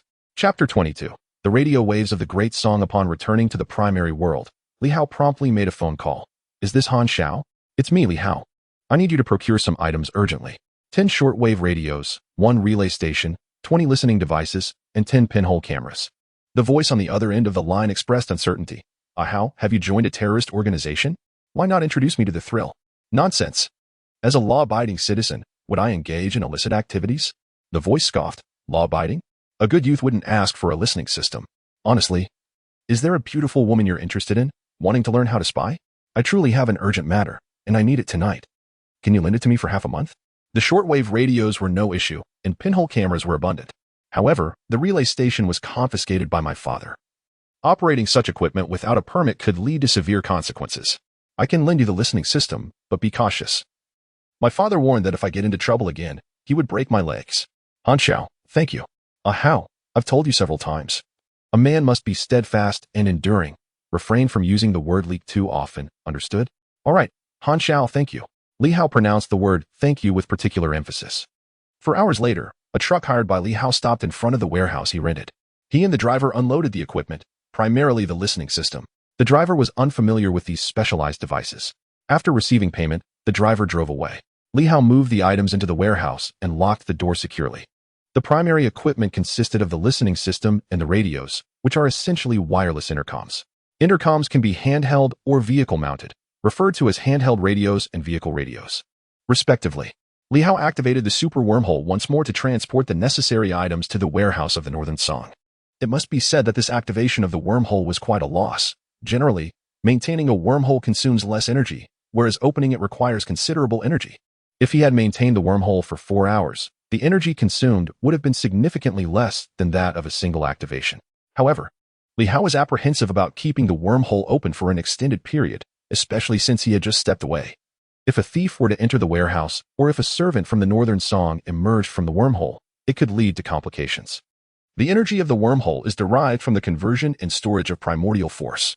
Although Li Hao could currently supply the wormhole with primordial force to replenish its energy, his current reserves were insufficient. It would take nearly 30 days of supply to equal the energy required for a single activation. For now, it was prudent to focus on enhancing his primordial force, as the wormhole still had enough energy for over 100 crossings. In the future, with a more robust primordial force, a few days of supply may suffice for one activation of the wormhole. Li Hao closed the wormhole and exited through the backyard. Returning to the hall, it was around 8 in the evening, and several beeswax candles illuminated the room brightly. Seated in the hall were the butler Ding Fu, the 4 maids of Mei, Lan, Zhu, and Zhu, as well as 11 or 12 young men. Upon seeing Li Hao enter, they all stood up and exclaimed, "Young master." Li Hao's gaze swept over the youthful figures before him, and he could not help but inwardly commend their fervent enthusiasm. These individuals were servants purchased by the 4 maidens from the human market, not as solitary entities, but as entire families seeking refuge from famine. The maidens selected them not only based on their abilities but, more crucially, on their perceived loyalty. Naturally, such judgments could only be formed through careful observation, which might not always yield accurate assessments. True loyalty can only be discerned through extensive trials over time. Nevertheless, at this moment, these individuals were filled with gratitude towards Li Hao. Had it not been for his intervention, it is likely that their families would have perished from starvation. Now, having settled in Qinzhubei and cultivating the rice fields purchased from the Liang family, they felt as though they had been granted a second chance at life. Li Hao took his seat at the center of the room, organizing the tasks for the following day. Subsequently, he led the 4 maidens to the backyard to instruct them on the use of the intercom. The next morning, on the second floor of an inn diagonally opposite the Precious Treasures Pavilion, Li Hao stood behind the window, observing the entrance of the pavilion. It was still early, and both the pavilion and the neighboring shops had yet to open. Xiao Zhangji stood beside him, his eyes fixed intently on the intercom resting on the table. Suddenly, the voice of Xiao Zhu crackled through the device. "Relay Xiao Mei's message. I am in position. I can see the entrance of the Maritime Customs Office, where a few officials have entered, and I have not detected any unusual activity. Due to the absence of a relay station, the range of the radio intercom could not exceed a certain distance. Although the intercoms brought by Li Hao were exquisite and costly to ensure clear communication, the distance should not surpass 5 kilometers. Therefore, with a relay, Xiao Mei's words could be transmitted through Xiaozhu, allowing Li Hao to receive the message here. A single relay could convey information over a distance of 10 kilometers. While the city of Qiuanzhou in the Song Dynasty was indeed vast, it paled in comparison to the cities of the main world. Each of the 4 maidens possessed an intercom, and combined with the one in Li Hao's hand, they could effectively communicate between the Maritime Customs Office and the Qiuanzhou Prefectural Office. Xiao Zhongji's eyes widened in astonishment, nearly matching the size of an ordinary person's eyes. He stepped back, sat heavily in a chair, and pointed at the intercom on the table, his face flushed with excitement, struggling to articulate his thoughts. Per Xiao Zhongji. Despite his worldly experience, having aided his master in ascending to the rank of Deputy Minister of Justice, dealing with numerous ruthless bandits, unearthing countless schemes, and navigating the tumultuous waters of court politics, had cultivated an unflappable demeanor over the years. He was a man of profound insight with a mind as vast as mountains and rivers. Yet, upon witnessing the miraculous artifact that seemed to belong only in tales of the divine, all his accumulated knowledge was upended. He found himself overwhelmed with words that he could not express, unsure of where to begin. After a prolonged silence, Xiao Zhangji, his eyes glazed, exclaimed, "Young master, is this a magical artifact capable of performing spells? Is it 1,000-mile sound transmission or listening wind ear?" Li Hao sighed inwardly. Alas, even the clever natives remained merely natives. Li Hao grasped the intercom, stating, "Received, continue to monitor closely." Following this, the voice of Xiao Zhu echoed through the device. "Relay the young master's words. Received. Continue to monitor closely." Subsequently, she added, "Relay Xiao Mei's message. Received. We are constantly observing." Xiao Zhangji murmured to himself, with the ability to transmit sound across vast distances. "I wonder if one could sever a foe's head from 1,000 miles away with a flying sword?" Li Hao contemplated. Do cruise missiles count? They have a range of 3,000 kilometers, with an error margin of no more than 30 meters. Intercontinental missiles certainly do, with ranges exceeding 10,000 kilometers. In truth, once I become a master of the original force, I should be capable of taking a life from 1,000 miles away as well. Of course, there is no need to explain this to the indigenous people. They would not comprehend. Li Hao chuckled. "Mr. Xiao, this is not some magical artifact or spell, but rather the exquisite craftsmanship of skilled artisans. The principles contained within are profoundly complex and challenging to elucidate at this moment. Xiao Zhengji sighed. Incredible. Truly a marvel of ingenuity, a theft of the heavens' own creations. Outside the Maritime Trade Office, Xiao Mei fixated on the entrance, clutching a photograph depicting Ji Tong in formal attire. The previous morning, Ji Tong had led a team into Li's residence, discreetly captured by the office's photographer. The flash had not been activated, thus Ji Tong remained unaware of being photographed. Naturally, the term candid did not exist in the lexicon of the Song Dynasty's natives. Suddenly, Xiao Mei spotted dozens of officials emerging from the building, 2 of whom were clad in official garb. Comparing the scene to the photograph, she recognized one as Ji Tong and quickly reported, "The Maritime Trade Office is taking action. Over 60 officials have exited, led by 2 officers, including Ji Tong." Xiao Zhu relayed her words, and Li Hao and Xiao Zhongji promptly received the news. They were not surprised by the Maritime Trade Office's movements. Having already accepted the authenticity of the information, they were merely seeking final confirmation. The delicate voice of Xiao Zhu continued through the intercom. Relay from Xiao Mei. The officials from the Maritime Trade Office have divided into 2 teams, one heading towards the Treasure Pavilion and the other towards Li's residence. Li Hao and Xiao Zhongji exchanged glances, with Xiao Zhongji nodding in agreement. Li Hao then seized the intercom, instructing Xiao Lan, inform Old Ding to notify the governor. The voice of Xiao Zhu rang clear through the intercom, as melodious as silver bells yet laced with a gentle sweetness, providing a refreshing sensation akin to a cool breeze on a summer day, delightful to the ears. Relay from the young master, Xiao Lan, have Old Ding notify the governor. A stone's throw from the entrance of the Chuanzhou government office, an unremarkable carriage stood idly by, devoid of any distinguishing marks, its design the most commonplace. Ding Fu sat beside the driver, occasionally glancing at the Chuanzhou governor's office, while Xiao Lan remained inside the carriage, the sheer curtains drawn low, obscuring the interior from view while allowing her a glimpse of the outside. Xiao Lan's delicate, fair hands clutched the intercom, her palms slick with perspiration from anxiety as she silently prayed, "Compassionate Guanyin, grant the young master safe passage through this ordeal." Suddenly, the intercom crackled to life, startling her. She gently opened the carriage door. "Steward Ding, the young master has instructed you to commence the operation." Ding Fu nodded in acknowledgement, descending from the driver's seat to enter a nearby tavern. Inside, a round-faced middle-aged man awaited him, and, upon spotting Ding Fu, immediately rose to his feet. "Brother Ding, you have become the esteemed steward of the Rare Treasures Pavilion, greatly favored by the master.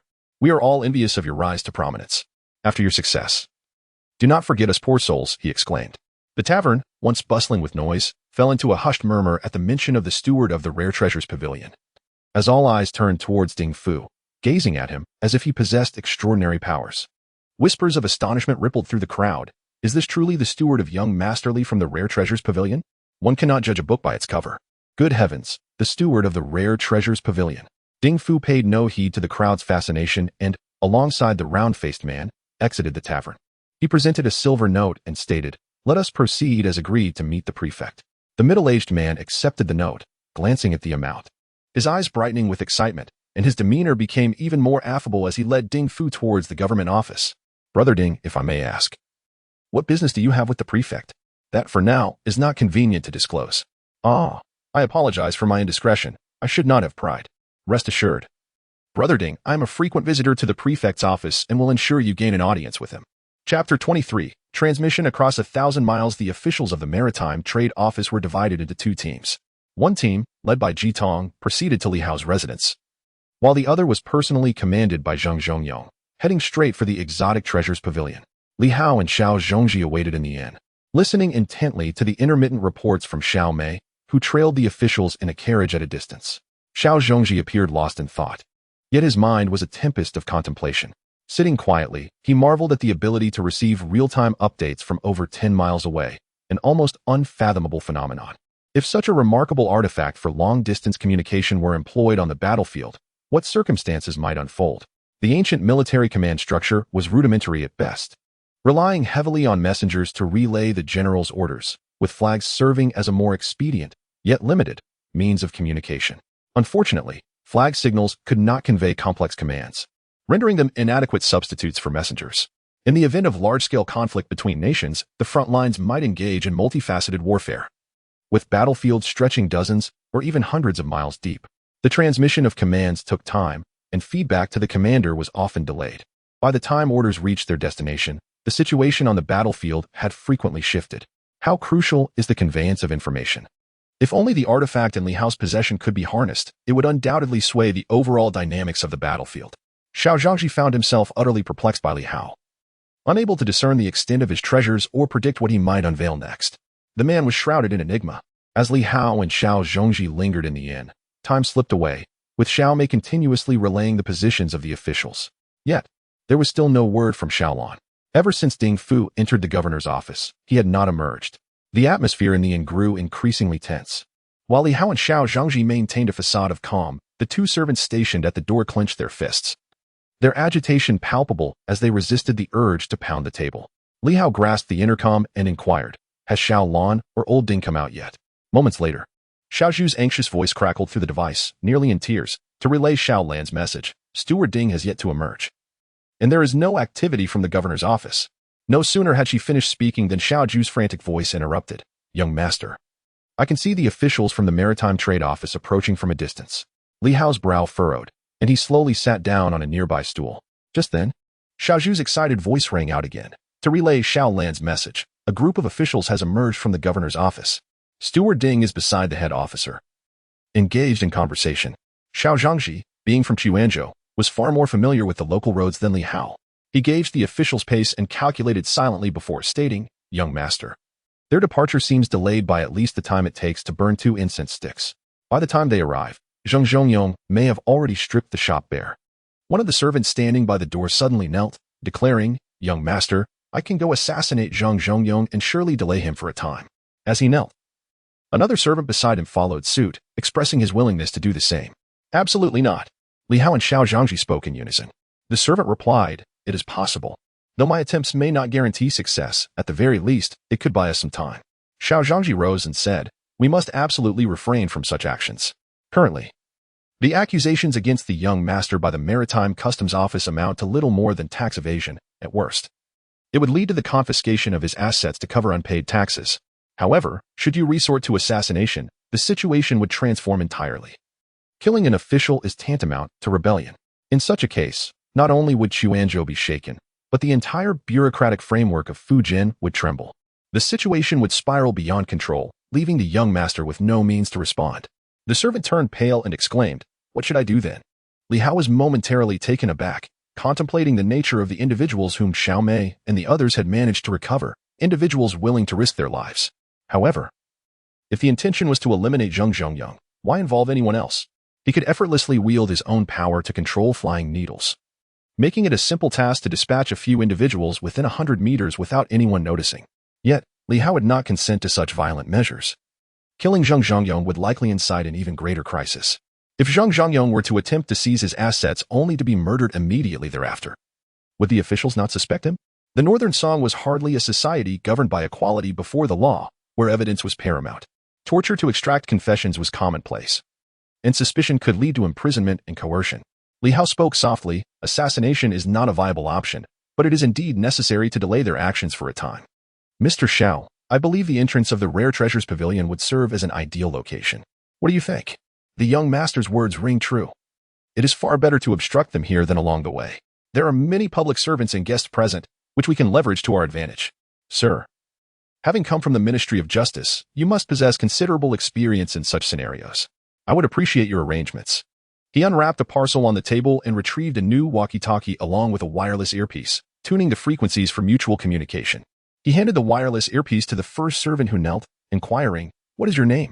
The servant replied, "Young master, my surname is Jiang, 5th in birth order. And I lack a proper name. My nickname is Wulong. This is my younger brother, Lulang."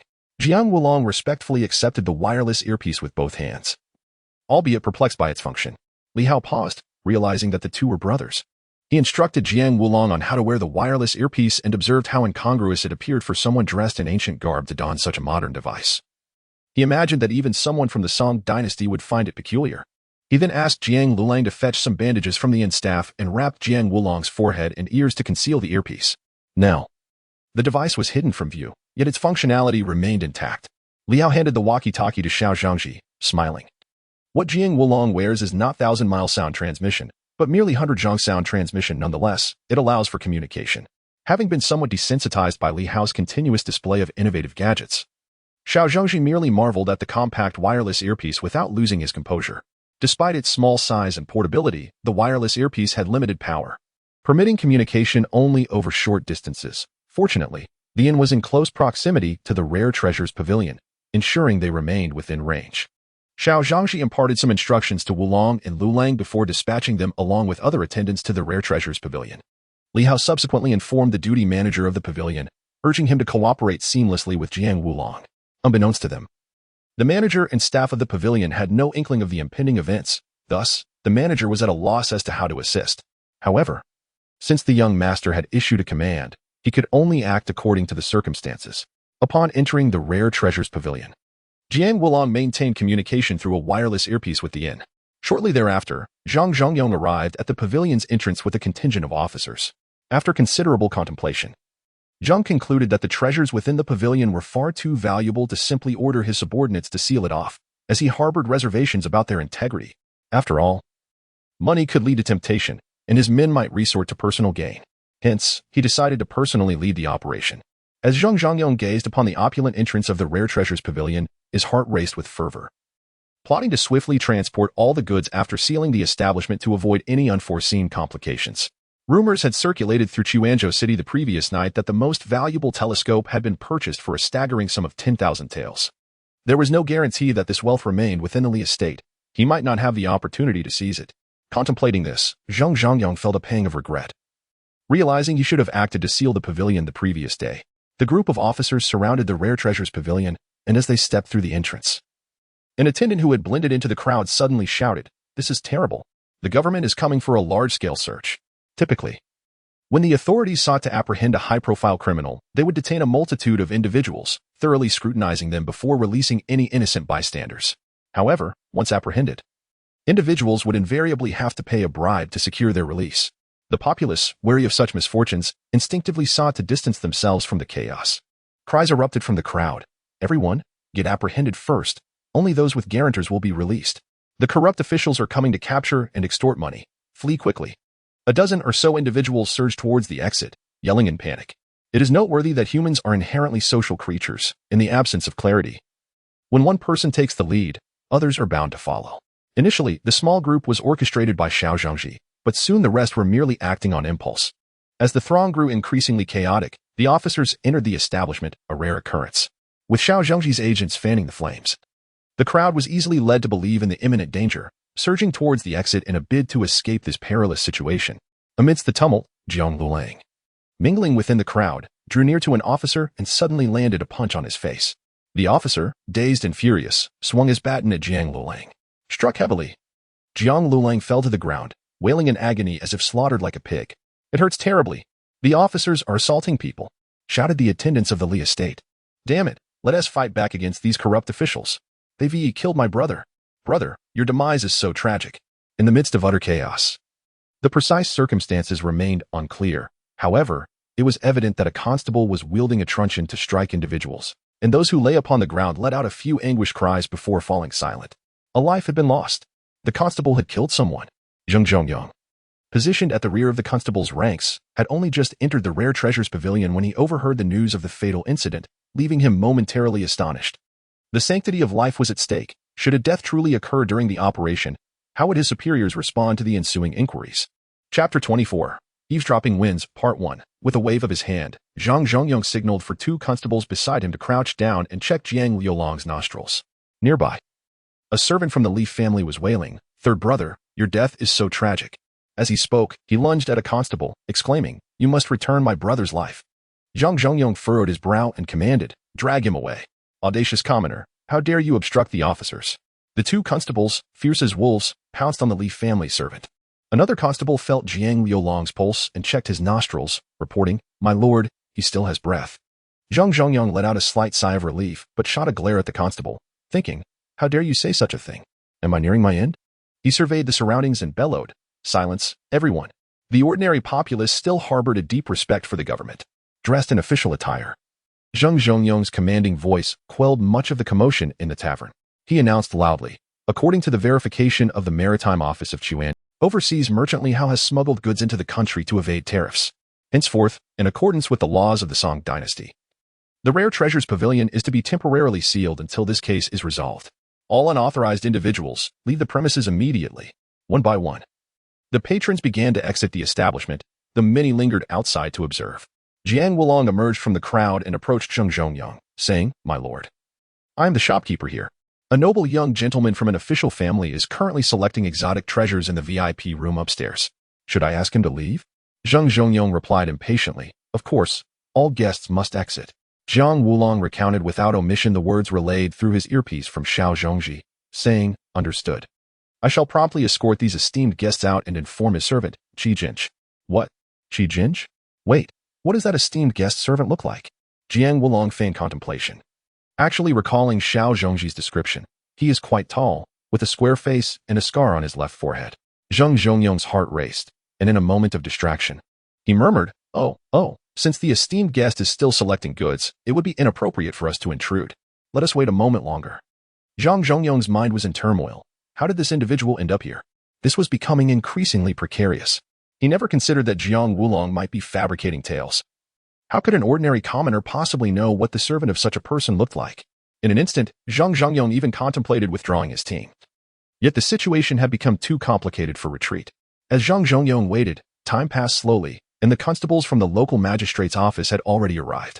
Observing Ding Fu accompanying the head constable into the Rare Treasures Pavilion, Li Hao realized that the situation was now settled. The Rare Treasures Pavilion would be temporarily closed, but since both parties were cooperating, the goods inside would not be moved for the time being. Li Hao curiously inquired, "Who is that person capable of so easily subduing Zheng Zhongyang?" "He's a prince. He should currently be in Hangzhou," came the reply. Li Hao nodded and said, "I shall trouble you to remain here, sir, while I go to set up a few listening devices to undermine Zheng Zhongyang. It is essential to gather intelligence about him." Upon finishing, he picked up the bundle from the table and exited through the door. Emerging from the back of the inn, Li Hao found a carriage waiting at the entrance. He boarded the carriage, which proceeded at a leisurely pace. Meanwhile, within the inn, Xiao Zhongji fiddled with the handheld radio, which still echoed with sounds from the Rare Treasures Pavilion. He sighed softly, reflecting on how remarkable it was for someone so young to be adept at seizing opportunities. Although Li Hao did not specify his destination, Xiao Zhongji inferred from his mention of setting up listening devices that he was likely heading to Zheng Zhongyang's residence. If such a device truly existed, it would be best placed in Zheng Zhongyang's home and his official office. At that moment, Zheng Zhongyang was embroiled in a dispute with the governor's office, oblivious to the fact that someone might disrupt the sanctuary. He could hardly anticipate that Li Hao's counteraction would come so swiftly, while the Rare Treasures Pavilion had yet to be fully sealed off. Li Hao had already commenced his operations. As for the listening device, which transcended conventional understanding, it was unlikely that even Zheng Zhongyang, let alone anyone in the entirety of the Song Dynasty, had any inkling of its existence. Xiao Zhongji was filled with nostalgia, realizing how limited his previous perspective had been. If he had possessed such a device in the past, he could have eavesdropped on his adversaries. And the master he supported would undoubtedly have risen to the rank of prime minister by now. The radio crackled with voices as Zheng Zhongyang rasped. "Investigating smuggling and tariffs is the responsibility of the Maritime Trade Office. It is inappropriate for the governor to interfere." The head officer replied with a smile, "Lord Zhang, you misunderstand. The governor has no intention of meddling in your case. It is merely that the goods from the Rare Treasures Pavilion are of significant value. And with the recent decline in security in Xuanzhou, the governor is merely offering assistance to prevent the theft of your seized goods. As for the investigation, Lord Zheng may proceed as he sees fit. The governor will not intervene." At this point, Zheng Zhongyang realized he had fallen into a trap. The prince was not at the Rare Treasures Pavilion, but with the appearance of the officer, Xiao Zhongji had already signaled Jiang Wulong and the others to quietly withdraw. Where could he find them now? Zheng Zhongyang pointed at Ding Fu and exclaimed, "There is a fraud in your establishment who dares to deceive this official. Someone, hurry and capture that scoundrel." The head officer chuckled, "Lord Zhang, capturing frauds does not seem to fall under the jurisdiction of the Maritime Trade Office, but rather that of the governor's office. Such duty should not trouble you, Lord Zhang." Furious, Zheng Zhongyang felt faint and dizzy. Li Hao arrived at the eastern part of Xuanzhou City in the carriage, disembarked, and turned into a secluded alleyway, knocking on a door. The wooden doors creaked open, revealing Xiao Mei, who had arrived ahead of him. Inside was a small courtyard, where solar panels had been set up, and a solar power system was already in place. This modest residence had been quietly rented by Xiao Mei the previous day. The need for another courtyard arose due to the ceiling of the Li residence, necessitating a new refuge. This location was chosen for its proximity to Zheng Zhongyang's home, separated only by a single household. Xiaolan, Xiaoshu, and Xiaoju gradually returned, and soon thereafter, Jiang Wulong and his loyal servants quietly arrived. Xiaomei brought over a bundle and said, "Young master, everything has been prepared as planned." Li Hao nodded in satisfaction, accepted the bundle, and upon unwrapping it, discovered a set of coarse cloth garments, heavily patched. He retreated to his room to change into these old clothes. When he emerged, Li Hao had transformed into the guise of a destitute commoner, while one of his servants, dressed in the attire of the affluent, accompanied him. They made their way to the side entrance of the Zheng residence, where an old man awaited them. The servant whispered, "Young master, that old man is responsible for procuring meat and vegetables for the Zheng family. I have already followed Miss Xiaomei's instructions and bribed him a little, claiming we are here to supply wine, and requested him to select 2 jars for the Zheng family to sample." Upon seeing Li's servant, the old man complained, "Wasn't it agreed to be here by the 3rd hour?" The servant, with a face full of apologies, replied, "My sincerest apologies. We were delayed on the way." The old man said no more and led them into the Zheng residence, with the old man as their guide. The gatekeeper of the Zheng family did not obstruct their entry, allowing them to enter smoothly. Once inside the Zheng residence, Li Hao's perception of his surroundings expanded fully. Regardless of any barriers, everything within 100 meters was vividly etched in his mind. Entering through the side door as they passed the living room, Li Hao lagged slightly behind and retrieved a listening device from his pocket. The device was flat and round, resembling a metallic button, with a highly adhesive material on its back, capable of sticking to walls, under tables, and beams.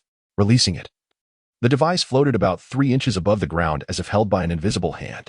Guided by his mental force, the device drifted towards the living room, gliding along the floor, climbing over stone steps, and finally hovering beneath the master's chair. It gently flipped over, with its adhesive side facing up, and shot upwards, firmly attaching itself to the underside of the chair. With the first listening device in place, Li Hao continued on his path. Each time he approached a location where Zheng Zhongyong might be, he deployed another device, using his mental force to guide it to discrete spots. Devices were installed in the living room, study, and bedroom, and even the chambers of Zheng Zhongyong's wife and concubine were not spared. It was crucial to gather intelligence, as any potential bribery discussions might arise with his wife, providing significant leads. The Zheng residence was not particularly vast, and Li Hao's mental force had already extended to approximately 100 meters. As he proceeded, he ensured that all critical locations were equipped with listening devices. Eventually, they arrived at the Zheng kitchen, where Li Hao set down the 2 jars of wine. The servant exchanged a few pleasantries with the old man before leaving the Zheng residence alongside Li Hao. Upon returning to their temporary lodgings, Li Hao activated the listening system in his room, recording the sounds captured by the various listening terminals, while arranging for several servants to wear headphones for real-time monitoring. Once the system was operational, Li Hao conducted a brief test, pleased to find the sound quality superb, allowing for crystal-clear audio. The exceptional sound quality can be attributed not only to the remarkable quality of the listening system itself, but also to an essential factor. The Northern Song Dynasty was free from radio interference. Previous wireless intercom communications were devoid of any static, a phenomenon deemed impossible in the primary world, attainable solely in the Northern Song era, which experienced no other wireless transmissions. Chapter 25. The Whispering Wind, Part 2. In the tranquil pavilion of the Mo family's courtyard, a sheet of rice paper lay spread across the table. Mo Shiyun held a large brush, dipped it into the ink, and with fluid strokes, began to compose couplets. Upon completing the last character of the second line, she surveyed the entirety of her work, shaking her head gently in dissatisfaction. Setting the couplets aside, she reached for another sheet of paper, resuming her endeavor. A stack of similarly crafted couplets had already accumulated nearby, none of which seemed to meet her approval. Her devoted maid rushed over, exclaiming breathlessly, "Miss, the master has returned." Unfazed by the interruption, Mo Shiyun continued her meticulous writing. The maid, upon reaching her side, paused, respecting her concentration, and quietly observed the couplets. Once Mo Shiyun had finished, the maid remarked with curiosity, "This couplet is quite peculiar. I cannot grasp its meaning at all." With a smile, Mo Shiyun replied, "These are the couplets for the photography studio. Does that clarify things? I owe them a poem from last time, so I thought a couplet might settle the score." The maid examined the couplets. Why need one exchange the essence of life, when one can simply refine the mechanisms within the mirror? Lively vitality is captured in mere inches. How could there be wondrous techniques of duplication, without the need for embellishments in the painting, when one can fully witness the essence of 3 lifetimes? The horizontal inscription reads, "Eternal blooming beauty." The maid blinked her large eyes. "Miss, is photography truly as miraculous as they say?" Initially skeptical herself, Mo Shiyun produced a photograph and handed it to the maid. Upon seeing it, the maid was rendered speechless. The likeness of Mo Shiyun in the photograph was uncanny. Words like vivid and lifelike hardly suffice to describe it. It was as though Mo Shiyun had been miniaturized and compressed into the paper. Look at this one. You are in it too, Mo Shiyun said, presenting another photograph of herself alongside her maid. This was taken the day before yesterday at the Li residence, and it has just been developed. The maid observed in awe. This is truly astonishing. It appears the photography studio will flourish like the exotic treasures pavilion. Indeed, anyone who lays eyes upon these photographs will undoubtedly wish to have their own taken. After the grand opening, customers will be at least a dozen times that of the exotic treasures pavilion, ensuring immense profits. Suddenly, the maid slapped her forehead. Speaking of profits, aren't we collaborating with young Masterly? Yes, my father has gone to the countryside to discuss tea processing collaboration with our uncles. Now that he is back, we should see what has transpired, Mo Shiyun replied. As they reached the entrance of the hall, they were about to enter when they overheard a conversation mentioning Li Hao. Mo Shiyun pulled her maid behind the window to eavesdrop. Her mother's voice resonated. Master, I have an inkling that Li Hao is untrustworthy. He offers merely a secret formula while we risk our entire family's resources. It feels like we would be at a disadvantage. Her father, Mo Shiyun, countered. What do you know? If he were truly untrustworthy, would our uncles have agreed? This is a golden opportunity for profit. He may not even be inclined to partner with us. Unbeknownst to many, he possesses a new brewing secret recipe that he intends to share with others. The Chui family has summoned the proprietors of various businesses to sample Li Hao's exquisite wine, resulting in a fervent desire to invest among all present. The merchants of Chuanzhou nearly clashed over the opportunity to acquire a share. Madame Mo expressed her bewilderment. If this is the case, those secret recipes indeed promise substantial profits. How is it that Li Hao, being so young, possesses such profound insights? Our Mo fan is also considered a paragon among the youth, yet whenever Li Hao is mentioned, he expresses a sense of inferiority that is palpable. Even Juner, that girl, has proclaimed Li Hao to be unparalleled in arithmetic throughout history. Mo Shiyun inquired curiously. Has Juner met Li Hao? You know very well that the girl spends her days roaming about. She has accompanied Fanner to meet Li Hao on several occasions. It's high time we find her a suitable match. At this age, she cannot continue frivolously wandering, he lamented. Outside the window, Mo Shiyun's cheeks flushed crimson as her maid stifled a giggle. Suddenly, Mo Shiyun remarked, Mo Fan mentioned that Li Hao is still unmarried. Do you think Juner would be a suitable match for him? Upon hearing this, Mo Shiyun felt as if her mind had exploded, her mouth slightly agape. She was momentarily devoid of thought. Yet, she listened intently to the ensuing conversation. Madame Mo asserted firmly, absolutely not. Li Hao grew up overseas. He may very well return there in the future. How could Juner cross oceans with him? It would make it exceedingly difficult for me to see her again. And that is utterly unacceptable. Mo Shiyun contemplated for a moment and replied, Li Hao is unlikely to reside abroad indefinitely. I have heard that he has already acquired the Liang family's land and residence. Just think, if he intended to return overseas, would he purchase property in Chuanzhou? He clearly intends to establish roots here. The Liang family's land is the finest in the Qingxia Bay area, and their grand estate is expansive. One would need several thousand taels to acquire such an asset, Madame Mo gasped. If he is indeed settling in Chuanzhou, well, he is of an appropriate age, and his affluent background speaks for itself. As for his character, anyone capable of forming a friendship with our Mo fan must possess commendable qualities. Juner would indeed be a fitting match for him. Then I shall send someone to gauge Li Hao's intentions. Such matters are best addressed promptly. You must act quickly to secure our daughter's future, she instructed. The eavesdropping maid seethed with indignation. How could her mistress possibly marry that scoundrel? Turning around, she noticed Mo Shiyun standing as if entranced, and gently shook her to rouse her from her stupor. Finally coming to her senses, Mo Shiyun overheard her parents discussing other matters and, disinterested, quietly urged her maid to leave. As she hurried away, her heart raced uncontrollably. She had never harbored any unrealistic fantasies about her future husband. She believed in the traditional arrangement of parental consent and matchmaking. Yet, occasionally, thoughts of such matters would flit through her mind, inevitably causing her heart to race and her cheeks to flush. Now, after hearing her parents speak, her heart fluttered chaotically, as if a fawn were bounding within. To be with him, to share a lifetime together, to engage in endless conversations, to study mathematics and the natural sciences with him, to indulge in ice cream for eternity, and to play with wondrous contraptions like cameras. To live a life like this, what regrets could one possibly harbor? Mo Shiyun's complexion flushed, resembling that of someone intoxicated, yet her thoughts soon wandered. Would he consent? Would he hold affection for her? Had he found a childhood companion abroad? At one moment, she was enveloped in shyness. The next, her heart was a tempest. At times, she experienced exquisite sweetness. And at others, her heart ached profoundly. Miss, the maid called out several times. Observing Mo Shiyun's lack of response, she gently tapped her shoulder. Miss, did you call for me? The maid let out a heavy sigh, rolling her eyes in exasperation. Mo Shiyun retreated to her chamber, pushed the maid out, and closed the door behind her, sitting alone at her vanity, lost in contemplation. Chapter 26. The dust settles in the newly rented lodgings of Li Hao. A servant relayed the eavesdropped content to Xiao Zhangji, who meticulously recorded and organized the information. Within mere hours, a substantial amount of intelligence was compiled. From the casual conversations of the servants, it became evident that the most extravagant gifts from the Zheng household were sent to the transport minister of Fujian province, leading to the inference that Zhang Zhongyong was an official aligned with the transport minister's faction. The plethora of other information revealed that the Zheng household harbored no secrets from Xiao Zhangji. Within a single day, Li Hao had amassed considerable evidence of Zhang Zhongyong's corruption and bribery, with some tangible proof within reach. Recognizing the efficacy of eavesdropping, Li Hao decided to broaden his surveillance to other officials' residences. In practice, he discovered that in the Northern Song Dynasty, advanced listening devices were unnecessary. A simple recording device sufficed.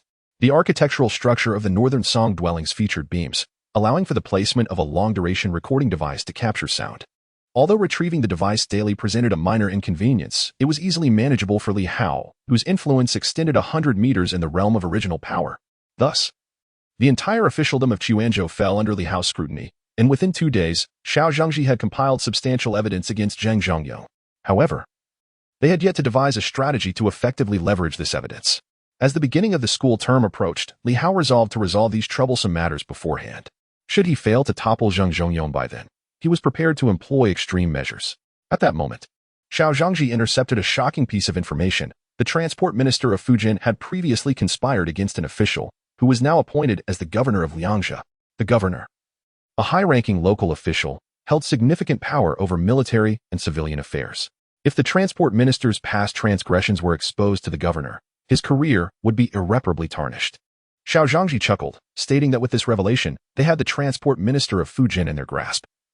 As the judicial and penal office had the authority to investigate Zhang Zhongyong's corruption, Li Hao recognized that he had cast a wide net. Knowing he would eventually ensnare high-ranking officials, yet he did not anticipate capturing such a significant figure so swiftly.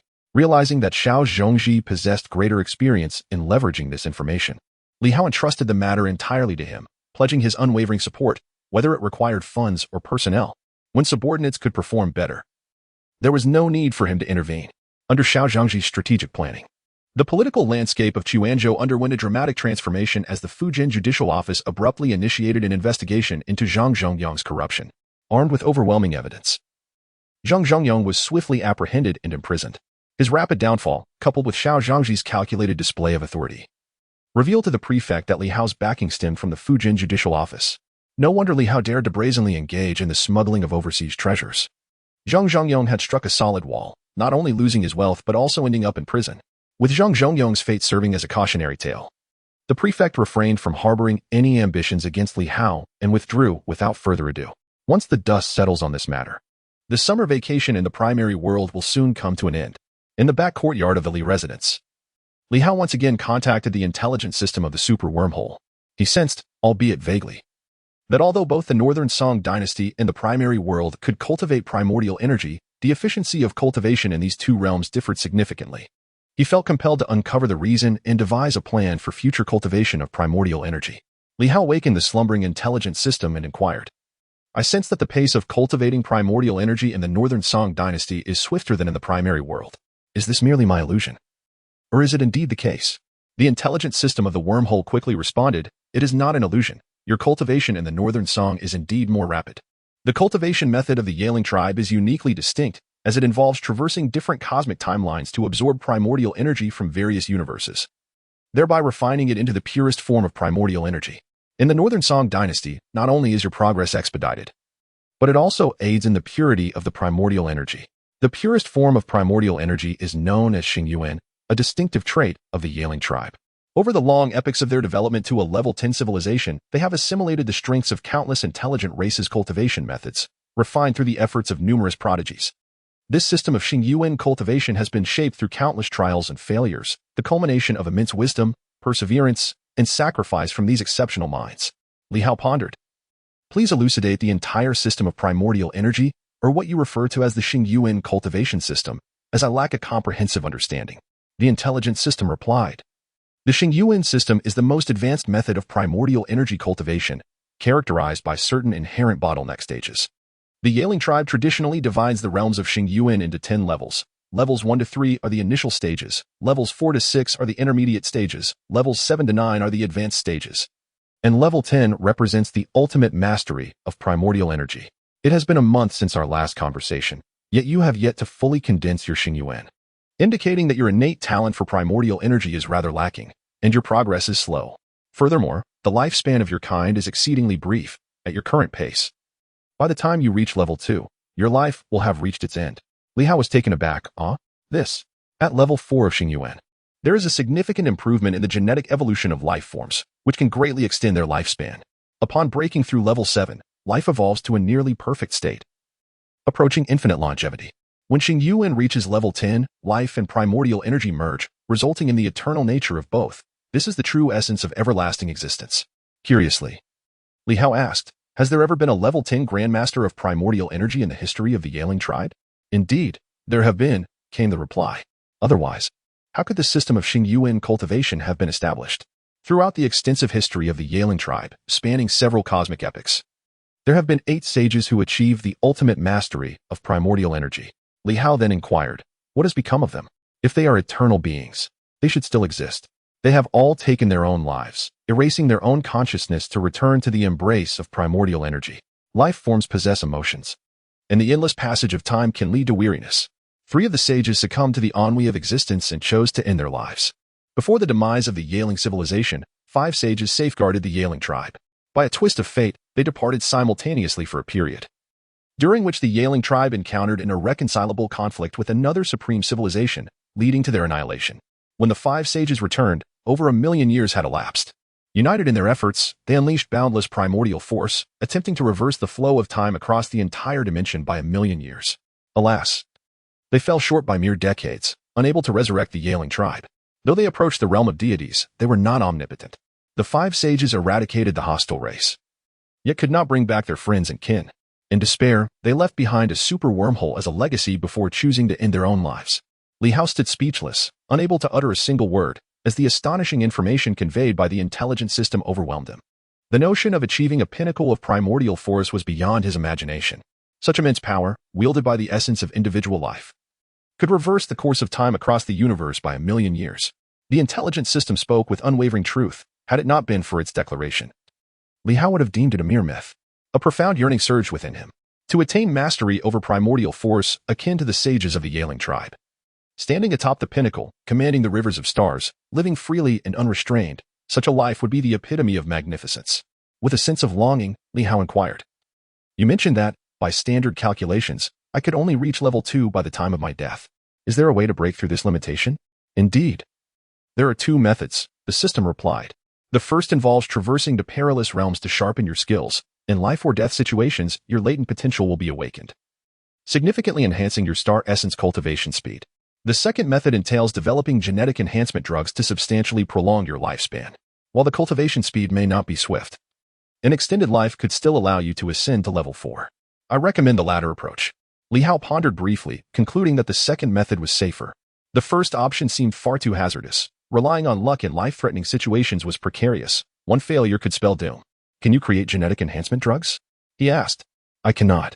I lack an extensive technological database. My primary function is to facilitate your traversal and instruct you in star essence cultivation. However, I can access numerous technologically advanced dimensions where you may acquire the relevant techniques. Li Hao furrowed his brow, so we can only purchase the technology, not the drugs themselves? Each race possesses unique life genes. Would you dare to try a serum designed to extend the lifespan of extraterrestrial beings? Would you consume a pill meant to prolong the life of a gorilla or a beetle? Acquiring the technology to develop human-compatible genetic drugs is the true solution. Li Hao continued to inquire, feeling it was time to prepare for obtaining these technologies. The genetic drugs intended for lifespan extension were most effective when used in youth. Ideally, they should be administered at the onset of adulthood. Using them later in life would significantly diminish their efficacy. Moreover, those high-tech dimensions were equipped with advanced weaponry, posing a threat that even a decade of training could not mitigate. However, certain realms are inevitably bound to arise. Li Hao does not wish to meet his demise with only a level 2 proficiency in the Force. He does not intend to linger in those technologically advanced worlds for too long. Rather, he hopes to cultivate his existence in a realm akin to the Northern Song Dynasty, which offers safety and suitability, allowing him to establish a stable foundation for his life. He envisions a prolonged residence in such a haven.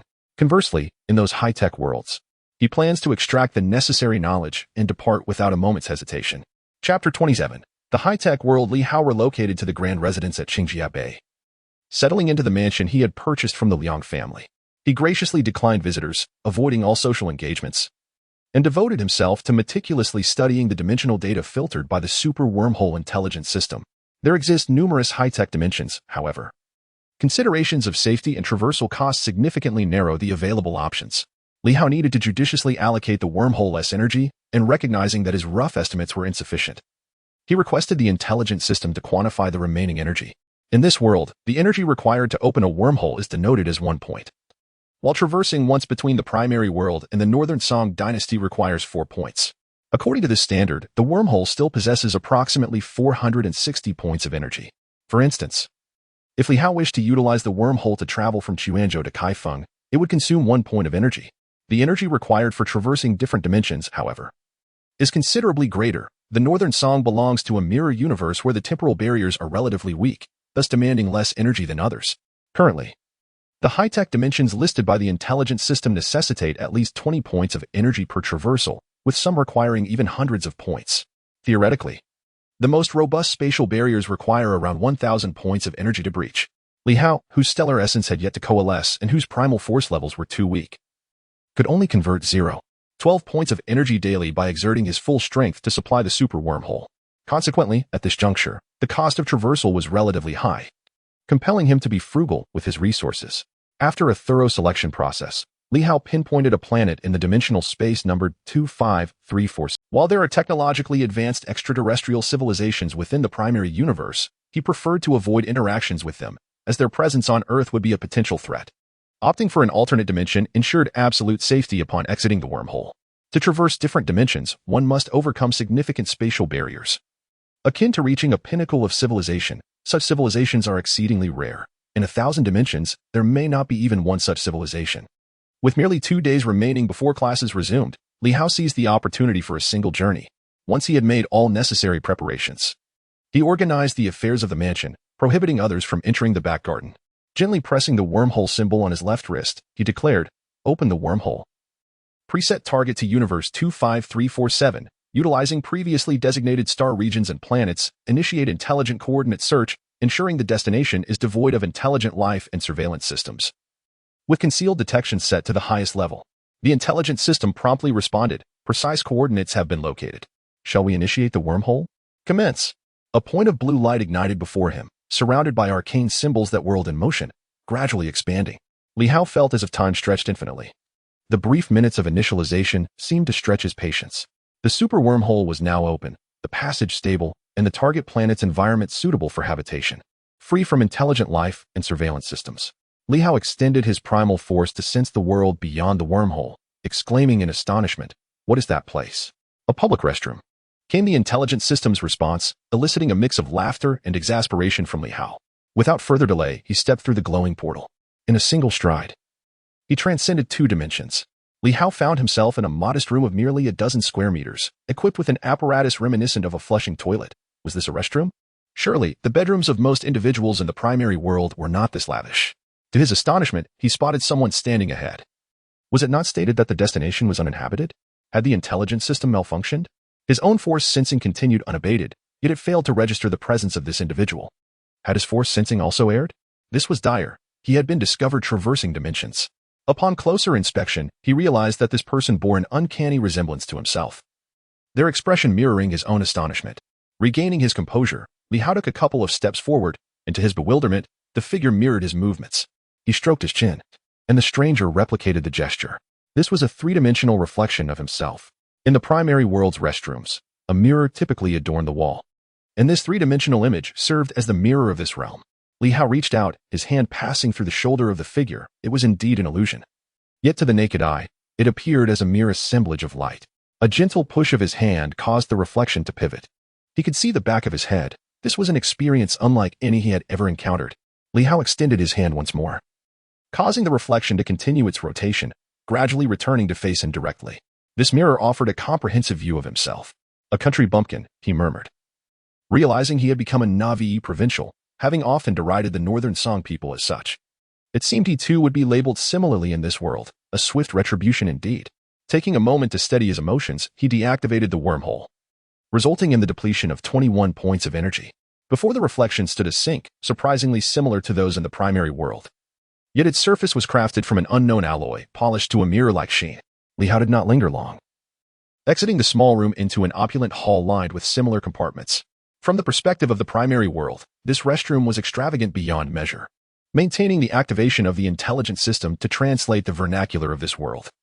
He was aware that sustaining the system would consume 1 point of energy every 30 hours. Such energy could not be conserved. Li Hao consistently upheld his force sensing, feeling the reassuring presence of his defensive blade and steel needles as he ventured forth. Upon exiting the restroom, Li Hao was immediately captivated. Rows of flying vehicles traversed predetermined routes in the sky, while distant skyscrapers ascended majestically, piercing the clouds, their heights indiscernible. The exteriors of these edifices shimmered with a metallic luster, exuding a distinctly sci-fi aura. He stood in what appeared to be a secluded park, albeit with the occasional passerby. The extraterrestrial beings bore a striking resemblance to him, for this planet had been meticulously chosen. No beings with drastically different appearances would suffice. This celestial body was a renowned tourist destination within the nearby stellar region, a celebrated interstellar travel hub. Thus, a plethora of diverse alien races populated the vicinity. And to them, Li Hao did not seem particularly extraordinary. Which direction leads to the casino? He inquired, having predetermined this destination, for he understood that, with his knowledge, earning money in such a world would prove to be a formidable challenge. Even when it comes to manual labor, one finds themselves unwanted, after all. One's physical efforts pale in comparison to the efficiency of a machine. The only reliance one possesses is the force, which must be harnessed to earn a living, making the casino a natural choice. Not far from here, approximately 200 meters to your left, lies a terminal for a map database. You may wish to investigate that. Li Hao hurried over and discovered a metallic pedestal. Following the operational guidelines provided by the intelligent system, he pressed a button atop the pedestal, which immediately unfurled a three-dimensional map. With a swift motion of his hands, the map expanded tenfold, revealing the nearby skyscrapers in striking clarity. Li Hao experimented further, manipulating the map's scale, rotation, and translation with simple gestures. This truly exemplified a technology that prioritizes human usability. This area was the entertainment district of the planet, with this particular zone serving as the epicenter for gambling, gaming, and competitions, dotted with numerous casinos. After departing from a secluded park, Li Hao walked for half an hour until he arrived at a casino. To borrow a phrase from Gulong, gambling is an ancient profession, one that has endured through the ages. Casinos existed during the Northern Song Dynasty, in the main world, and here as well, underscoring the timelessness of this industry. Do aliens share a penchant for gambling? Perhaps it is a universal trait among sentient beings. As long as the notion of easy gain persists, gambling is likely to endure. The casino before him resembled an oval egg. If placed in the main world, one might mistake it for a sports arena. This egg was immense, spanning the equivalent of 8 football fields. Upon entering the casino, Li Hao noticed several individuals in uniform stationed at the entrance, presumably security personnel. Among them was a guard with eyes protruding from his forehead, reminiscent of a frog's gaze. Although encountering such an eccentric extraterrestrial was surprising, Li Hao had mentally prepared himself and was no longer fazed. Curiously, Li Hao discerned a hint of disdain in those peculiar eyes. Clad in an expensive suit from a renowned brand, costing over 30,000 in the main world, he had dressed well to avoid appearing too out of place. Yet, despite adorning the priciest attire he had ever owned, he received nothing but scornful glances. The garments prevalent in this world often shimmered with a metallic luster and bore a resemblance to sportswear from the main world. Yet the materials seemed to lag behind by countless ages. Fortunately, the disdainful guard did not impede his entrance, allowing Li Hao to step inside the casino. It was also a blessing that this was a tourist destination, attracting visitors from less advanced planets, which rendered Li Hao less conspicuous. Approximately 60% of the patrons bore a resemblance to Li Hao, so his presence went largely unnoticed. As the force extended its reach, Li Hao observed a person, roughly 80 meters away, idly tossing a chip in their hand. The chip was circular, akin in thickness and size to a 1 yuan coin from the main world. With a subtle tug of the force, one of the chips tilted slightly, causing the individual to miss it as it rolled to the ground. The person pursued the chip, which ultimately rolled beneath a row of beverage vending machines. The gap beneath those machines was too narrow for the individual to retrieve the chip, even when bending down. The individual remained indifferent, standing upright and departing. It was merely a chip worth 2 credit coins, easily dismissed if unattainable. One could hardly stoop to the ground for such a meager sum, as that would be too degrading. Li Hao ambled over slowly, unnoticed by those around him. He crouched down, extending his hand toward the base of the vending machine, where the chip effortlessly leaped into his grasp. He proceeded forward, idly toying with the chip as it rolled between his fingers. The casino offered a plethora of games, many of which Li Hao found utterly incomprehensible. Yet some were strikingly simple, easily understood at a glance. Among the myriad of options, there was one game with which Li Hao was intimately familiar, the rules of which astonishingly mirrored those of the primary world. This was the game of dice betting on. Chapter 28. Casino cheating. The game of betting on high or low is an age-old form of gambling, characterized by its simplicity. 3 dice are shaken within a cup. A sum ranging from 4 to 10 is deemed low, while 11 to 17 is considered high. A triple, where all 3 dice show that, such as 3 ones or 3 sixes, is a special category that encompasses both high and low. Li Hao approached the gaming table, which was impressively large and semicircular in shape. He settled into an unoccupied seat, next to a small touchscreen electronic display designed to assist players in tracking their bet. Such technology is typically reserved for more intricate games, as the high-low betting requires no such complexities. A casino staff member gently pressed a button, causing the transparent cup to send the dice tumbling rapidly. The staff then placed a metallic cover over the cup, allowing the dice to roll for an additional 20 seconds before pressing the stop button and gesturing for bets to be placed. This metallic cover, resembling a bird, sealed tightly against its base, leaving no gaps. Crafted from a special alloy, it was impervious to various forms of radiation, thereby preventing players from employing high-tech methods to discern the dice's values. The casino had additional countermeasures in place. Any unauthorized radiation emitted would be promptly detected. In such a legitimate casino, cheating by players was nearly impossible. However, no matter how exceptional the alloy, it could not obstruct the perception of the force. No advanced counter-detection measures could capture the fluctuations of this energy. In the presence of the force, this metallic cover was as transparent as glass.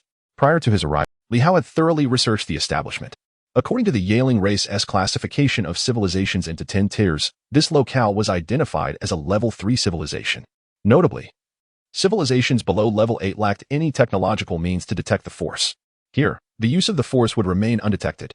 Li Hao pinched a chip between 2 fingers and delicately placed it on one of the alien symbols, which, according to the Wormhole's intelligent system translation, indicated a bet on high. Upon placing the chip, he noticed a slight change on the display next to him, which listed his betting information.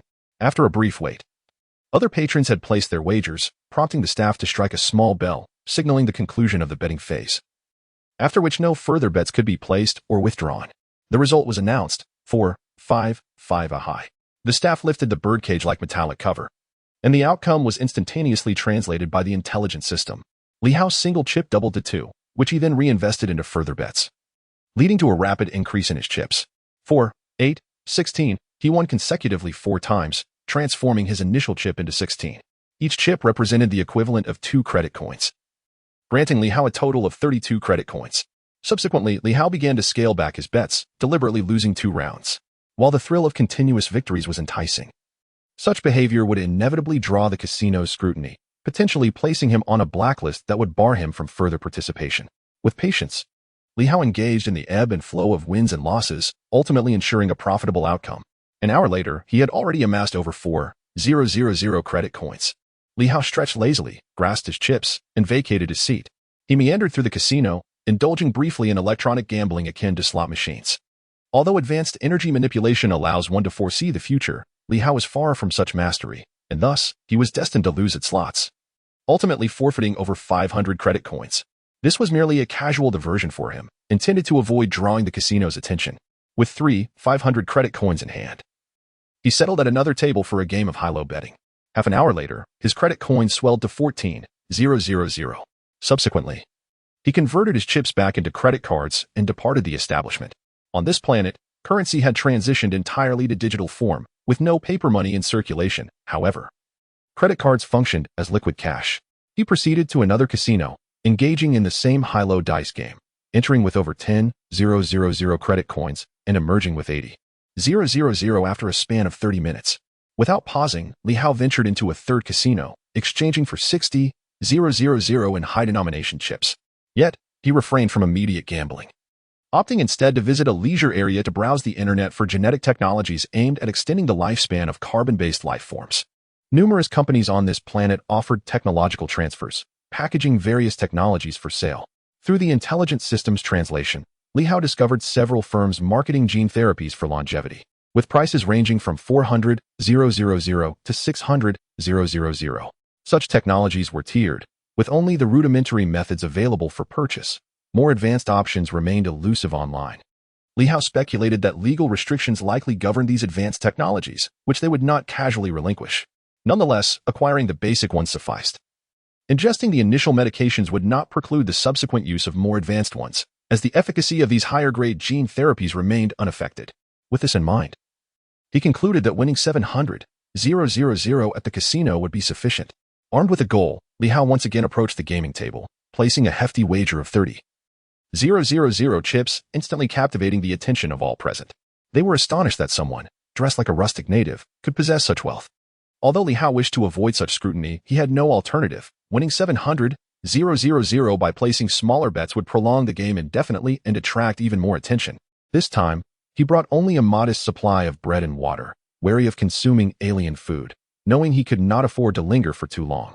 An hour later, he had accrued 350,000. He placed this entire sum on a single bet, intent on winning and departing immediately. Through his energy sensitivity, he discerned that the outcome would be a pair of 2s and a 4, totaling 8 points in the low category. Confident in his victory, Li Hao felt no anxiety. He merely contemplated that, although this casino was smaller than the previous two, it was still a legitimate establishment, and winning such a sum should not pose a problem. Even if he were blacklisted from the casino, it held little significance, as this would be his final gamble. However, the casino staff delayed in revealing the result, causing Li Hao to furrow his brow. Surely, a casino of this magnitude would not fear losing tens of thousands. As the gamblers grew increasingly impatient, the casino replaced a staff member with an extraterrestrial possessing frog-like eyes. The individual revealed the outcome: 4, 5, 6, a total of 15, a win. Li Hao, with both hands pressed against the gambling table, abruptly stood up. "The casino is cheating," he exclaimed. Just prior to the reveal, the total was clearly 8, favoring a small bet. The individual must have manipulated some mechanism, causing the base of the dice cup to jump, flipping the dice to display other faces that allowed only large bets to win. While others remained oblivious to this trickery, Li Hao, endowed with a sense of the force, witnessed the entire scene unfold before his very eyes. The casino's dice cup could indeed cheat.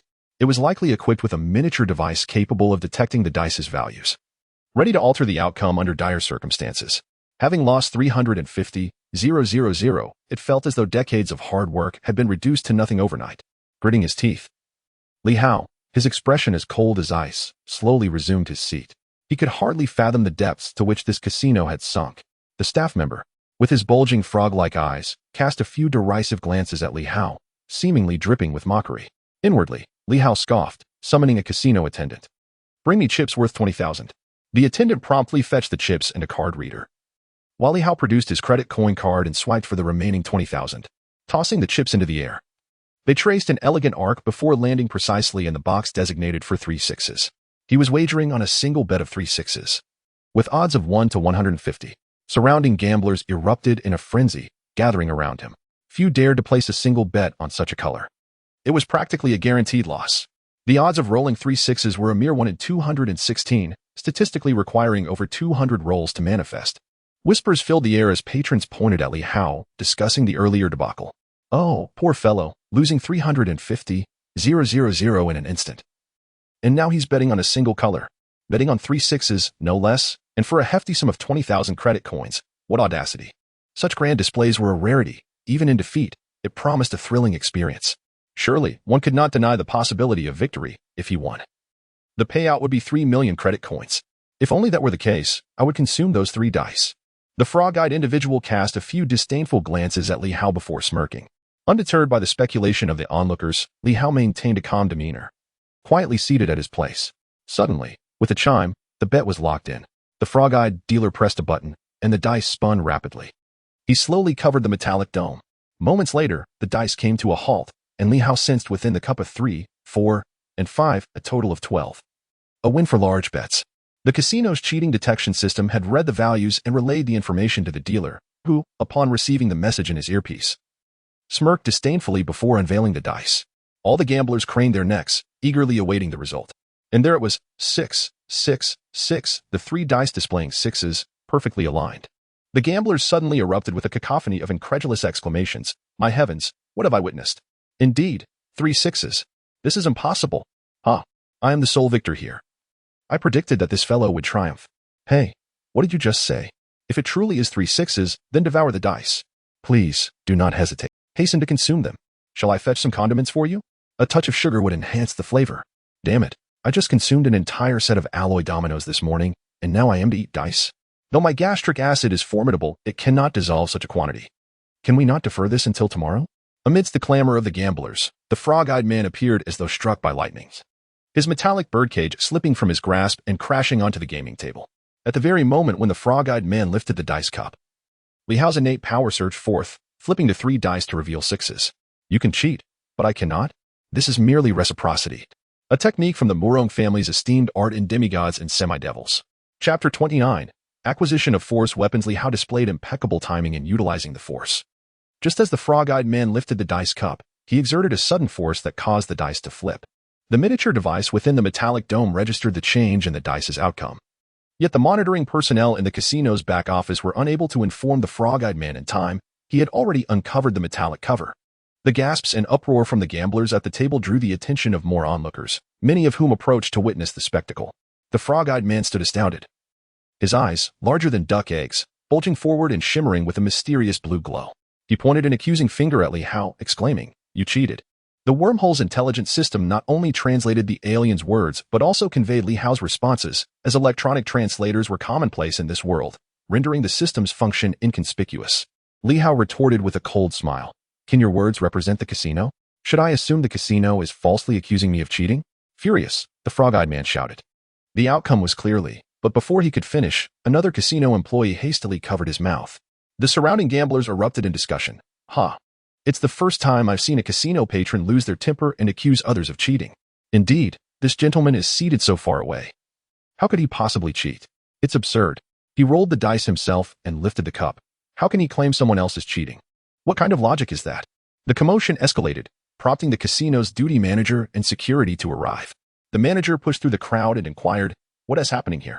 The frog-eyed man whispered something into the manager's ear, causing the latter's expression to shift as he scrutinized Li Hao from head to toe. Li Hao coldly stated, "Are you someone of authority in this casino? The casino suspects me of cheating, and I demand that the police be called to handle this matter, along with an inspection of the gaming equipment to determine whether I indeed cheated." Upon hearing that the dice cup would be sent for inspection, the manager's facial muscles twitched uncontrollably. This was utterly unacceptable. If the cup was sent for examination and exposed, the casino would be doomed. The casino already had a probabilistic advantage, and if it were found to be cheating patrons, who would still come to this establishment?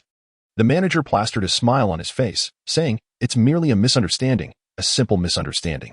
This employee spoke inappropriately, and I apologize on behalf of the casino." He shot a glare at the frog-eyed man and barked, "Apologize to this gentleman at once. Our casino maintains strict surveillance. Who could possibly cheat here?" Realizing the gravity of his blunder, the frog-eyed man repeatedly bowed and said, I'm sorry. Li Hao nonchalantly scratched his ear, his demeanor suggesting a lack of sincerity. The manager quickly reassured him, "We sincerely apologize. To express our regret, we would like to offer you a travel allowance of 50,000 credit coins. Would that be acceptable?"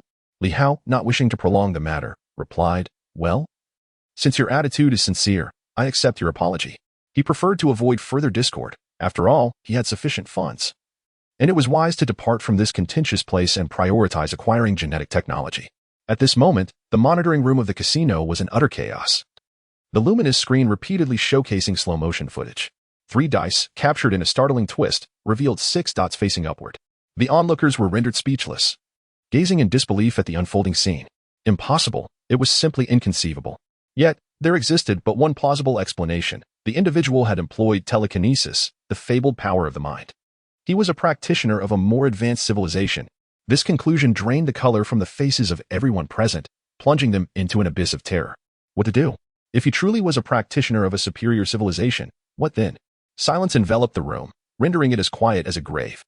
Li Hao exchanged 3 million chips for credit coins, and with an additional 50,000 provided by the casino, he departed with a total of 3,050,000 credit coins. Upon exiting the casino, he paused at an information station not far from the entrance to check his credit coin card.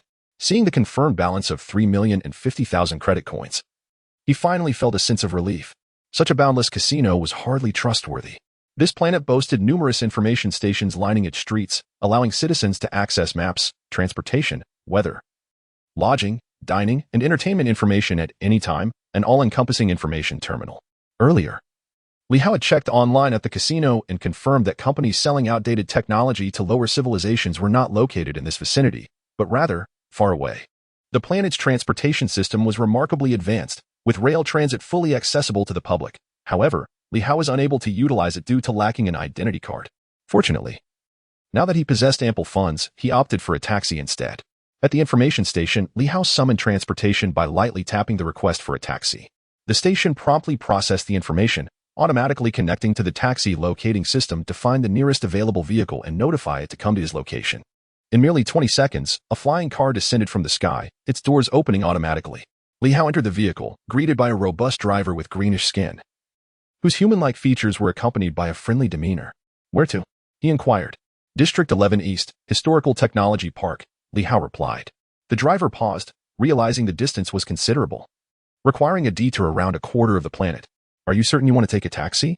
The fare is estimated to be around 6,000 credit coins. If you were to take the large passenger craft from the transport center, it would cost less than 1/5 of that, with over 3 million in hand." Li Hao was unconcerned about a few thousand for fare. "Just take me there." "All right then." With such a substantial fare in sight, the driver whistled as he activated the flying car. Ascending into the sky, the vehicle merged into the bustling air traffic. The flying cars were required to adhere to fixed routes, avoiding erratic flights akin to headless flies. After a minute, the car entered a vertical ascent, climbing higher into the atmosphere. The driver, quite talkative, shared insights along the way, revealing that individuals in this profession in the main world tended to be similarly loquacious, allowing Li Hao to absorb a wealth of new knowledge. The flying car ascended vertically for some time before leveling off, then climbing again, continuing this pattern of ascent and leveling. After several significant climbs, they soared to altitudes exceeding 10,000 meters, setting their course and proceeding at full speed. At this altitude, other flying vehicles are scarcely visible, unless one is at an extraordinarily distant range. Few ascend to such heights. After half an hour, the flying vehicle began its descent, during which the driver learned of Li Hao's intention to acquire some outdated technology to take back to his home planet and recommended a prominent company specializing in such commerce. Upon connecting to the network on the vehicle, Li Hao discovered that the company indeed held a reputable status and instructed the driver to head there directly. Upon entering the grand establishment, a salesperson was assigned at the reception. The moment Li Hao beheld her bulging frog-like eyes, he was immediately repulsed and requested a change of sales representative. Eventually, he was introduced to an extraterrestrial woman who conformed to human aesthetic standards. Her visage closely resembled that of a human beauty, with a statuesque figure and a remarkably slender waist. The phrase "not grasping in a single hand" might be somewhat exaggerated when describing human beauties, yet it aptly characterized her form. The negotiation proceeded pleasantly, as the alien woman exhibited remarkable professionalism. Under her guidance, Li Hao purchased an entire set of primary gene pharmaceutical technologies based on carbon-based biology, encompassing comprehensive technical documentation and 2 instruments, a compounding machine and a pharmacological efficacy tester. With these materials and devices, he could continuously formulate gene medications and assess their outcomes. The total cost amounted to just over 600,000, and after some discussion, the alien woman consented to a 10% discount. Li Hao still had over 2 million remaining. Since this money would be of no use upon his return, he preferred to spend it here. He inquired further with the alien woman and acquired a complete set of 50 years' worth of compulsory education electronic textbooks for this planet. Additionally, she recommended a smart translator, instructional guides, teaching videos, and Li Hao purchased them all. Remarkably, this entire collection cost merely a few tens of thousands of credit coins, a price so modest relative to its value that it brought a smile to Li Hao's face. Uncertain how to expend the remaining funds, he opted to purchase a smart brain, a household robot, and an extensive array of software. These, too, were merely advanced household appliances, totaling around 50 to 60,000 credit coins. Li Hao, having not anticipated possessing such a substantial amount of money, found himself momentarily at a loss for ideas on additional purchases. He then asked the alien woman, "I believe you have discerned that I hail from a rather primitive planet. I happened to rescue an extraterrestrial tycoon who had crash-landed on my world. He bestowed upon me some funds and brought me here. What would be prudent for me to acquire for my return?" The alien woman replied, "Forgive my boldness, but may I inquire about the level of civilization on your home planet? According to the universal interstellar standards, there are 8 levels of civilization. Our current standing is level 6. Knowing your planet's level will enable me to make more informed recommendations." Her classification system clearly differed from that of the intelligent systems. By the standards of the Yaling race, this place was merely a level 3 civilization, rather than level 6. Li Hao responded. I am uncertain of my home planet's civilization level. Very well, he continued. Please inform me of the chip used in your planet's standard intelligence systems. Is it the multidimensional variant gene chip, or the solidified biological gene chip? Upon seeing Li Hao shake his head repeatedly, the alien woman inquired. It cannot possibly be the quantum random array chip, can it? Li Hao shook his head once more, indicating that it was a silicon-based semiconductor chip. Silicon-based semiconductor? The extraterrestrial maiden blinked her large eyes, pondering for a moment. Being a history and technology major, she eventually recalled this historical concept. She exclaimed, this silicon material cannot produce an intelligent brain chip. It can only create the simplest of calculators. Thus, it seems your home planet is at best a level 1 civilization. Perhaps in the early stages of level 2, unable to engage in long-distance interstellar travel, let alone connect to the interstellar network. Have you developed any planetary colonies? No, he replied. The extraterrestrial maiden activated her wrist-mounted intelligence device, conjuring a holographic display. After a brief search, she suggested, in the era of silicon materials, there existed a classic simulated intelligence software known as the 100 Schools system. I recommend you acquire that software. It has endured through the annals of history, undoubtedly possessing exceptional qualities. Li Hao reflected further. Wielding steel needles and blades as weapons in this advanced technological realm seemed inadequate. He inquired, by the way, I wish to purchase some blades. Steel needles, daggers, throwing knives, long swords, and thin shields, preferably the hardest and sharpest available. The extraterrestrial maiden was momentarily taken aback, puzzled by Li Hao's peculiar requests. However, adhering to the company's principle of customer satisfaction, she replied, this is certainly feasible. The latest special alloys can encapsulate energy within, forming a force field that is truly indestructible. These materials can be utilized to create models of cold weapons, which are not only exceedingly sharp but also resistant to wear even after billions of strikes. If you desire something even sharper, you might consider purchasing a light sword, capable of slicing through all matter, although it comes at a considerably high price. Chapter 30. Returning with abundance upon hearing that he could purchase a lightsaber. Li Hao's spirit sword. This weapon belonged to the Force practitioners.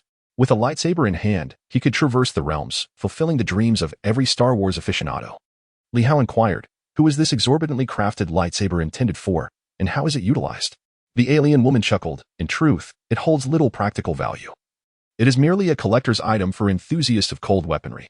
A lightsaber can cleave through nearly all substances. Do you not find it impressive to wield such a sword?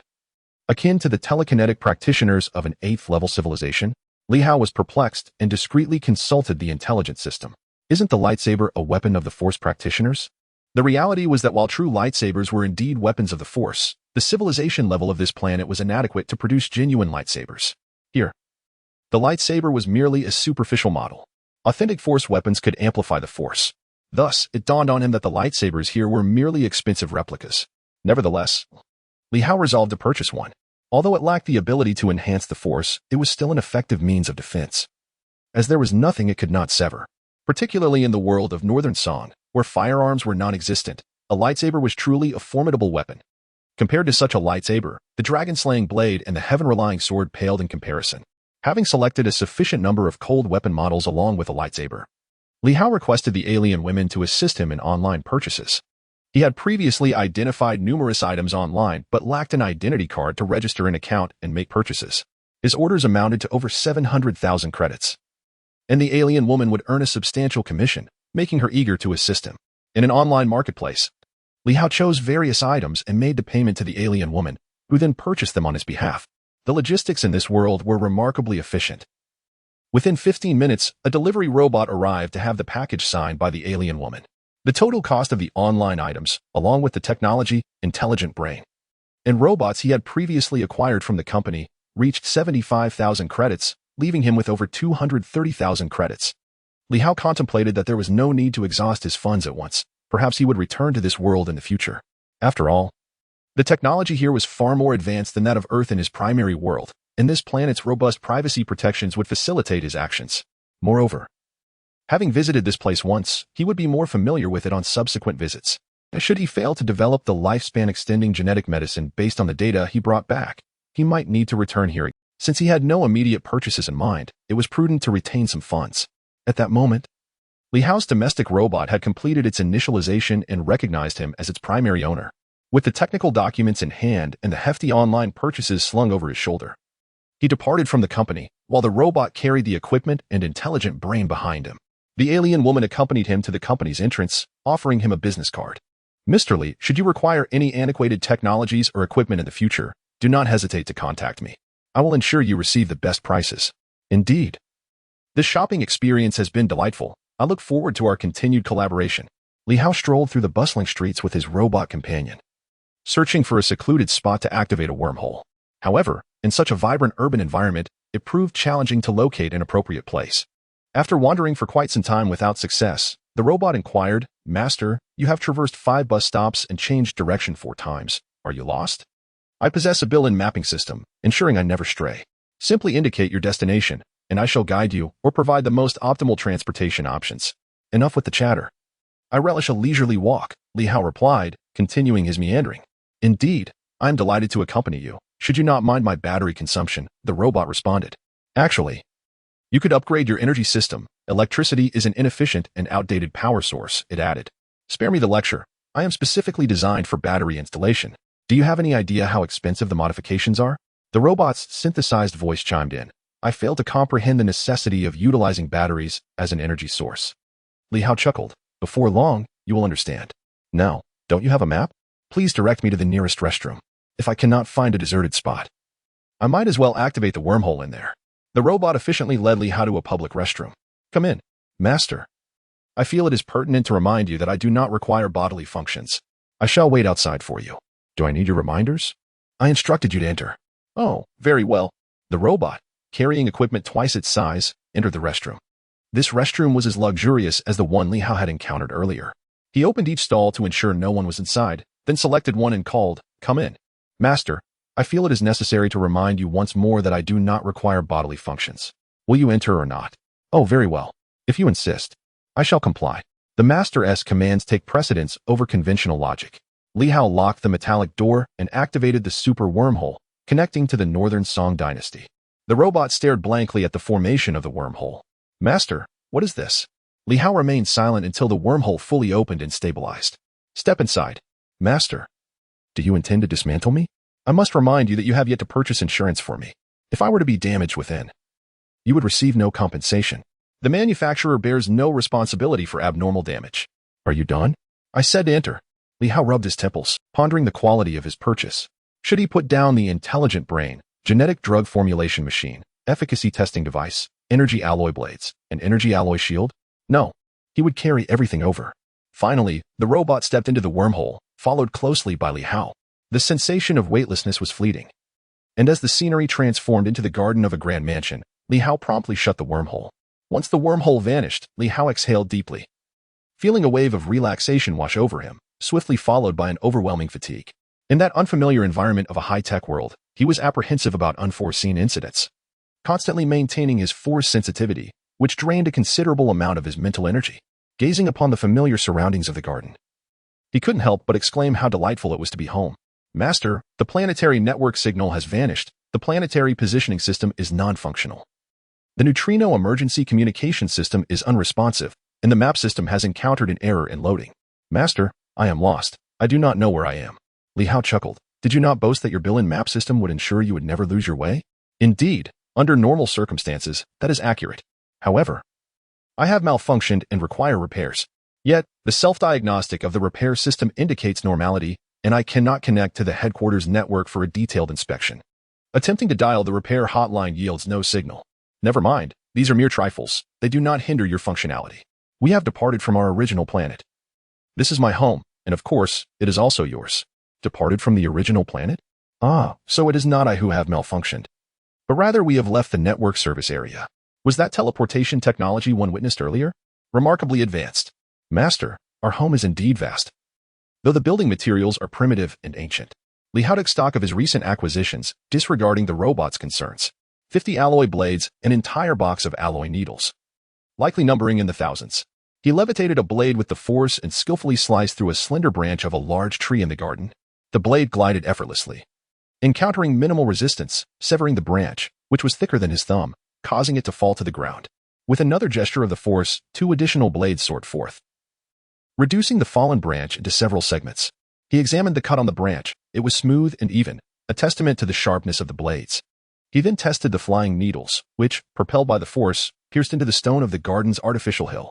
A needle approximately 10 centimeters long embedded itself 2 centimeters into the rock.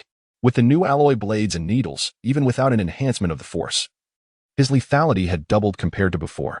Li Hao glanced at the lightsaber, which typically consisted of only a hilt. By pressing a switch atop it, a luminous beam extending 3 feet would emerge. The length and thickness of this beam could be adjusted. He swung the saber towards a large rock on the artificial hill, slicing through it as effortlessly as cutting tofu. After deactivating the beam, he stowed the lightsaber, which was conveniently lightweight in its hilt form. He decided to store other technological items in the warehouse for later study. The main world school was set to commence the following day. Yet Li Hao intended to delay his return by a couple of days. Being in his 3rd year, a slight postponement would not pose any significant issue. Moreover, during his last visit to the main world, he had been occupied with dealing with Zhang Zhongyang, fearing he might run out of time. He informed a classmate that should he fail to return to school on time, they would assist him in securing a few days of leave. Li Hao resolved to open the photography studio before returning. This visit would likely see him in the main world for over a week, and the studio could have opened earlier. Delaying its launch by a week would result in a significant loss of potential earnings. Exiting the garden, he sought Ding Fu to finalize arrangements for the studio's opening, then instructed his 4 handmaidens, Mei, Lan, Zhu, and Zhu, to bring meals to the garden. The maidens were astonished upon encountering the robot. However, Li Hao had already introduced them to the wondrous contraptions of ancient craftsmanship, such as the wooden ox and the flowing horse. When they beheld the metallic automaton, their initial amazement was tempered by a sense of acceptance. After all, the young master frequently unveiled an array of marvels, and the digital camera had already left them in awe, rendering another astonishing invention merely an additional curiosity. The maidens eagerly gathered around the robot, their curiosity bubbling forth in a flurry of inquisitive questions. Chapter 31. Business Intelligence Organization. Beneath a grand banyan tree by the Qingjie River, Li Hao and the legal advisor, Xiao Zhangji, sat comfortably in 2 chairs. The luxuriant canopy of the banyan tree spread wide, obscuring a significant portion of the sky, with aerial roots swaying gently in the breeze. In front of them, the Qingjie River meandered in a great bend before continuing its winding journey. The water here changed direction, depositing sediments to form a vast sandy beach. A solitary fishing boat drifted downstream, with a fisherman casting his net in pursuit of a catch.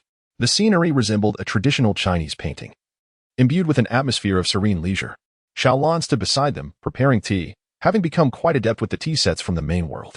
Li Hao found her tea-making skills commendable, so he had thoughtfully selected several articles on tea artistry from his computer, printed them out, and presented them to her. He resolved to bring along some instructional videos on tea mastery from the main world during his next visit, believing that with a little cultivation, this young girl could rival the tea masters of the main world. Xiaolan's movements were fluid and graceful, reminiscent of flowing water. Simply observing her was a visual delight. Soon, 2 cups of tea were placed in the hands of Li Hao and Xiao Zhongji. Lifting the lids, they were greeted by the delicate steam rising gently. They savored the exquisite tea from the main world, allowing its flavors to envelop their senses. After a considerable time, Xiao Zhongji praised, "This tea is splendid. The tea, the water, and the brewing technique are all exceptional. Young Miss Xiaolan's skills are truly remarkable. However, Master, you did not summon me here solely for tea, did you? I have heard that the photography studio is opening today. Will you not go to take a look? I shall visit in the afternoon. Though it matters little whether I attend or not, the shop is right under my nose, and I am confident it will not lack in profits. The true challenge lies in managing multiple branches in distant locales in the future. Had anyone else claimed that profits would be plentiful, Xiao Zhongji would have scoffed. Commerce is fraught with risks, and no one dares to proclaim guaranteed profits. Yet, when Li Hao spoke thus, Xiao Zhongji felt it was a matter of course. If Master Li could not profit, who in the Song Dynasty could? Accumulating wealth is not a daunting task. But the earlier restrictions imposed by the Maritime Trade Office had made him realize the necessity of wielding managerial influence. Otherwise, an abundance of wealth could become a burden. Xiao Zhongji paused momentarily, pondering the assertion that accumulating wealth was not difficult. Indeed, the only person deserving of such a statement was the young gentleman before him. One must possess not only wealth, but also the means to safeguard it. This Xiao Zhongji understood. Li Hao, however, did not articulate his true sentiments. What he sought was not mere wealth but the continuous transmission of Chinese civilization through this temporal realm. Having resided in the Northern Song for a summer, he had developed a profound sense of belonging, preparing for a long-term cultivation of primordial energy. The cultivation methods of the Yaling civilization necessitated the absorption of primordial energy from diverse universes, refining it into the purest star essence. Before the star essence reached its 4th level, he could continue his training in this world. Due to the unique nature of star essence, remaining solely in the main world would hinder his development. Thus, he naturally chose this realm for his training. Since he intended to stay long-term, he could no longer be a mere fleeting visitor. If he were to establish roots here, he must also bear certain responsibilities. As a descendant of the Yan and Huang, it was his unassailable duty to protect the integrity of Chinese civilization in this temporal domain against any form of Li Hao reminisced about the series of articles he had perused the previous day. As a student of the sciences, he was not particularly well-versed in history. Thus, he had deliberately downloaded a plethora of materials regarding the Song Dynasty onto his computer, although he had yet to find the time to delve into them. Last night, he skimmed through them, tracing the path from the ignominy of Jingkang to Zhaoguo's southward flight and the establishment of the Southern Song to the Mongol invasions. Particularly captivated by the vivid descriptions of the naval battle at Yashan, the poignant text lingered in his mind. Lu Xiufu, realizing he could not protect the young emperor of the Southern Song from escape, donned his ceremonial robes, brandished his sword, and urged his wife to leap into the sea. He then turned to the young emperor, saying, "The affairs of the state have reached a point of utter calamity. Your Majesty must die for the nation, and must not repeat the tragic fate of Emperor Dio. While Emperor Dio suffered humiliation far away in Dadu, your Majesty must not endure further disgrace." Having spoken, he hoisted the 8-year-old emperor onto his back, bound them together with white silk, and leaped over the ship's railing into the depths of the ocean. At that moment, the winds howled mournfully, and the skies melded with the sea, vast and desolate. From the Empress Dowager down to court officials, consorts, soldiers, and common folk, over 100,000 souls cast themselves into the sea to uphold their loyalty to the nation. Days later, the waters of Yashan were strewn with the corpses of countless victims. Upon encountering such harrowing accounts, Li Hao felt a profound shock within. Over 100,000 had chosen death, illustrating the indomitable spirit of a nation unwilling to submit. Following the battle at Yashan, for the first time in history, the lands of Huaxia completely succumbed to foreign dominion. Naturally, he would not broach these historical matters with the Song people, nor would he divulge his intentions regarding the Jin soldiers. For no matter how he articulated his plans, Xiao Zhongji would remain skeptical that, with a few years of effort, he could easily vanquish the Jin forces. Without witnessing the might of modern weaponry firsthand, one could not grasp the formidable power of technological advancement. Recollecting his thoughts, Li Hao sipped his tea and addressed Xiao Zhongji. "I have just returned from overseas and am not well acquainted with the intricacies of the Great Song. I require your guidance in many matters. I shall not neglect those around me. If you can truly lend me your support, I can ensure prosperity and safety for your family. I have learned of your life and have read your poetry. You are a person of ambition." Xiao Zhongji shook his head slightly, letting out a sigh. "Those verses were penned in my youth, a time of reckless fervor. As the years have passed, I have come to perceive the hardships of the world. Upon returning from Bianjing to Quanzhou, to be frank, my sole intention was to evade disaster and resign myself to a quiet life in Quanzhou. I did not anticipate encountering a remarkable individual such as yourself. You are destined for great endeavors, and I am honored that you regard this old man with esteem. I am willing to serve you faithfully. However, I have one request. Speak freely. If the situation deteriorates in the future, I wish for my family to accompany you overseas, preserving the lineage of the Shao clan." Li Hao smiled reassuringly. "Rest assured, it is unlikely that the Jin forces will advance as far as Quanzhou. Should the situation indeed take a turn for the worse, your family may join me overseas. Yet, I trust that such a day will not come." Xiao Zhongji rose respectfully and bowed to Li Hao. "Thank you, sir. I, an old man, have little to fear for myself, but I am somewhat concerned about my 3 sons and 1 daughter. Sit. No need for such formality. I have invited you today to assist me in establishing an intelligence network. You see, the business world is akin to a battlefield. One must possess first-hand information. This intelligence organization, in addition to gathering commercial intelligence, must also collect information from the government and keep abreast of officials' movements to prevent incidents akin to that of the maritime customs. Furthermore, it is imperative to glean news regarding the Jin army. Otherwise, should they descend southward while we remain engrossed in commerce, it would be detrimental. How extensive should this intelligence network be? The wider, the better. I shall initially provide you with 5,000 guan for the purpose of recruiting talented individuals and establishing a foundational team. Remember, the personnel must be competent." Xiao Zhongji was taken aback. 5,000 guan? Is that truly necessary? Li Hao shook his head. The 5,000 guan is merely preliminary funding. Subsequently, the budget will increase severfold. Increase severfold? Is this still a commercial intelligence organization? Even the court's espionage agency does not possess such substantial funding. Li Hao stated, "The situation will soon become tumultuous, and I also intend to form a private military force. This, young master, if the authorities become aware, It could be construed as treason. The value of troops lies in their quality, not quantity. This private army will not be numerous enough to attract undue attention. Moreover, you must cultivate good relations with officials. The government will merely turn a blind eye. Without private soldiers, how can one protect their assets in turbulent times? Even if relocating overseas, one must have private soldiers for protection, as there is a risk of encountering pirates at sea. Xiao Zhengji pondered for a moment. The profits from the Rare Treasures Pavilion were substantial, coupled with the impending opening of the photography studio. Young Master's income would indeed suffice to sustain a private military force. However, acquiring weaponry would pose a challenge. I have already dispatched individuals to quietly procure supplies from overseas. Li Hao smiled faintly. Given the Song Dynasty's metallurgical technology, what quality of weaponry and armor could one expect? It would be better to devise solutions independently. Of course, this private military force will temporarily lack firearms, even with wealth. Acquiring guns in the main world is no simple task. The formation of this private military has already commenced. Li Hao has instructed Jiang Wulong to select robust individuals from among the servants to train in martial arts. Upon his next return to the main world, Li Hao intends to bring a military training program to formally commence the cultivation of his private soldiers. The two discussed further details regarding the establishment of the intelligence agency until it neared noon, at which point Li Hao returned to the Li residence for lunch. The grand estate at Qingjie Bay has been officially renamed the Li residence. After lunch, Li Hao summoned the steward, Ding Fu. Old Ding, how much ginseng and cordyceps have you procured? As Li Hao prepared to return to the main world, he intended to exchange currency. Previously, he had hastily transported silver back to the main world for conversion. However, the production of silver there is immense, making this method impractical.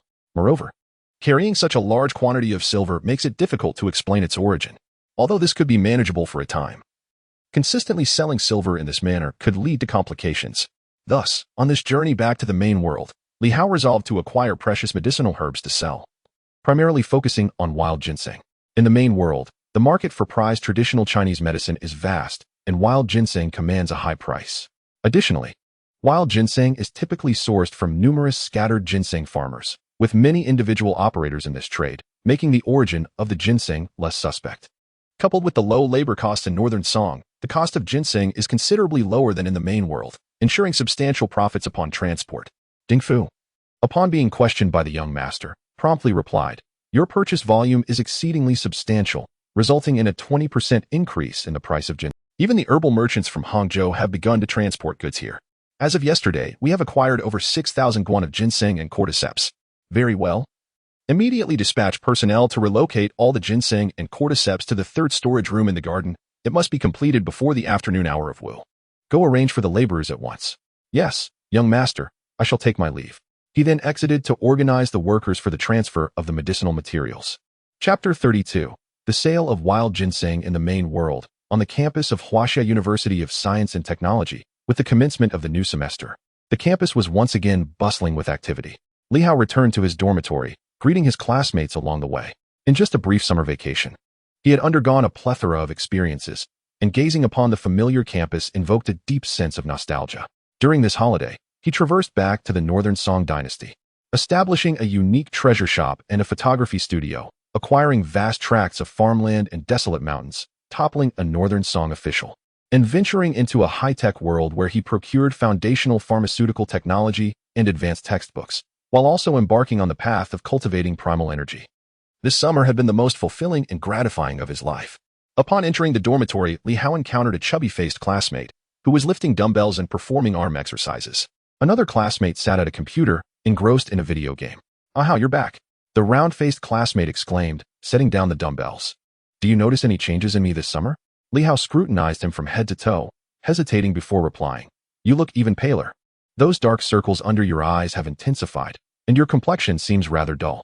The changes are quite apparent. Could it be due to kidney deficiency? Come on. I've become more handsome and charming. Let us not dwell on superficial appearances. That would be rather shallow." "My transformation is one of the spirit," he retorted. "During the holiday, I met a girl from the Chinese department who adores couplets. Under her influence, I studied a plethora of renowned couplets from both ancient and modern times. Don't you think I've acquired a touch of scholarly elegance?" Li Hao shook his head, stating, "I don't think so. I'm an honest individual. So I'll speak plainly. You've always had a particular aura, one that leans towards lewdness. I shall recite a couplet for you to admire. On the wedding night, the woman presents the first line. The night raid on Pearl Harbor, The beauties are startled. The man replies with, "2 atomic bombs, Japan and Germany surrender." The horizontal inscription reads, World War II. Impressive. Pan Bin, you truly are a refined libertine. Did you spend the entire summer discussing couplets with that girl? You must seize the opportunity. You are a perfect match. And such a pairing is rare to find in this world. Pan Bin rubbed his hands together, grinning. Do you really think so? She is a sophomore from a normal university. We met online and haven't seen each other yet. I'm planning to ask her out. At that moment, the classmate engrossed in gaming chimed in. Pan Bin, don't indulge in fantasies. Girls who refuse to show their photos are usually elusive, my guess is. She is a carnivorous Tyrannosaurus Rex. If you meet her, be cautious. You might regret it. Pan Bin approached the gaming classmate, slapping him on the shoulder. A dog's mouth cannot produce ivory. Don't hit me, or I'll miss an opportunity to level up. Watch as I showcase my great vein. See. The opposing marksman is stunned. Look, I've shot him against the wall. Haha, success. He has days now. Pan Bin exclaimed. Oh, you actually did something impressive. Quick, run. The opposing Amumu is coming. It's a trap. Blink, hurry, and escape. The classmate shouted in despair. Ah, Amumu is unleashing his ultimate move. It's over. Our jungler, alas, has been absent from the beginning to the end. It is not the formidable opponents that instill fear, but rather the inept allies. Pan Bin remarked. This game is predicated on teamwork. While you criticize others, the most obstructive player is, in fact, you. With your current skills, I dare say you must have plummeted below 800 points during the summer ranked matches. A classmate interjected. You guessed correctly. I have indeed fallen to 700 points. Please assist me in elevating my rank. Encountering such incompetent teammates at this low score continually leads to my demise. Very well, treat us all. And I shall help you raise your rank, Pan Bin replied. No problem. Once Ming returns, the 4 of us will dine out together. Li Hao suggested. Allow me to cover this meal. Absolutely not. Pan Bin and the classmate chimed in unison, aware of Li Hao's financial constraints. During the summer, I encountered a wealthy benefactor and made a small fortune. It is my turn to treat everyone. Pan Bin glanced at Li Hao, noticing his insistence, and conceded. All right. You can treat next time. This meal must be on Wang Guanchuan, as I shall assist him in boosting his rank. There ought to be some form of recompense. Li Hao found himself troubled by campus life, retreating to his rented room at night to hone his skills. This situation was untenable. It seemed he might have to resort to skipping classes. Upon returning to the primary world, he had brought back a selection of caterpillar fungus and wild ginseng from the Northern Song Dynasty, storing them in a warehouse on the outskirts. Lacking the time to sell them himself, he had hired 2 temporary salespeople for promotion. The salespeople had already contacted several potential buyers, and Li Hao planned to meet one of them the following morning, carrying a large bag of wild ginseng. In the room rented near the school, Li Hao completed his daily regimen of skill training and began preparations for his upcoming trip to the Northern Song. Opening his computer, he reflected that the establishment of a private military in the Northern Song would require a comprehensive training program. He decided to search online for relevant materials and, ideally, converse with individuals who had military experience to glean practical methods. Mo Shiyun had completed her studies of elements of geometry. Since she was genuinely eager to learn, Li Hao resolved to purchase a set of traditional Chinese mathematics and physics textbooks for her. For the maidservants, he thought of downloading tea ceremony instructional videos for Xiaolan, who made excellent tea, and some classical music for Xiao Zhu, who had a commendable singing ability. He also intended for Xiao Zhengji to establish an intelligence agency, thus requiring tutorial materials for training intelligence personnel. Once these tasks were completed, Li Hao activated the air conditioning, secured all doors and windows, drew the thick curtains, and retrieved the electronic textbooks and universal translator he had brought from the high-tech world. The electronic textbook resembled a metal box the size of a cigarette case. Upon activating it, a 3-dimensional image materialized, displaying an extensive array of tutorials. Li Hao had already replaced all the curtains in the room with opaque ones, ensuring that no one would be aware of the 3-dimensional videos being shown. By selecting a course, a 3-dimensional video would emerge, featuring a virtual intelligent teacher and meticulously crafted detailed explanations. Li Hao began to voraciously absorb this advanced knowledge, captivated by the clarity of the 3-dimensional videos, as if a real instructor were present to deliver the lesson. The next day, Li Hao took a taxi to the warehouse in the suburbs, carrying away half a bag of ginseng. Originally, it would have been more convenient for the party to meet at the warehouse to inspect the goods. However, Li Hao preferred to avoid drawing attention to that location and chose to convene at a hotel instead. Upon arriving at the hotel restaurant, he found the sales representatives and 4 representatives from herbal companies already waiting. Li Hao placed the woven bag down and greeted everyone. Good morning. I apologize for my tardiness. I was up late last night and rose later than expected. He continued, I understand you have some excellent wild ginseng. Have you brought it with you? Indeed. It is right here. Li Hao indicated the woven bag. What? This entire bag is filled with wild ginseng. The representatives from the herbal companies were astonished, their eyes widening in disbelief. Even the two sales representatives stood in shock. Wild ginseng is not as common as cabbage. It is hardly something one would store in a woven bag. Nonsense. One of the herbal representatives interjected, what I require is pure wild ginseng. With such a quantity, it must surely be cultivated ginseng, at best seed ginseng. You are wasting my time. With that, he turned to leave. The remaining representatives, though not departing immediately, wore grim expressions. Pure wild ginseng is exceedingly rare. Finding even a few roots is a significant achievement. Although Li Hao's bag was only half full, the notion that one could procure such a quantity of wild ginseng was preposterous. Storing wild ginseng in a woven bag is akin to placing gold or diamonds in such a container, utterly absurd. Wild ginseng should be kept in exquisite silk boxes, preserved with the utmost care. Genuine wild ginseng typically exceeds 30 years of age. Without at least 3 to 4 decades, true wild ginseng cannot thrive. Let us examine the ginseng first, Li Hao said as he untied the woven bag and casually pulled out a handful of ginseng. The representatives from the herbal companies were instantly captivated, their gazes fixated on the roots as they collectively gasped in awe. 3 of them approached, speaking in hushed tones. Be gentle, do not break the delicate root hairs. Where did you procure such extraordinary wild ginseng? One silver-haired representative inquired, producing a magnifying glass to scrutinize the ginseng closely. The root is rounded and elongated. The skin is a rich yellow. The texture is fine. The shape is exquisite, and the root hairs resemble whiskers, adorned with numerous pearl-like spots. This is truly exceptional wild ginseng. Indeed, its 5 shapes are superb, and it embodies all 6 qualities. I have been in the ginseng business for many years, and it is rare to encounter such specimens. This one is at least a century old. What a treasure! However, the silver-haired representative, examining the root hairs in his hand, suddenly erupted in frustration. Which fool dug this ginseng? So many root hairs have been broken. What a waste. By God, is this a root or a turnip? Treating ginseng as if it were a turnip to be dug up haphazardly, if you cannot dig it properly, then do not dig at all. One careless scoop can cost us thousands. As Li Hao grew impatient with their endless admiration, he inquired, so, what do you think? Are these ginseng roots to your liking? How much are you willing to offer per pound? The 3 men rolled their eyes in disbelief, and the 2 sales representatives were momentarily stunned. Such wild ginseng cannot be measured by the pound.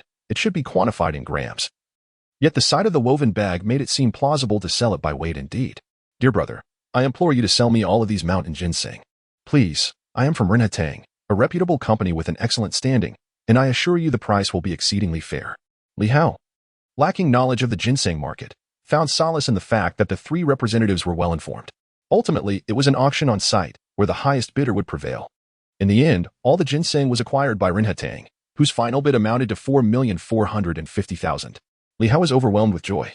He had not brought all the ginseng from the Northern Song Dynasty, as there were still some in the warehouse, yet he managed to sell over 400 million.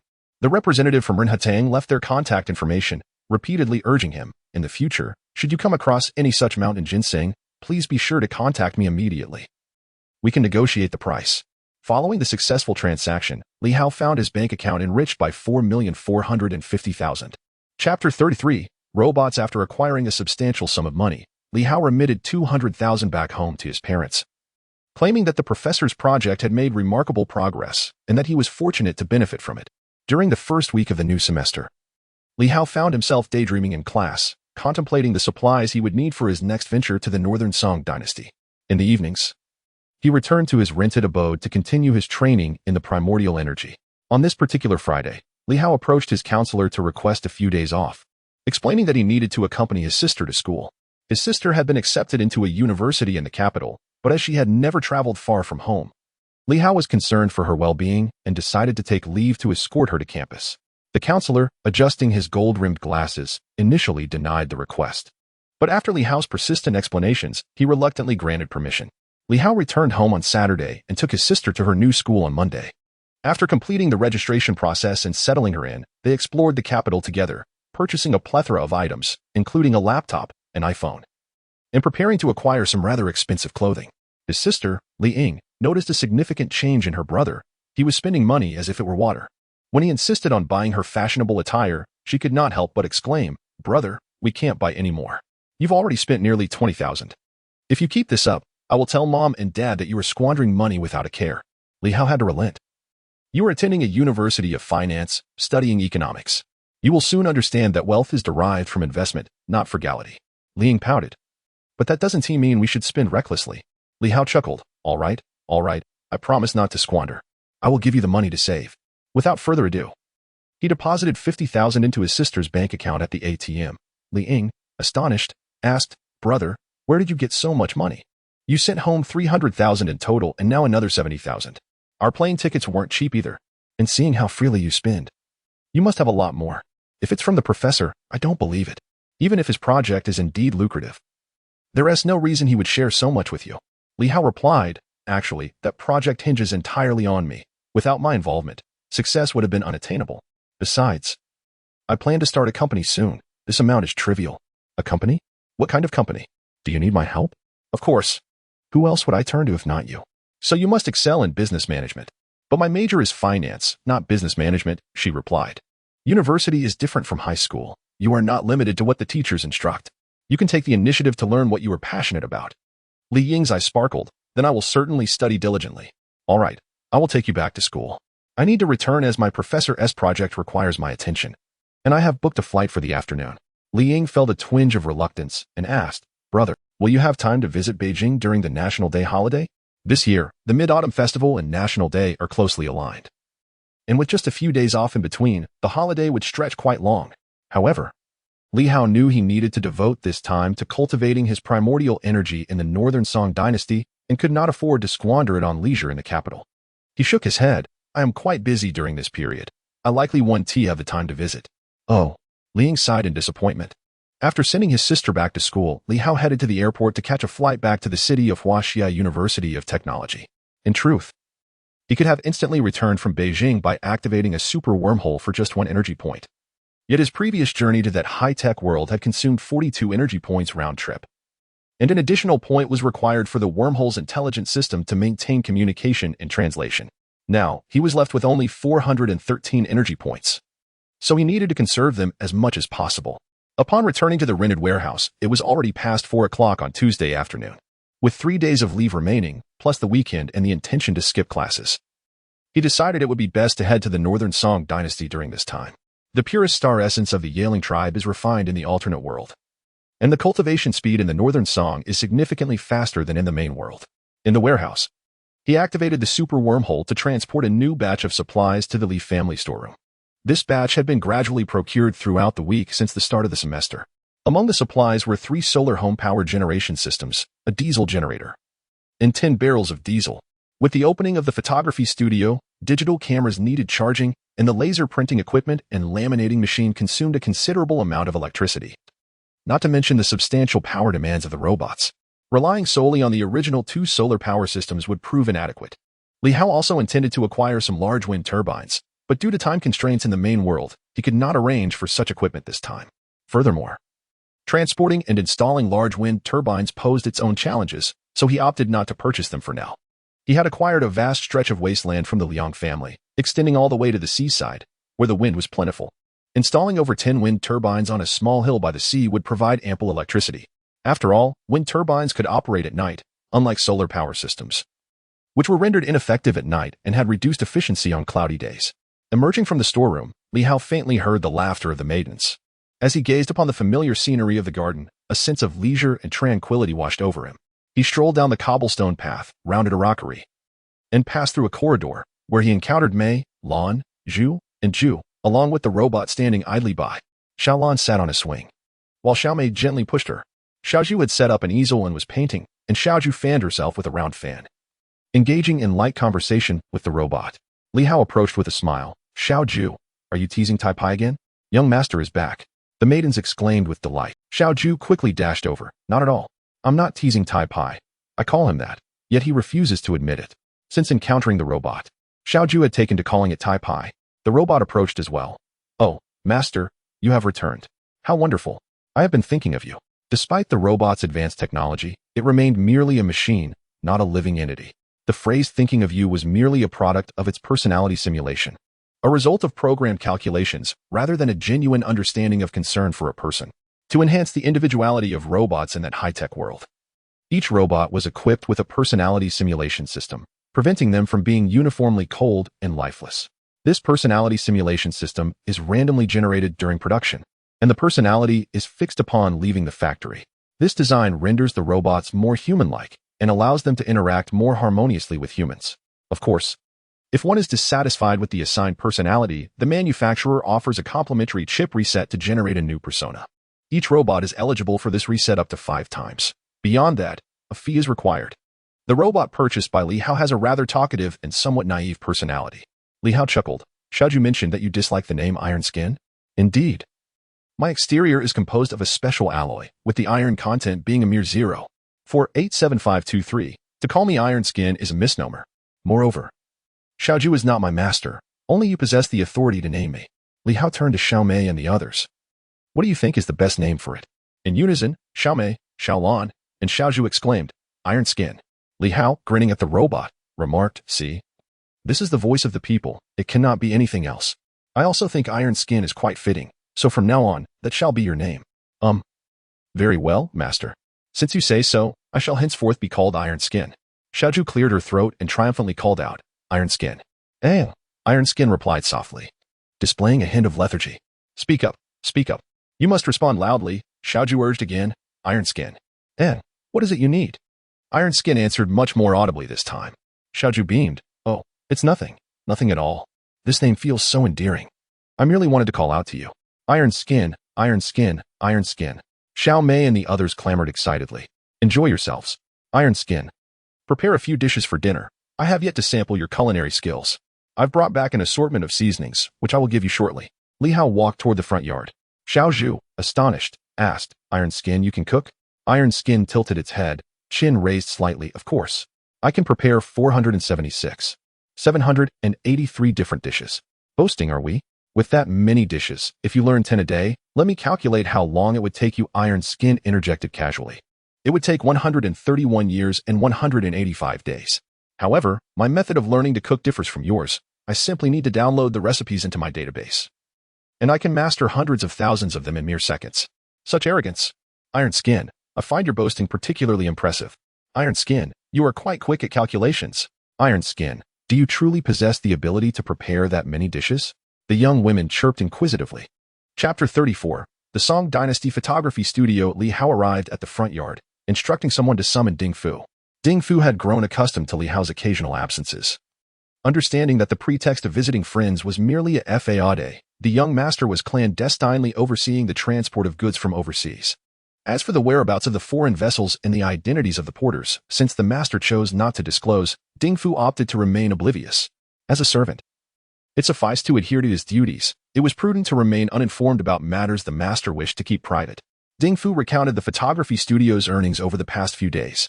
Each photograph was priced at 300 won, and an additional 100 won was charged for developing a print. Therefore, one could acquire a single photograph for 300 won or 2 identical prints for 400 won. The daily influx of patrons had been steadily increasing, with 5 individual photography rooms accommodating multiple clients simultaneously. On one particularly busy day, all 5 studios collectively welcomed 560 visitors. The majority opted for 2 prints, culminating in total revenue exceeding 200 guan that day.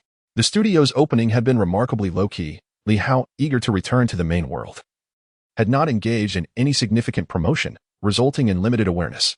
However, such a wondrous novelty required no deliberate advertising, as the citizens of Chuanzhou would naturally spread the word.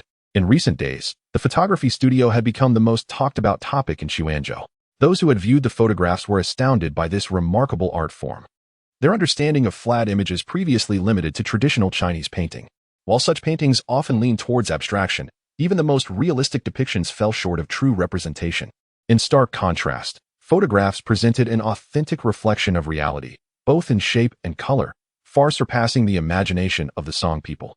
Ding Fu continued, noting that the second manager, Hong Dashi, had dispatched individuals to Hangzhou, Suzhou, and Jiangning to prepare for the establishment of branches. Once these branches were operational, their income would undoubtedly surpass that of Chuanzhou. After opening 5 branches, their revenue would rival that of the Rare Treasures Pavilion. Li Hao tapped his fingers lightly on the table and remarked, indeed, the photography studio caters to the moderately affluent. Yet we could also offer home service for the wealthier clientele. For instance, we could charge 200 guan and dispatch a photographer to their location to capture their images. When clients celebrate significant events, such as weddings, the first month of a child's life, or elder birthdays, we could offer wedding portraits, milestone photographs, and birthday captures. I believe those affluent individuals would cherish the opportunity to immortalize such rare occasions. Ding Fu slapped his thigh in realization. Yes, yes.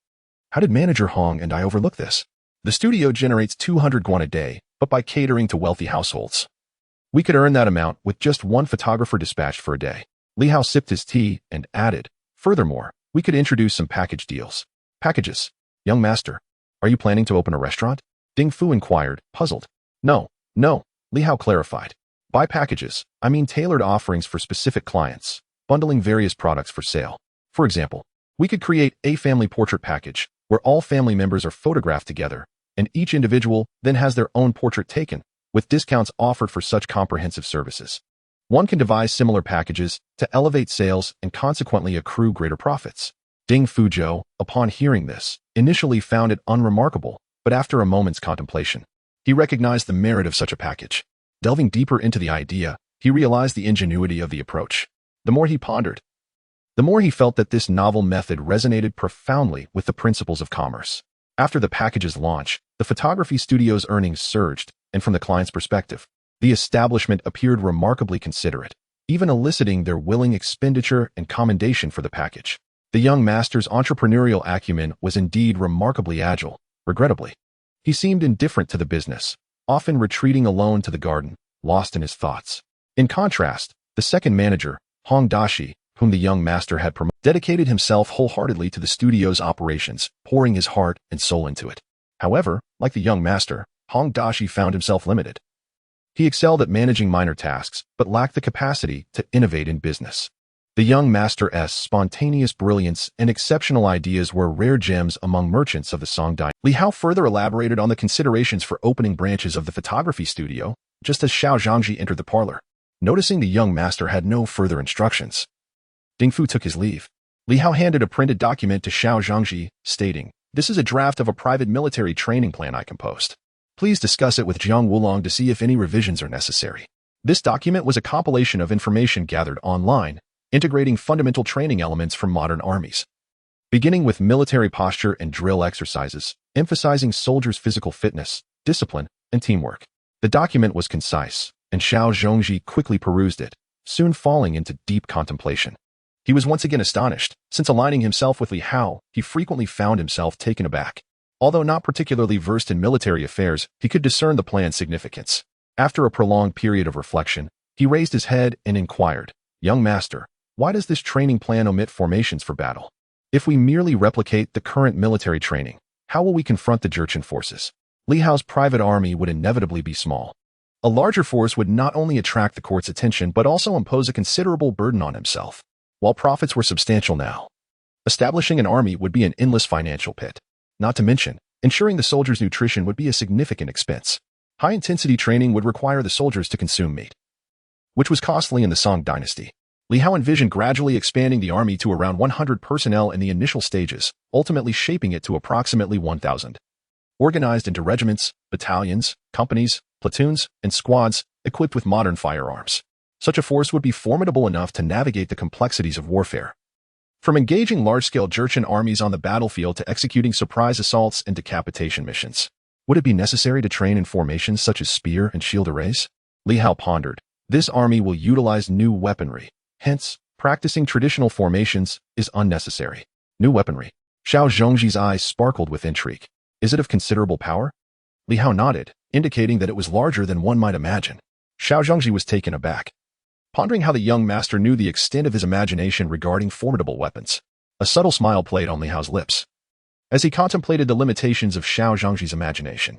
Could he truly conceive of anything more extraordinary than the legendary dragon-slaying saber or the heavenly sword? Could he envision long-range strikes or laser guidance systems? It was not that Li Hao looked down upon Xiao Zhangji, rather. It was a reflection of the constraints of their era. No matter how exceptional a talent might be, one could not transcend these limitations. Should someone manage to break free from such confines, they would be deemed a madman in the eyes of the world. Those who are merely a step ahead are celebrated as great men, while those who leap further into the unknown are often misunderstood. stating that once Xiao Zhongji beheld the weapons, he would understand. Words alone could hardly convey the experience. Seeing was the true revelation. They decided to trial the proposed to be continued if effective, while improvements would be made if the results were unsatisfactory. After all, many aspects of the plan were conceived from thin, and its efficacy in the Song dynasty warranted practical examination. The two engaged in thorough discussions regarding the details of the plan, and in the end, Li Hao reminded him to keep a close watch on the Tixingxi, as they had leverage over the official, who might not comply obediently and could potentially turn against them. I am aware of that. I have already arranged for 2 individuals to infiltrate his household as servants, replied Xiao Zhongji before exiting the hall to seek out the brothers Jiang Wulong and Jiang Lulang. While Li Hao was also preoccupied with generating wealth and recruiting private soldiers, he refrained from investing excessive energy in these pursuits, for the cultivation of primordial energy was the foundation of his existence. He would not forsake the essential for the trivial. The last time the intelligence system predicted his lifespan was nearing its end, his primordial energy was still at level 2, instilling in him a profound sense of urgency. Upon advancing to level 4, he would gain the ability to enhance his genes and repair his body, significantly extending his lifespan, potentially living for over 10,000 years. Furthermore, as the purity of the star essence increased, his longevity would extend even further. Thus, level 4 represented a pivotal threshold that he must surpass within his lifetime. Crossing this barrier would open vast horizons. Failing to do so would spell his demise. Everything revolved around the objective of breaking through to level 4. To achieve this goal, Li Hao adopted a dual approach, maximizing his time for cultivating star essence to accelerate his progress, and swiftly mastering genetic technology to develop longevity-enhancing medicines. Currently, Li Hao is at the initial stage of level 1 in primordial energy, having encountered no obstacles since beginning his training, and was experiencing steady and rapid advancement, contingent solely on increasing his practice time. As for genetic technology, his foundation was rather weak. He was still immersed in studying extraterrestrial textbooks, needing to establish a solid groundwork to fully grasp the complexities of genetic science. In the blink of an eye, over 20 days had passed. During this period, Li Hao oscillated between the main world and the Northern Song Dynasty. After nearly a month of cultivation, he had gained the ability to manipulate objects weighing up to 350 grams, with an operational range of approximately 150 meters, and his dexterity had improved significantly. Most of his spare time was devoted to studying alien scientific materials, and by prioritizing mathematics and physics, he had already surpassed the knowledge available in the main world. During the Northern Song Dynasty, a young girl named Mo Shiyun would occasionally visit Qingjiabei to see Li Hao. Li Hao held a deep affection for her. Initially, when the Rare Treasures Pavilion was sealed and the Li residence was investigated, the young girl found herself unable to enter the Li estate and could not locate Li Hao, leading her to sob inconsolably. Mo Shiyun was engrossed in the primary world materials that Li Hao had gifted her, captivated by the allure of this new realm of knowledge. At times, she would sit by the riverside of Qingjiabei, quietly reading alongside Li Hao beneath the great banyan tree. While Li Hao perused extraterrestrial texts, she delved into her primary world studies, both deeply focused in their pursuits. When weariness from reading set in, they would savor the tea brewed by Xiao Lan, engaging in conversations that spanned a wide array of topics. It seemed that Mo Shiyun had grown somewhat more bashful than before, occasionally lost in thought, her cheeks blooming with a rosy hue. Chapter 35. The 100 School System. Li Hao once again traversed the wormhole, returning to the primary world. The photography studio was becoming increasingly popular, necessitating a replenishment of printing and lamination supplies. Upon returning to his rented accommodation and opening his phone, he was inundated with notifications. Each one a message from his dorm mate, Pin Bin. An ominous feeling washed over him. Emergency call. Please return immediately. Damn, why does my phone keep shutting down? Have you been abducted by aliens? Upon seeing the messages, call me back quickly. Something serious has happened. The counselor is furious. They have reported your month-long absence from classes to the department. If you don't return soon, there will be consequences. Li Hao shook his head at the barrage of messages and dialed Pan Bin. As soon as the call connected, Pan Bin's voice erupted. Where have you been? Hurry back. The counselor is already in a rage. How does he know I've been skipping classes? Surely, the instructor doesn't take attendance daily. Could I really be that unfortunate? Sigh. There must be a spy among us. I wonder which fool informed the counselor. If you continue to skip classes, you'll be in serious trouble. Upon returning to school, Li Hao made his way to the counselor's office. The moment the counselor saw him, fury ignited. Removing his glasses, he bellowed, Li Hao, where have you been? You actually remembered to come back? I've already informed the department leadership. You'll receive a formal reprimand, and if it happens again, you'll be expelled. Since the beginning of the semester, you haven't attended a single class. Do you think this is a joke? Li Hao was astonished at the counselor's unexpected volume. However, he had already resolved to dedicate his time to cultivating in the Northern Song Dynasty and would not waver in this decision, even if it meant expulsion. The value of a diploma versus the pursuit of primordial energy cultivation was clear. What if, in the future, a lack of cultivation time resulted in him never breaking through to level 4? How tragic that would be. Yet, if he were expelled, it posed another dilemma. Li Hao is currently studying genetic technology and understood that the experimentation and production of genetic drugs constituted a significant undertaking, one that would be difficult to manage alone. He needed to assemble a research team, which made his academic background all the more crucial. After what felt like an eternity, Li Hao finally emerged from the office. Goodness. The counselor was quite harsh. A reprimand, a written apology, a guarantee letter, none of these bothered him. But the real question was how he could continue to skip classes in the future. It seemed necessary to ensure the school treated him with special consideration. Perhaps by showcasing some of his research talents. But which of his talents should he reveal? The alien textbooks were vast and comprehensive. If he excelled in every subject, it would be rather unusual. Genetic technology involved complex mathematical models and a series of genetic laws pertaining to carbon-based life forms. What he needed were talents in mathematics and biology. Returning to his rented dwelling, Li Hao searched online, contemplated for a while, and then composed an email to the editorial office of the internationally renowned mathematical journal, Mathematical Research. After sending it, he temporarily set aside thoughts of skipping classes and seized the opportunity to delve into the 100 schools system he had acquired from the high-tech world.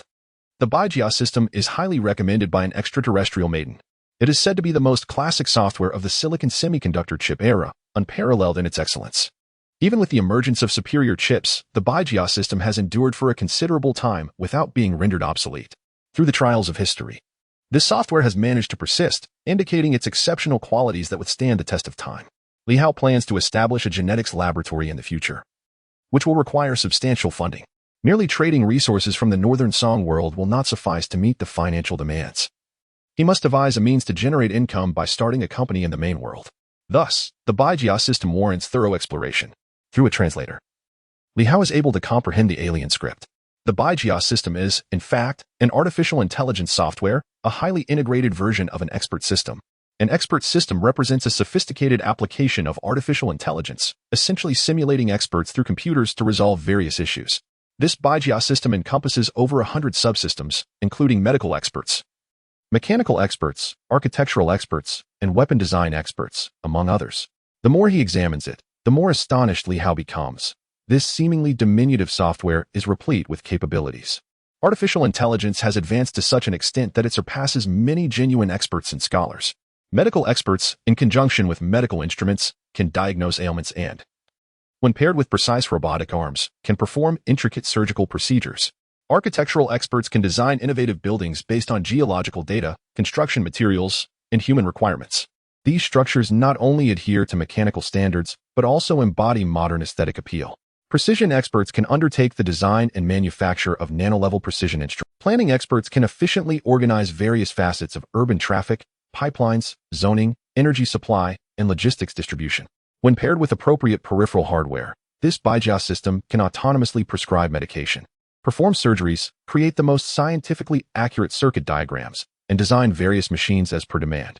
Possessing this software is akin to assembling top-tier experts from diverse fields, tirelessly working for one's benefit. It is extraordinarily advanced.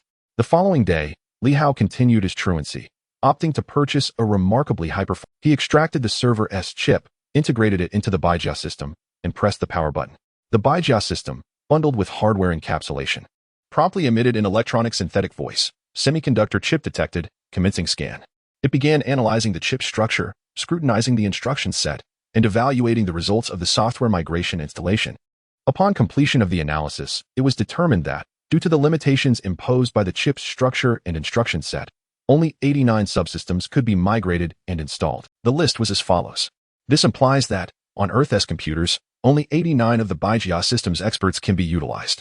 Li Hao reviewed the subsystems, noting that the essence of the Baijia system had indeed been preserved.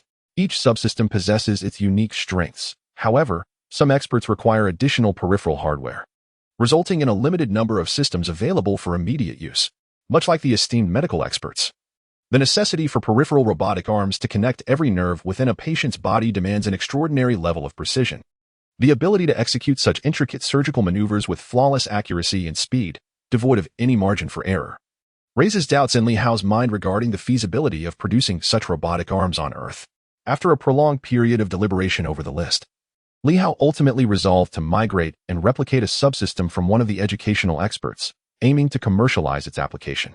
The educational expert possesses remarkable capabilities, embodying advanced pedagogical philosophies that advocate for tailored instruction and the integration of enjoyment in learning, fostering a joyful path to success.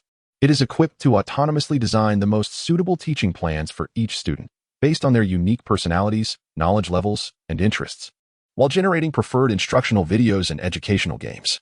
However, the educational expert cannot be merely sold as a copy, given its advanced nature and the superiority of its artificial intelligence, which is far ahead of current terrestrial technology.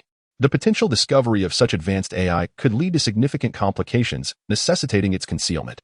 Thus, Li Hao resolved to modify the educational expert, transforming the AI components into a tutoring software for sale.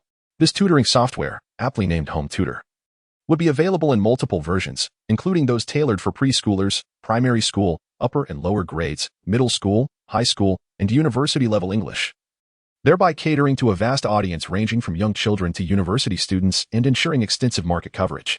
To combat piracy, the tutoring software would only be available as a client application, requiring users to log into a server for access. The educational plans generated by the expert, along with the student's progress and essential data, would be securely stored on the server, accessible only upon login. This approach ensures that the core essence of the educational expert remains safeguarded, necessitating only brief weekly connections to the server for updates while remaining physically disconnected at other times. As for the development of the tutoring software, this task is not particularly arduous, as it can be executed by the robot known as Tiexin. Valued at several thousand credit coins, this self-learning robot is capable of far more than merely cooking and cleaning. Upon the introduction of the home tutor, the market potential appears immense. Considering the vast student population within China's 3 billion citizens, and the willingness of parents to invest significantly in their children's education, one cannot overlook the universal parental desire to nurture their offspring's success. If the home tutor proves to be genuinely effective in fostering academic achievement, which parent would hesitate to invest in such a valuable resource? Chapter 36, The Magic Show of the Great Song, Part 1. As the Mid-Autumn Festival and National Day holidays approached, Li Hao commenced preparations for his planned tutoring software. He transferred 200,000 yuan to his sister, Li Ying, allowing her to establish a software company and seek a suitable office space. Since Li Hao spent most of his time in the Northern Song Dynasty, he entrusted the management of the software company to his sister, retaining only the technical responsibilities for himself. With these arrangements in place, Li Hao procured a substantial quantity of materials used in photography studios, purchased 2 high-performance servers, and acquired some fireworks to enhance the festive atmosphere of the Mid-Autumn Festival. Once prepared, he activated the super wormhole in the warehouse, transporting the accumulated supplies to the storeroom of the Northern Song Dynasty. Upon exiting the storeroom, Li Hao sought out Tai Pai. Lacking a designated task and forbidden from leaving the garden, Tai Pai often wandered aimlessly. Spotting Li Hao, it hurried over, exclaiming, "Master, I am so glad to see you again. I have been utterly idle all day. I feel as though I might go stir crazy." "Indeed," Li Hao replied. "You cannot truly grasp the essence of boredom, and since you lack muscles, how could you possibly feel cramped?" "Oh, yes. Although I do not possess emotions. My program for simulating human feelings indicates that under such circumstances, one ought to feel vexed. How could I not?" Tai Pai continued. "While I may lack a muscle, I have an abundance of circuits. One might consider these circuits as my equivalent of muscles." Li Hao chuckled. "So, in that case, circuits are your muscles? You are not cramping, rather. You are experiencing a circuit overload? Show me what that looks like." "What? Master, I think it best not to do that. It's quite taxing on the system." "Lazy creature." Li Hao said, "I have a task for you. Come with me." "Master, you cannot blame my laziness. It is you who have not assigned me any work." Tai Pai grumbled as it followed closely behind. Li Hao tasked Tai Pai with developing version 1.0 of the tutoring software. Tai Pai began studying the computer materials Li Hao had brought, focusing on the instructions of Earth's CPUs. It did not need to learn high-level languages or even assembly language, as it could operate directly in machine language. Understanding the CPU's instruction set sufficed. Though Tai Pai lacked emotions, it possessed true intelligence, equipped with self-learning capabilities and the ability to analyze, synthesize, and reason logically. Having delegated the task, Li Hao left it to its work and proceeded to the front hall, summoning the butler, Ding Fu. Ding Fu reported on Li Hao's recent social engagements. The Mid-Autumn Poetry Gathering in Chuanzhou was set to occur 2 days later, with the Mo family and Li Hao serving as sponsors. Li Hao had allocated a sponsorship fund to the Mo family, who would handle all the details. However, Li Hao planned to unveil a grand stage magic show at the Poetry Gathering during the Mid-Autumn Festival. This ambitious undertaking had long been a part of Li Hao's established business strategy. Categorizing his target clientele into 3 tiers, he aimed to attract the wealthy through the Rare Treasures Pavilion, the middle class through the photography studio, and the common citizens through the magic troupe. Following Li Hao's acquisition of the Liang family's land in Qingjia Bay, a portion of the original tenants had relocated with the Liang family. Some rice fields are facing a situation of being uncultivated. So Li Hao purchased a large number of indentured servants for farming. These individuals had fled from famine together with their families. Their loyalty is relatively high. Without Li Hao, they would likely have perished from hunger, and having sold themselves into servitude, any thoughts of rebellion would require them to consider their families first. Among these servants were Jiang Wulong and Jiang Lulang. The stronger among them were selected to serve as personal soldiers, while the weaker ones worked as tenant farmers in Qingjia Bay. Some of the more astute tenant farmers were chosen for training in magic, forming a theatrical troupe. After more than a month of rigorous training, their performances began to take shape. It must be said that the group of servants selected by Xiaomei is indeed commendable. Those who serve in the military are diligent in their training, and those who perform magic endure hardships well. The magic troupe is aware that on the day of the Mid-Autumn Festival, they will make their official debut, and they are currently rehearsing fervently.